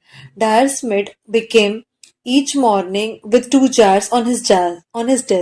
One was filled with 120 paper clips, the other was empty, and as soon as he settled each day, he would make a sales call. Immediately after, he would move one paper clip from the full jar to the empty jar, and the process would begin again. Every morning I would start with 120 paper clips in one jar, and I would keep dialing the phone until I had moved them all to the second jar, he told me. Within 18 months, Dyer Smith was bringing in $5 million to the firm. By age 24, he was making $75,000 per year, the equivalent of $125,000 by today. Not long after, he landed a six-figure job with another company. I like to refer to this technique as paperclip strategy, and over the years, I have heard from readers who have employed it in a variety of ways. One woman shifted a hairpin from one container to another whenever she wrote a page of her book. Another man moved a marble from one bin to next after each set of push-ups. Making is progress is satisfying, and visual measures like moving paper clips or hairpins or marbles provide clear evidence of your progress. As a jar result, they reinforce your behavior and add a little bit of your immediate satisfaction to any activity. Visual measurement comes in many forms: food journals, workout logs, loyalty punch cards, the progress bar on a software download, even the page numbers in a book. But perhaps the best way to measure your progress is with a habit tracker. How to keep your habits on track? A habit tracker is a simple way to measure whether you did a habit. The most basic format is to get calendar and cross off each day you stick with your routine. For example, if you meditate on Monday, Wednesday and Friday, each of those dates get an X. As time rolls by, calendar becomes a record of your habit streak. Countless people have tracked their habits, but perhaps the most famous was Benjamin Franklin. Beginning at the age 20, Franklin carried a small booklet everywhere he went. Franklin carried a small booklet everywhere he went and used it to track 13 personal virtues. This list included goals like lose no time, be always employed in something useful, and avoid trifling conversation. At the end of each day, Franklin would open his booklet and record his progress. Jerry Seinfeld reportedly used a habit tracker to stick with his streak of writing jokes. In documentary Comedian, he explains that his goal is simply to never break the chain of writing jokes every day. In other words, he is not focused on how good or bad a particular joke is or how inspired he feels. He is simply focused on showing up and adding up to his streak. Don't break the chain is a powerful mantra. Don't break the chain of sales call and you will build a successful book of business. Don't break the chain of workouts and you will get fit faster than you would accept. Don't break the chain of creating every day and you will end up in an impressive portfolio. Habit tracking is powerful because it leverages multiple laws of behavior change. It simultaneously makes the behavior obvious, attractive, and satisfying. Let's break down each one. Benefit #1. Benefit #1. Habit tracking is obvious. Recording your last action creates a trigger that can initiate your next one. Habit tracking naturally builds a series of visual cues like streak of X's on your calendar or the list of meals on your food log. When you look at the calendar and see your streak, you will be reminded to act again. Research has shown that people who track their progress on goals like losing weight, quitting smoking, and lowering blood pressure are all more likely to improve than those who don't. One study of more than 1600 people found that those who kept a daily food log first lost twice as much as weight those who did not. The mere act of tracking a behavior can spark the urge to change it. Habit tracking also keeps you honest. Most of us have a distorted view of our own behavior. We think we act that than we do. Measurement offers one way to overcome our blindness to our behavior and notice what's really going on each day. One glance at the paper clips on the in the container and you immediately know how much work have or have not been put in. When the evidence is right in front of you, you are less likely to lie yourself. Benefit hashtag 2 habit tracking is attractive. The most effective form of motivation is progress. When we get a signal that we are moving forward, we become more motivated to continue down that path. In this way, habit tracking can have an addictive effect on motivation. Each small win feeds your desire. This can be particularly powerful on a bad day. When you are feeling down, it's easy to forget about all the progress you have already made. Habit tracking provides visual proof of your hard work, a subtle reminder of how far you have came. Plus, the empty square you see each morning can motivate you to get started because you don't want to lose your progress by breaking the streak. Benefit hashtag 3 habit tracking is satisfying. This is the most crucial benefit of all. Tracking can become its own form of reward. It is satisfying to cross an item off your to-do list, to complete an entry in your workout log, or mark an X on the calendar. It feels good to watch your results grow. The size of your investment portfolio, the length of your book manuscript, and if it feels good, then you are most likely to endure. Habit tracking also helps you keep your eye on the ball if you are focused on the process rather than the result. You are not fixated on getting six-pack abs, you are just trying to keep the streak alive and become the type of person who does not miss workouts. In summary, habit tracking: first, create a visual cue that can remind you to act. Second, is inherently motivating because you see the progress you are making and don't want to lose it. And three, feels satisfying whenever you record another successful instance of your habit. Furthermore, habit tracking provides visual proof that you are casting votes for the type of person you wish to become, which is a delightful form of immediate and intrinsic gratification.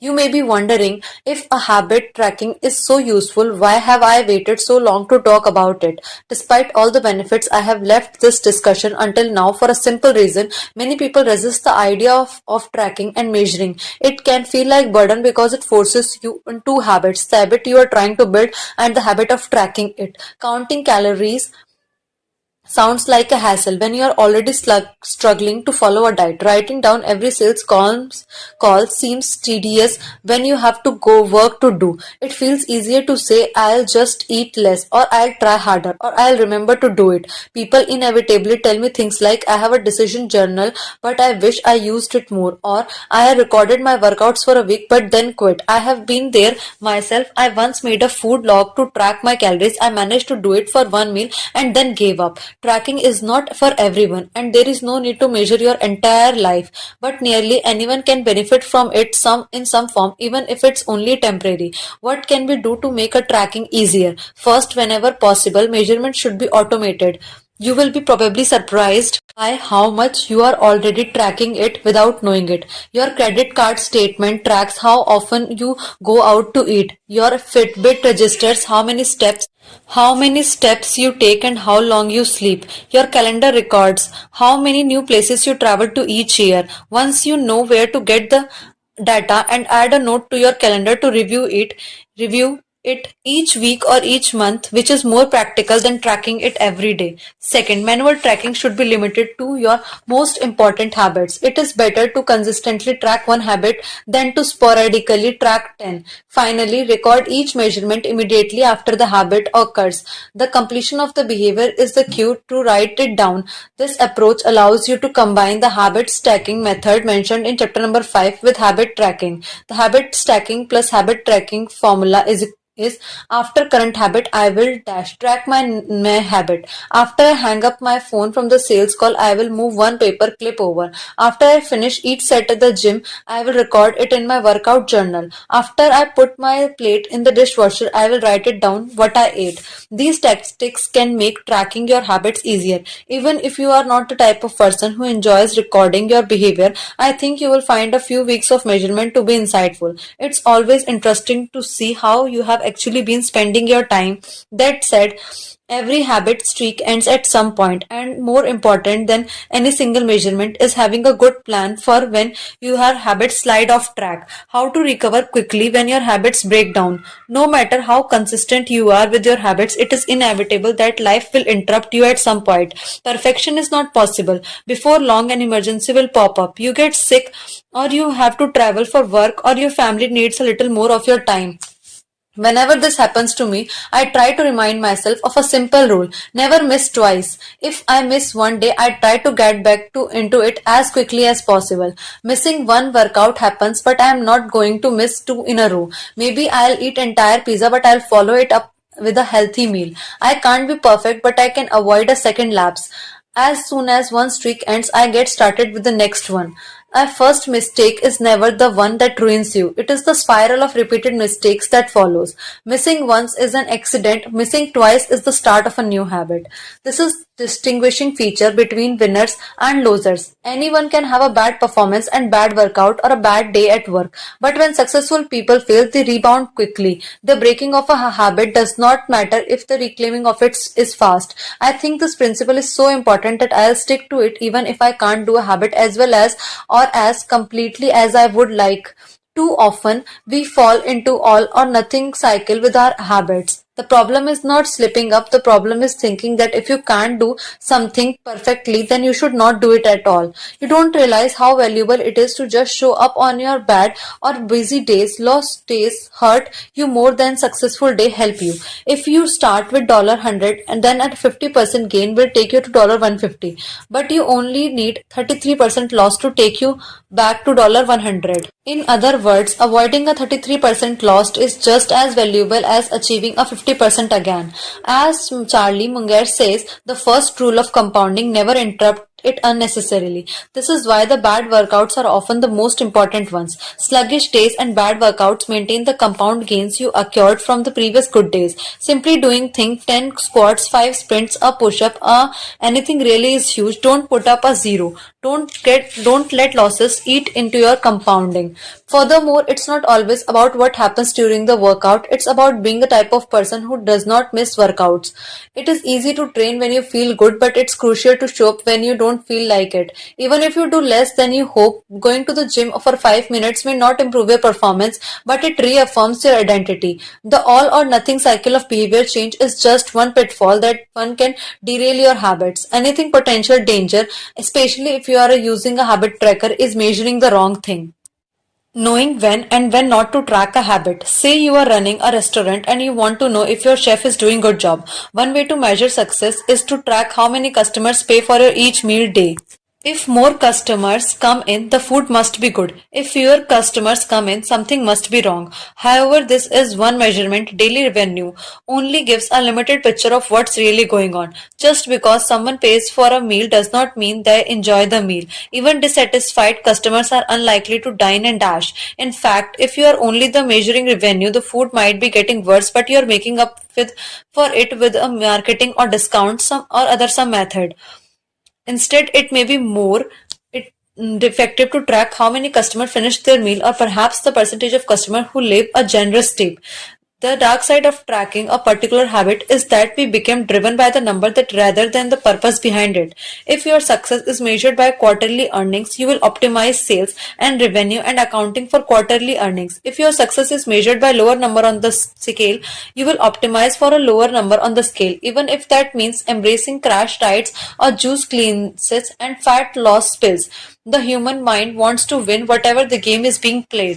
This pitfall is evident in many areas of life. We focus on working long hours instead of getting meaningful works done.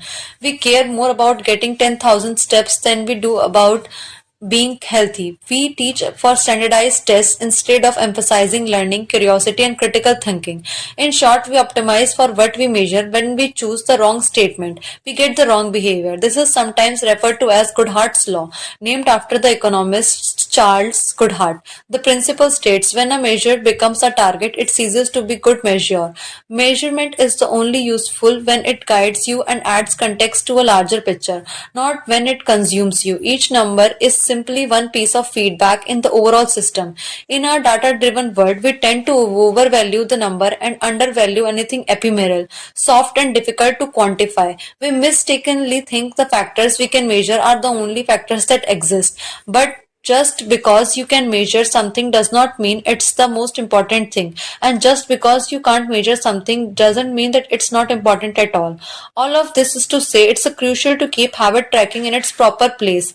It can feel satisfying to record a habit and track your progress, but the measurement is not the only thing that matters. Furthermore, there are many ways to measure progress, and sometimes it helps us to shift your focus to something entirely different. This is why non-scale victories can be effective for weight loss. The number on the scale may be stubborn, so if you focus solely on the number, your motivation will sag. But you may notice that your skin looks better or wake up earlier or your sex drive get a boost. All of these are valid ways to track your improvement. If you are not feeling motivated by the number on the scale, perhaps it's a time to focus on different measurement, one that gives you more signals of progress.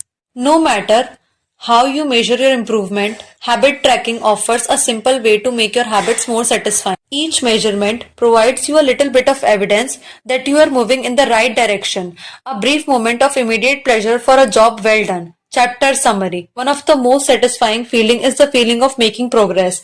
A habit tracker is a simple way to measure whether you did a habit or like marking an X on a calendar. Habit trackers or other visual forms of measurement can make your habit satisfying by providing clear evidence of your progress. Don't break the chain. Try to keep your habit streak alive. Never miss twice. If you miss one day, try to get back on the track as quickly as possible. Just because you can measure something does not mean it is the most important thing.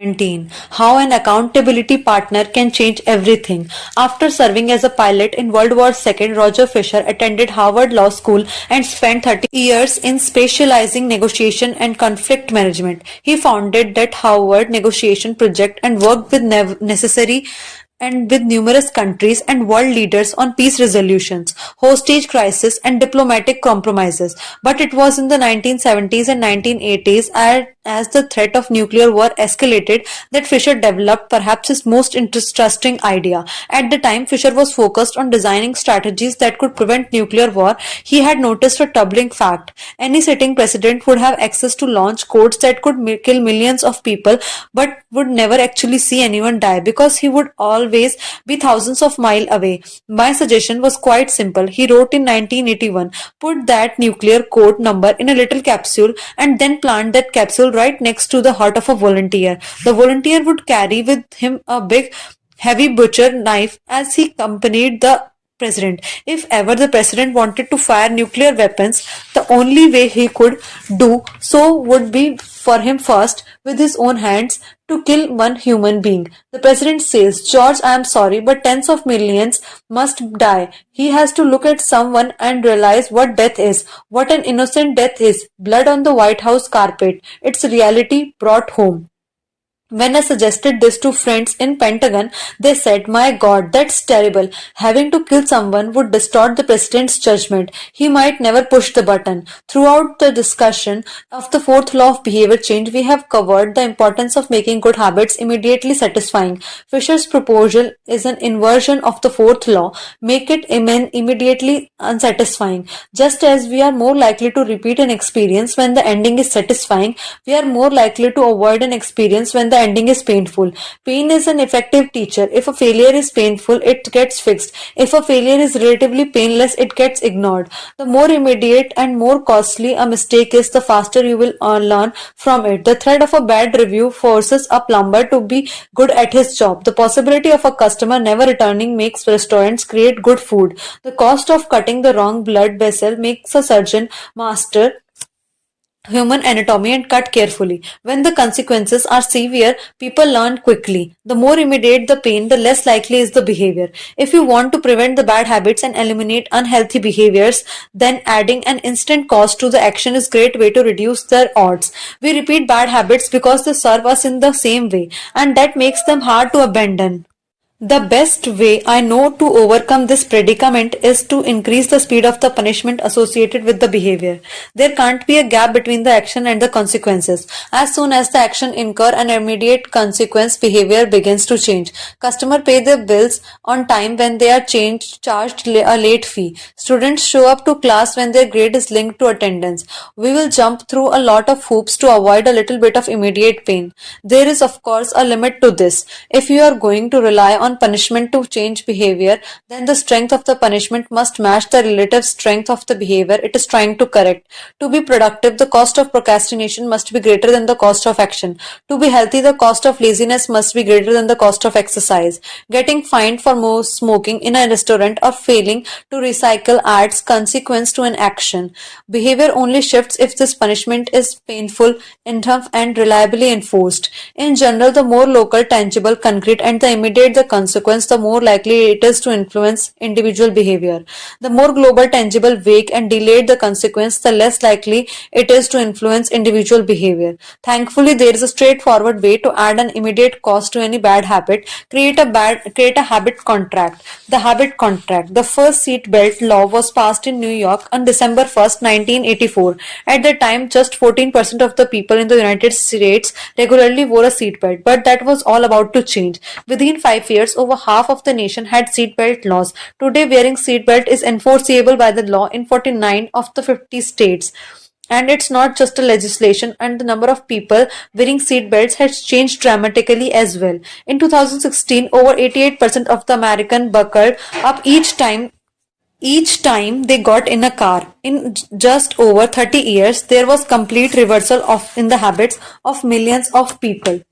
Our laws and regulations are example of how government can change our habits by creating social contract. As a society, we collectively agree to abide by the certain rules and then enforce them as a group. Whenever a new piece of legislation impacts behavior, seatbelt laws, banning smoking inside restaurants, and mandatory recycling, it is an example of social contract shaping our habits. The group agrees to agree in certain way, and if you don't follow along, you will be punished. Just as government used laws to hold citizens accountable, you can create a habit contract to hold yourself accountable.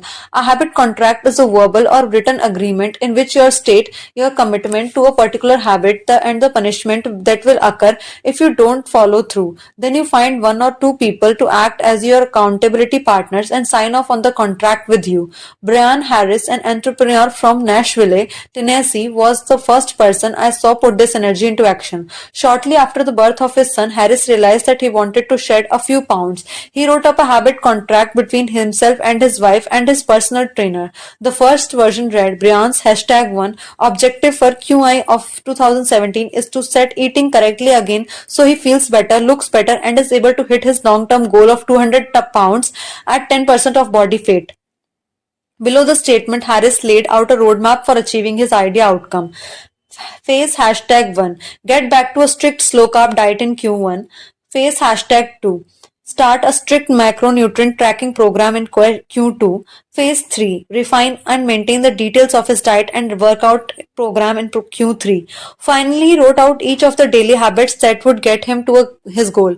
For example, write down all the food that consumes each day and weigh himself each day.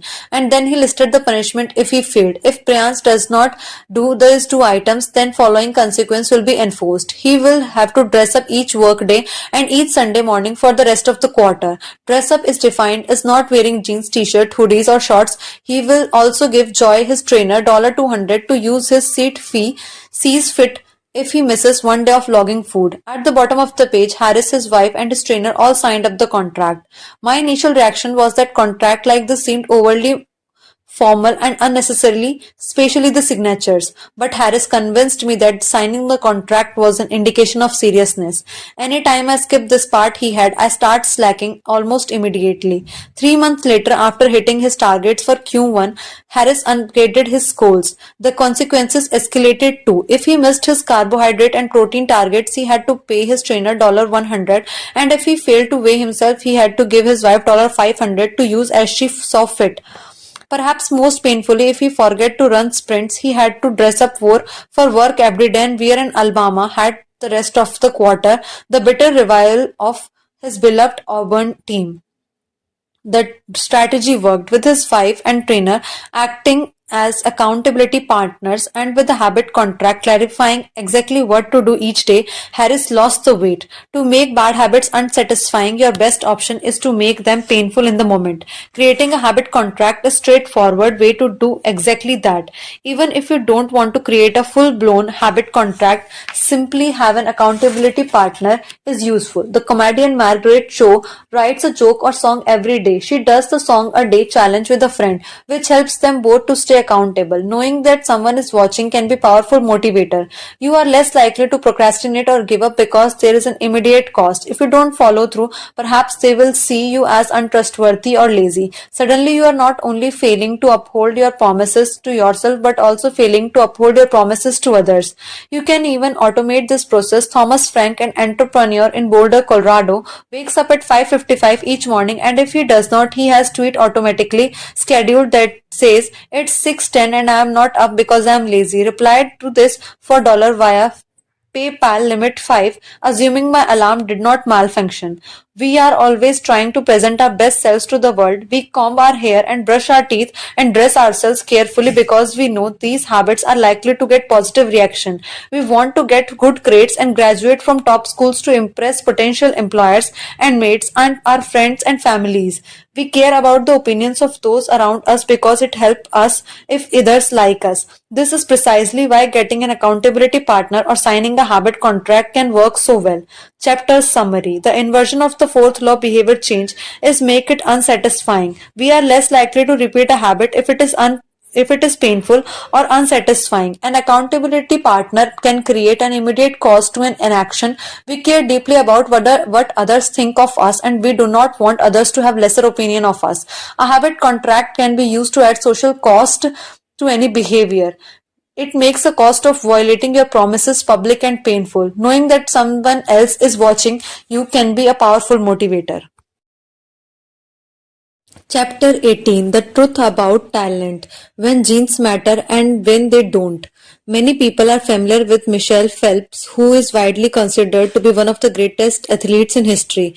Phelps has won Olympic medals not only than any swimmer but also more than any Olympian in any sport. Fewer people know the name Hicham El Guerrouj, but he was a fantastic athlete in his own right. El Guerrouj is a Moroccan runner who holds 2 Olympic gold medals and is one of the greatest middle distance runners of all time. For many years, he held the world record in the mile, 1500 meter and 2000 meter races.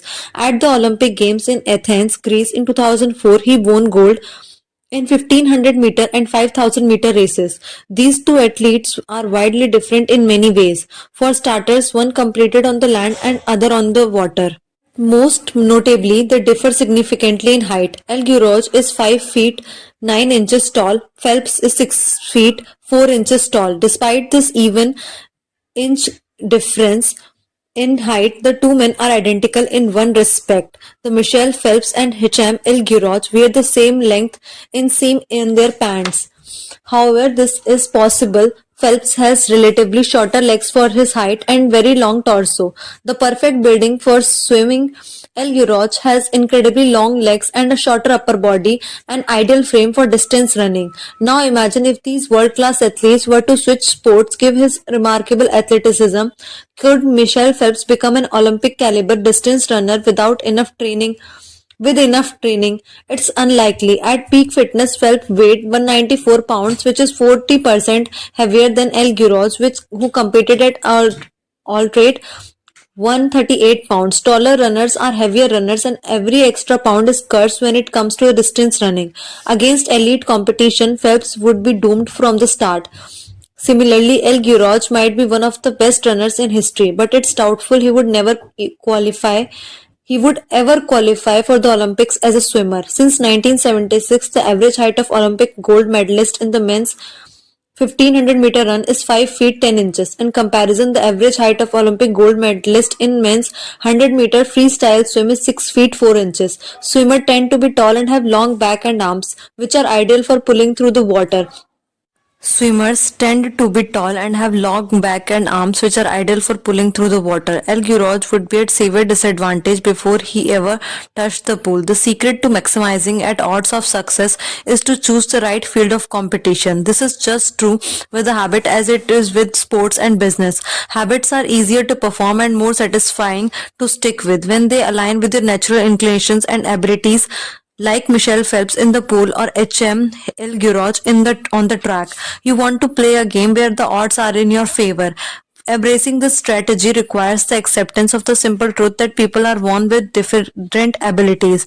Some people don't like to discuss the fact. On the surface, your genes seem to be fixed, and it's no fun to talk about things you cannot control. Plus, phrases like biological determinism make it sound like certain individuals are destined for success, other doomed to failure.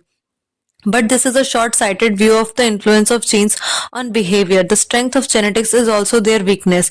Genes cannot be easily changed, which means they provide a powerful advantage in favorable circumstances and a serious disadvantage in unfavorable circumstances. If you want to dunk a basketball, being 7 feet tall is very useful. If you want to perform a gymnastic routine, being 7 feet tall is great hindrance. Our environment determines the suitability of our genes and the utility of our natural talents.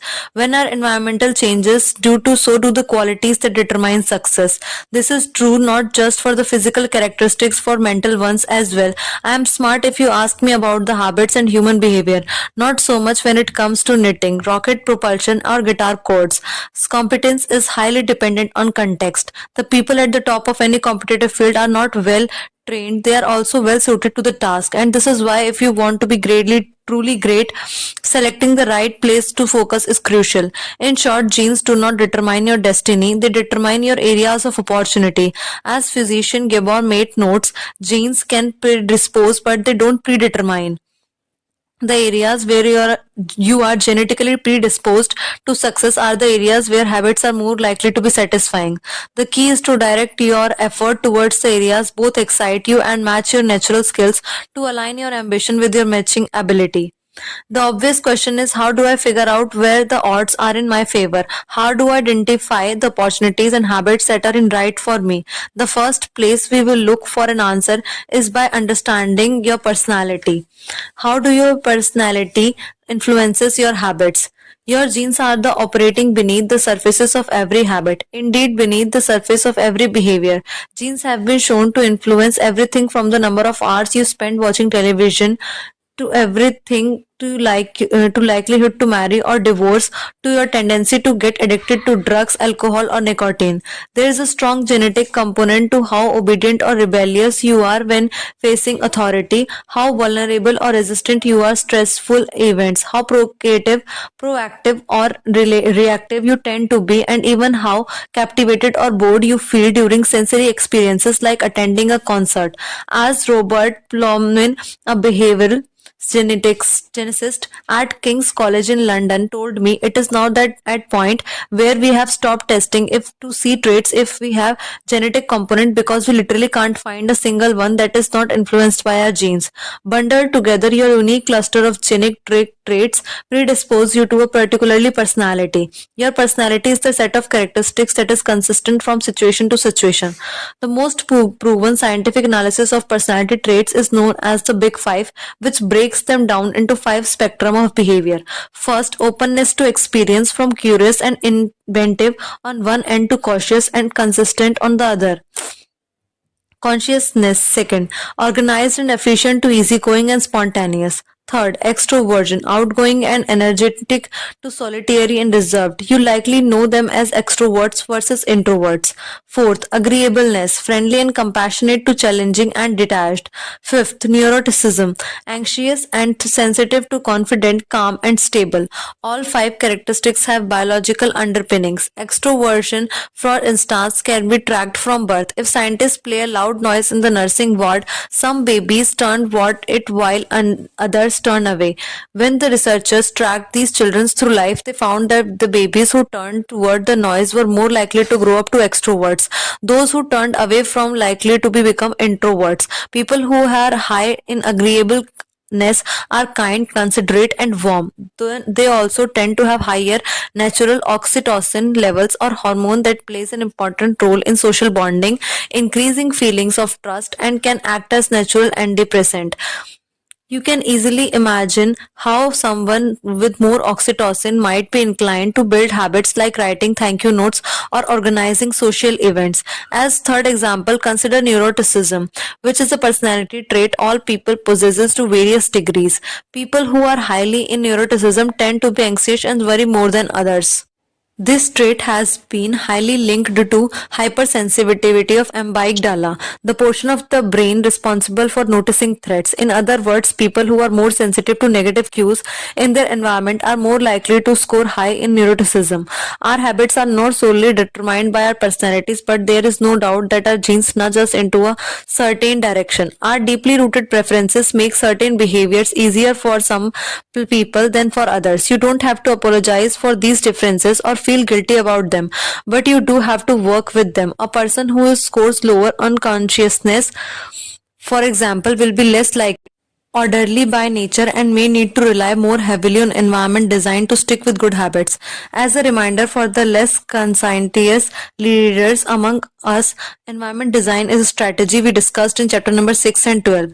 The takeaway is that you should build good habits that work for your personality. People can get ripped working out like a bodybuilder, but if you prefer rock climbing or cycling or rowing, then shape your exercise habit around your interests. If your friend follows a low carb diet, but you find a low fat work interest for you, then more power to you. If you want to read more, don't be embarrassed. If you prefer steamy romance novels over non-fiction, read whatever fascinates you. You don't have to build the habit everyone tells you to build. Choose the habit that best suits you, not the one that is most popular. There is a version of every habit that can bring you joy and satisfaction. Find it. Habits need to be enjoyable if they are going to stick. This is the core idea behind the fourth law. Tailoring your habits to your personality is a good start, but this is not the end of this story.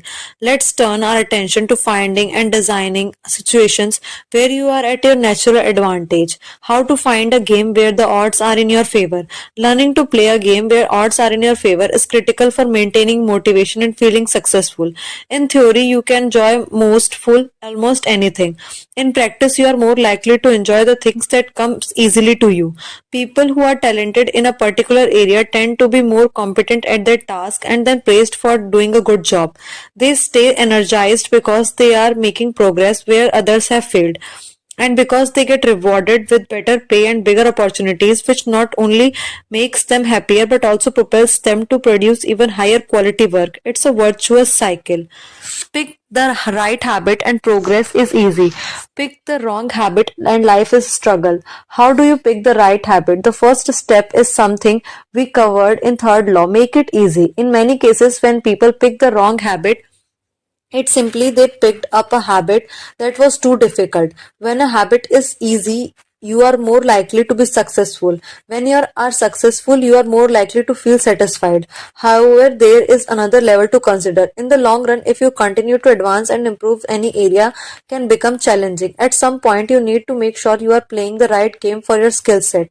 How do you figure that out? The most common approach is trial and error. Of course, there is a big problem with this strategy. Life is short. You don't have to aim to try out every career, date every eligible bachelor, or every musical instrument. Thankfully, there is an effective way to manage this conundrum, and it is known as explore trade off. Explore, exploit, trade off. In the beginning of a new activity, there should be a period of exploration. In relationships, it's called dating. In college, it's called the liberal arts. In business, it's called the split testing.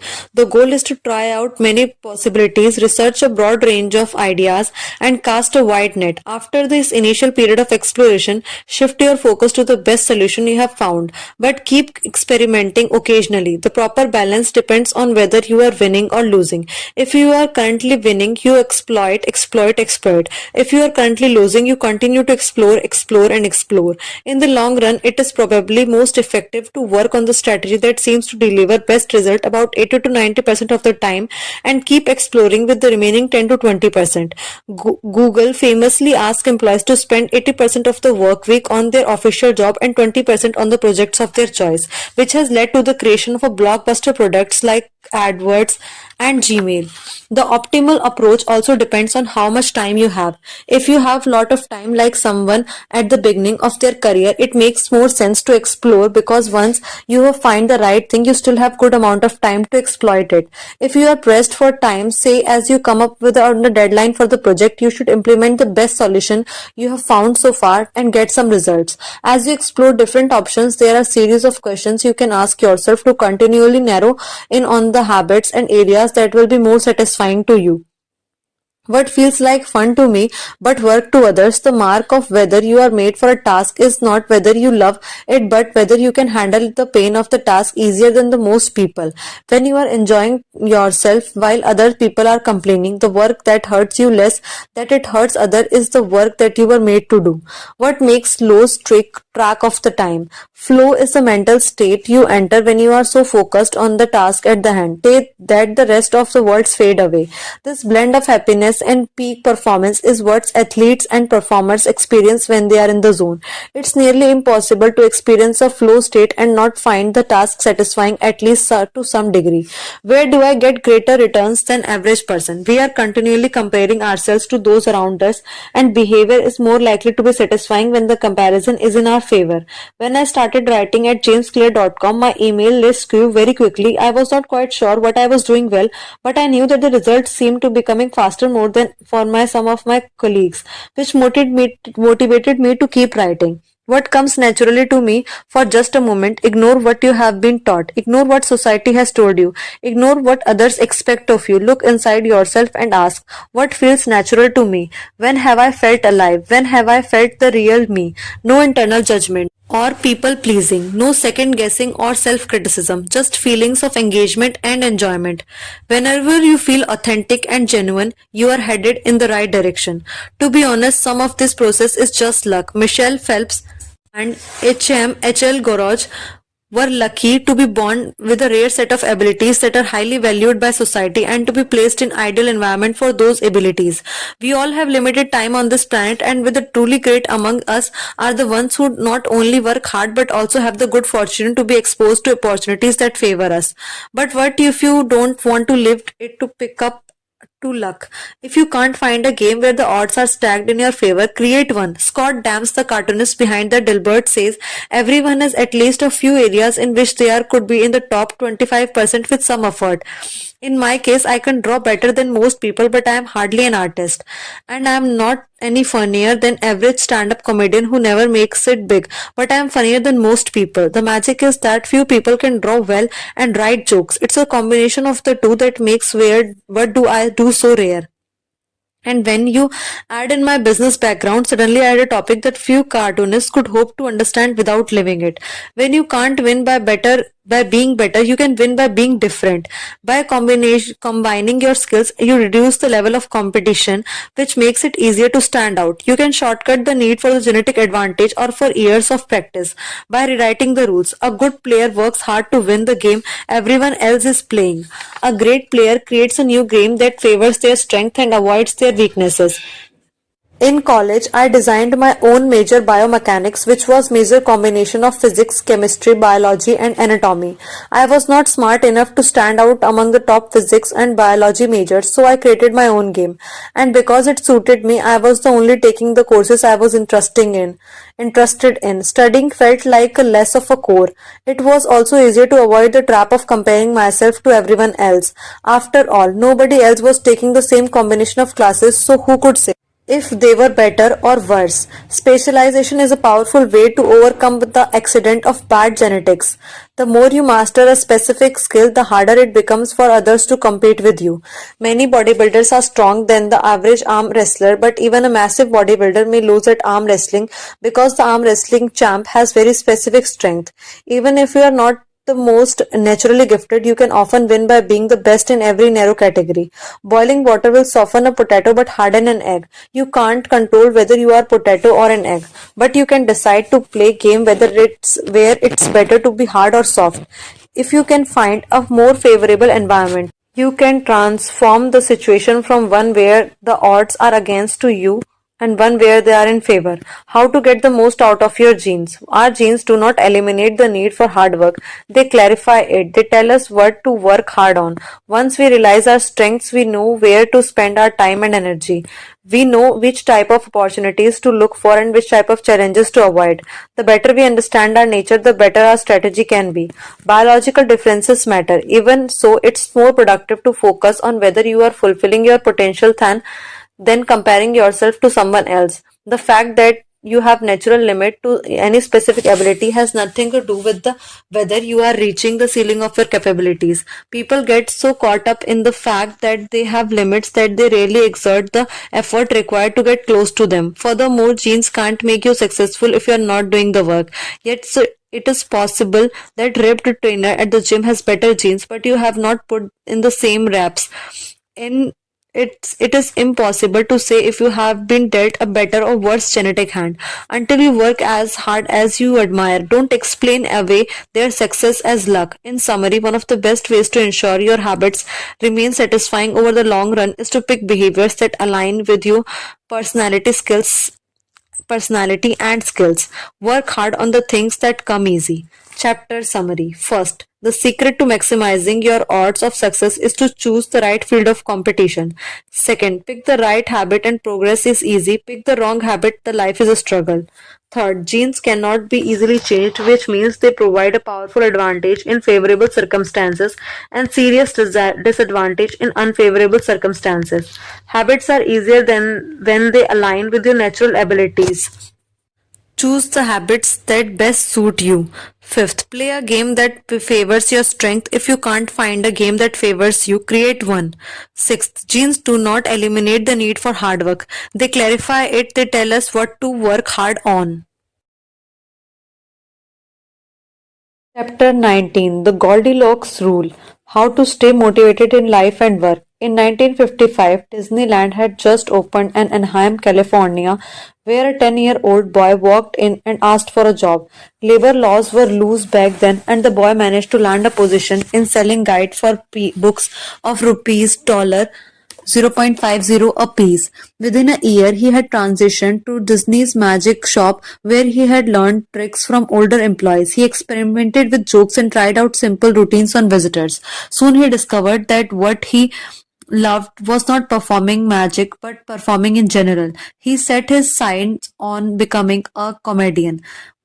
Beginning in his teenage years, he started performing a little in little clubs around Los Angeles. The crowds were so small and his act was short. He was rarely on stage for more than 5 minutes. More than most of the people in the crowd were too busy drinking or talking with friends to pay attention.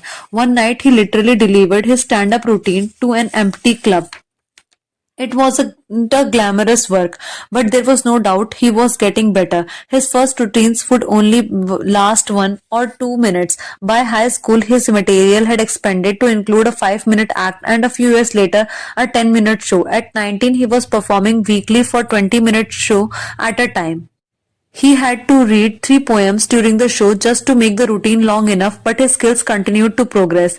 He spent another decade experimenting and adjusting and practicing. He took a job as a television writer and gradually he was able to land his own appearances on talk shows. By mid 1970s, he had worked his way into being a regular guest on The Tonight Show and Saturday Night Live. Finally, after 15 years of work, the young man rose to a fame and he toured 60 cities and 63 days. Then 72 cities in 80 days, then 85 cities in 90 days. He had 18,690 people attend one show in Ohio. Another 45,000 tickets were sold for his 3-day show in New York. He catapulted on the top of his genre and became one of the most successful comedians of his time. His name is Steve Martin. Martin's story offers a fascinating perspective on what it takes to stick with the habits for the long run. Comedy is not for the timid. It is hard to imagine a situation that would strike fear into hearts of more people than performing alone on stage and failing to get a single laugh. And yet to see Martin face this every week for 18 years. In his words, 10 years spent learning, 4 years spent refining, and 4 years as a wild success. Why is that some people like Martin stick with their habits, whether practicing jokes or drawing cartoons or playing guitar, while most of us struggle to stay motivated? How do we design habits that pull us in rather than ones that fade away? Scientists have been studying this question for many years. While there is still much to learn, one of the most consistent findings in that way to maintain motivation and achieve peak levels of desire is to work on tasks of just manageable difficulty. The human brain loves a challenge, but only if it is within an optimal zone of difficulty. If you love tennis and try to play a serious match against 4-year-old, you will quickly become bored. It's too easy. You will win every point. In contrast, if you play a professional tennis player like Roger Federer or Serena Williams, you will quickly lose motivation because the match is too difficult. Now consider playing tennis against someone who is your equal. As the game progresses, you win few points and you lose a few. You have a good chance of winning, but only if you really try. Your focus narrows, distractions fade away, and you find yourself fully invested in the task at hand. This is a challenge of just manageable difficulty, and it is a prime example of Goldilocks rule.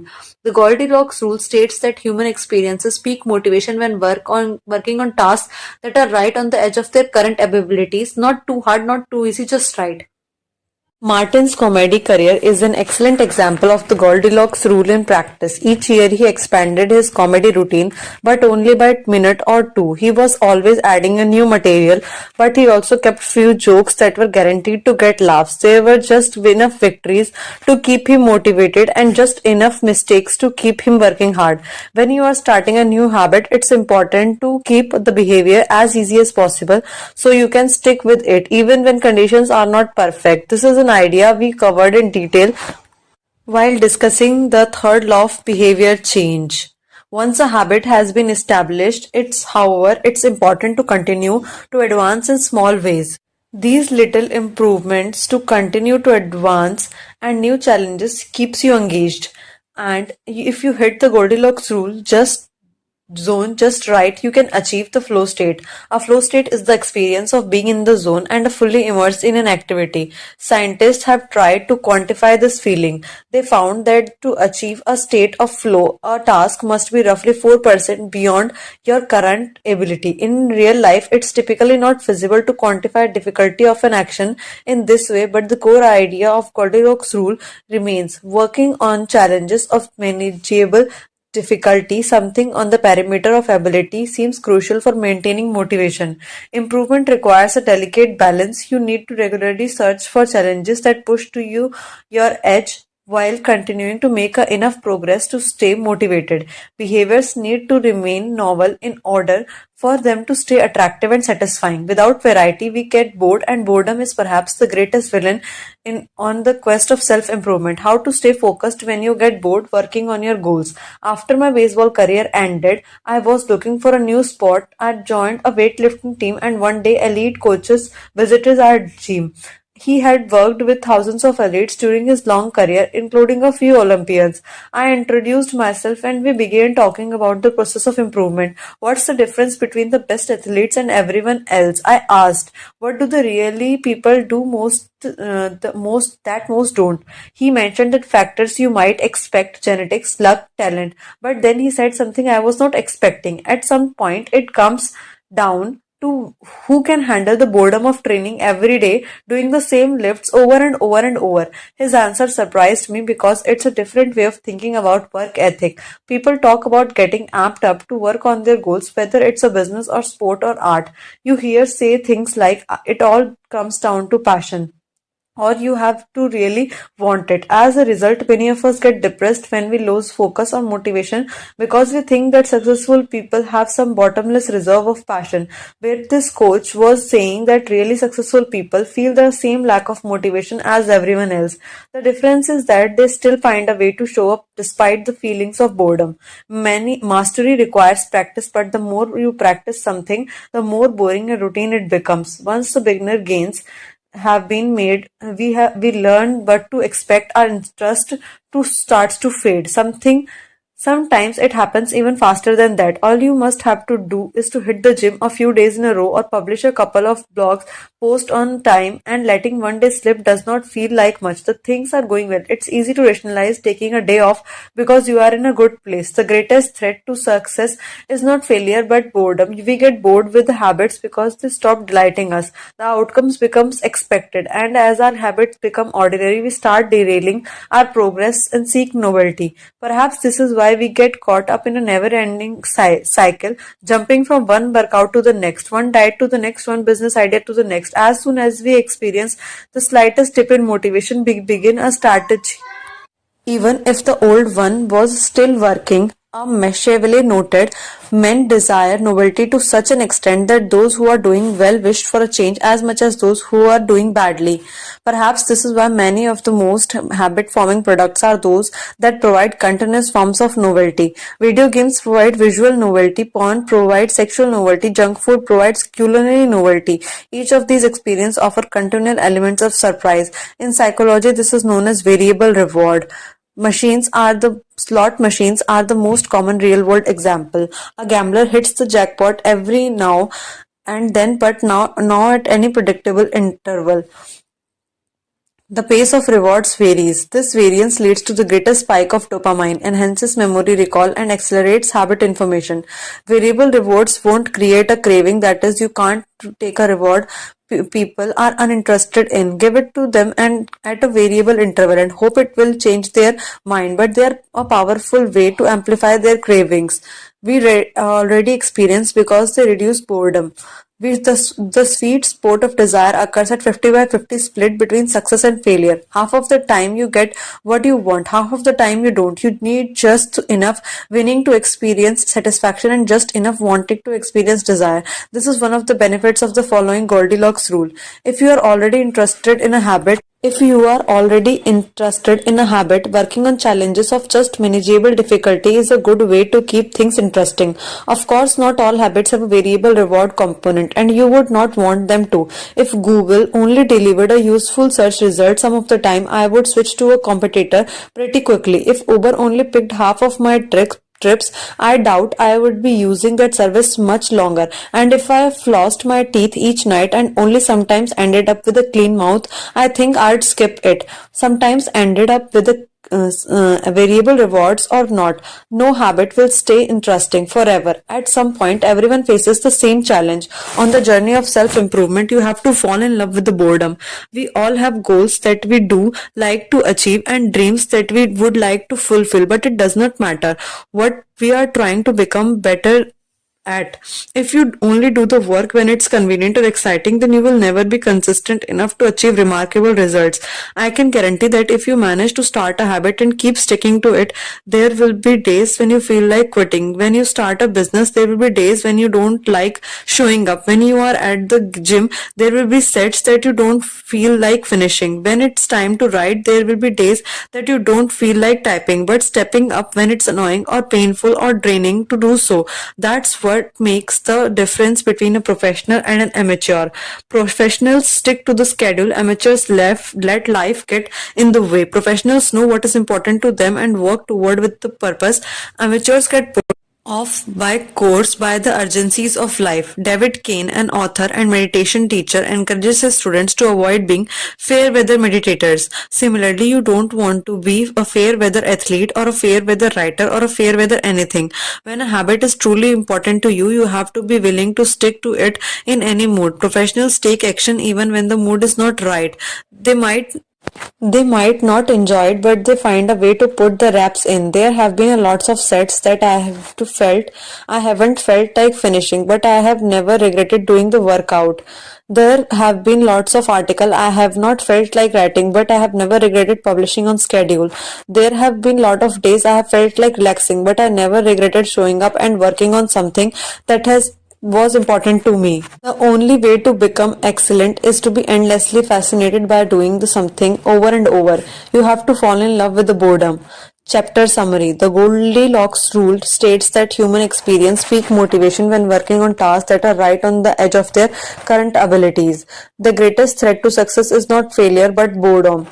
As habits become routine, they become less interesting and less satisfying. We get bored. Anyone can work hard when they feel motivated. It's the ability to keep going when work is not exciting makes the difference. Professional sticks to the schedule and amateur lets the life get in the way.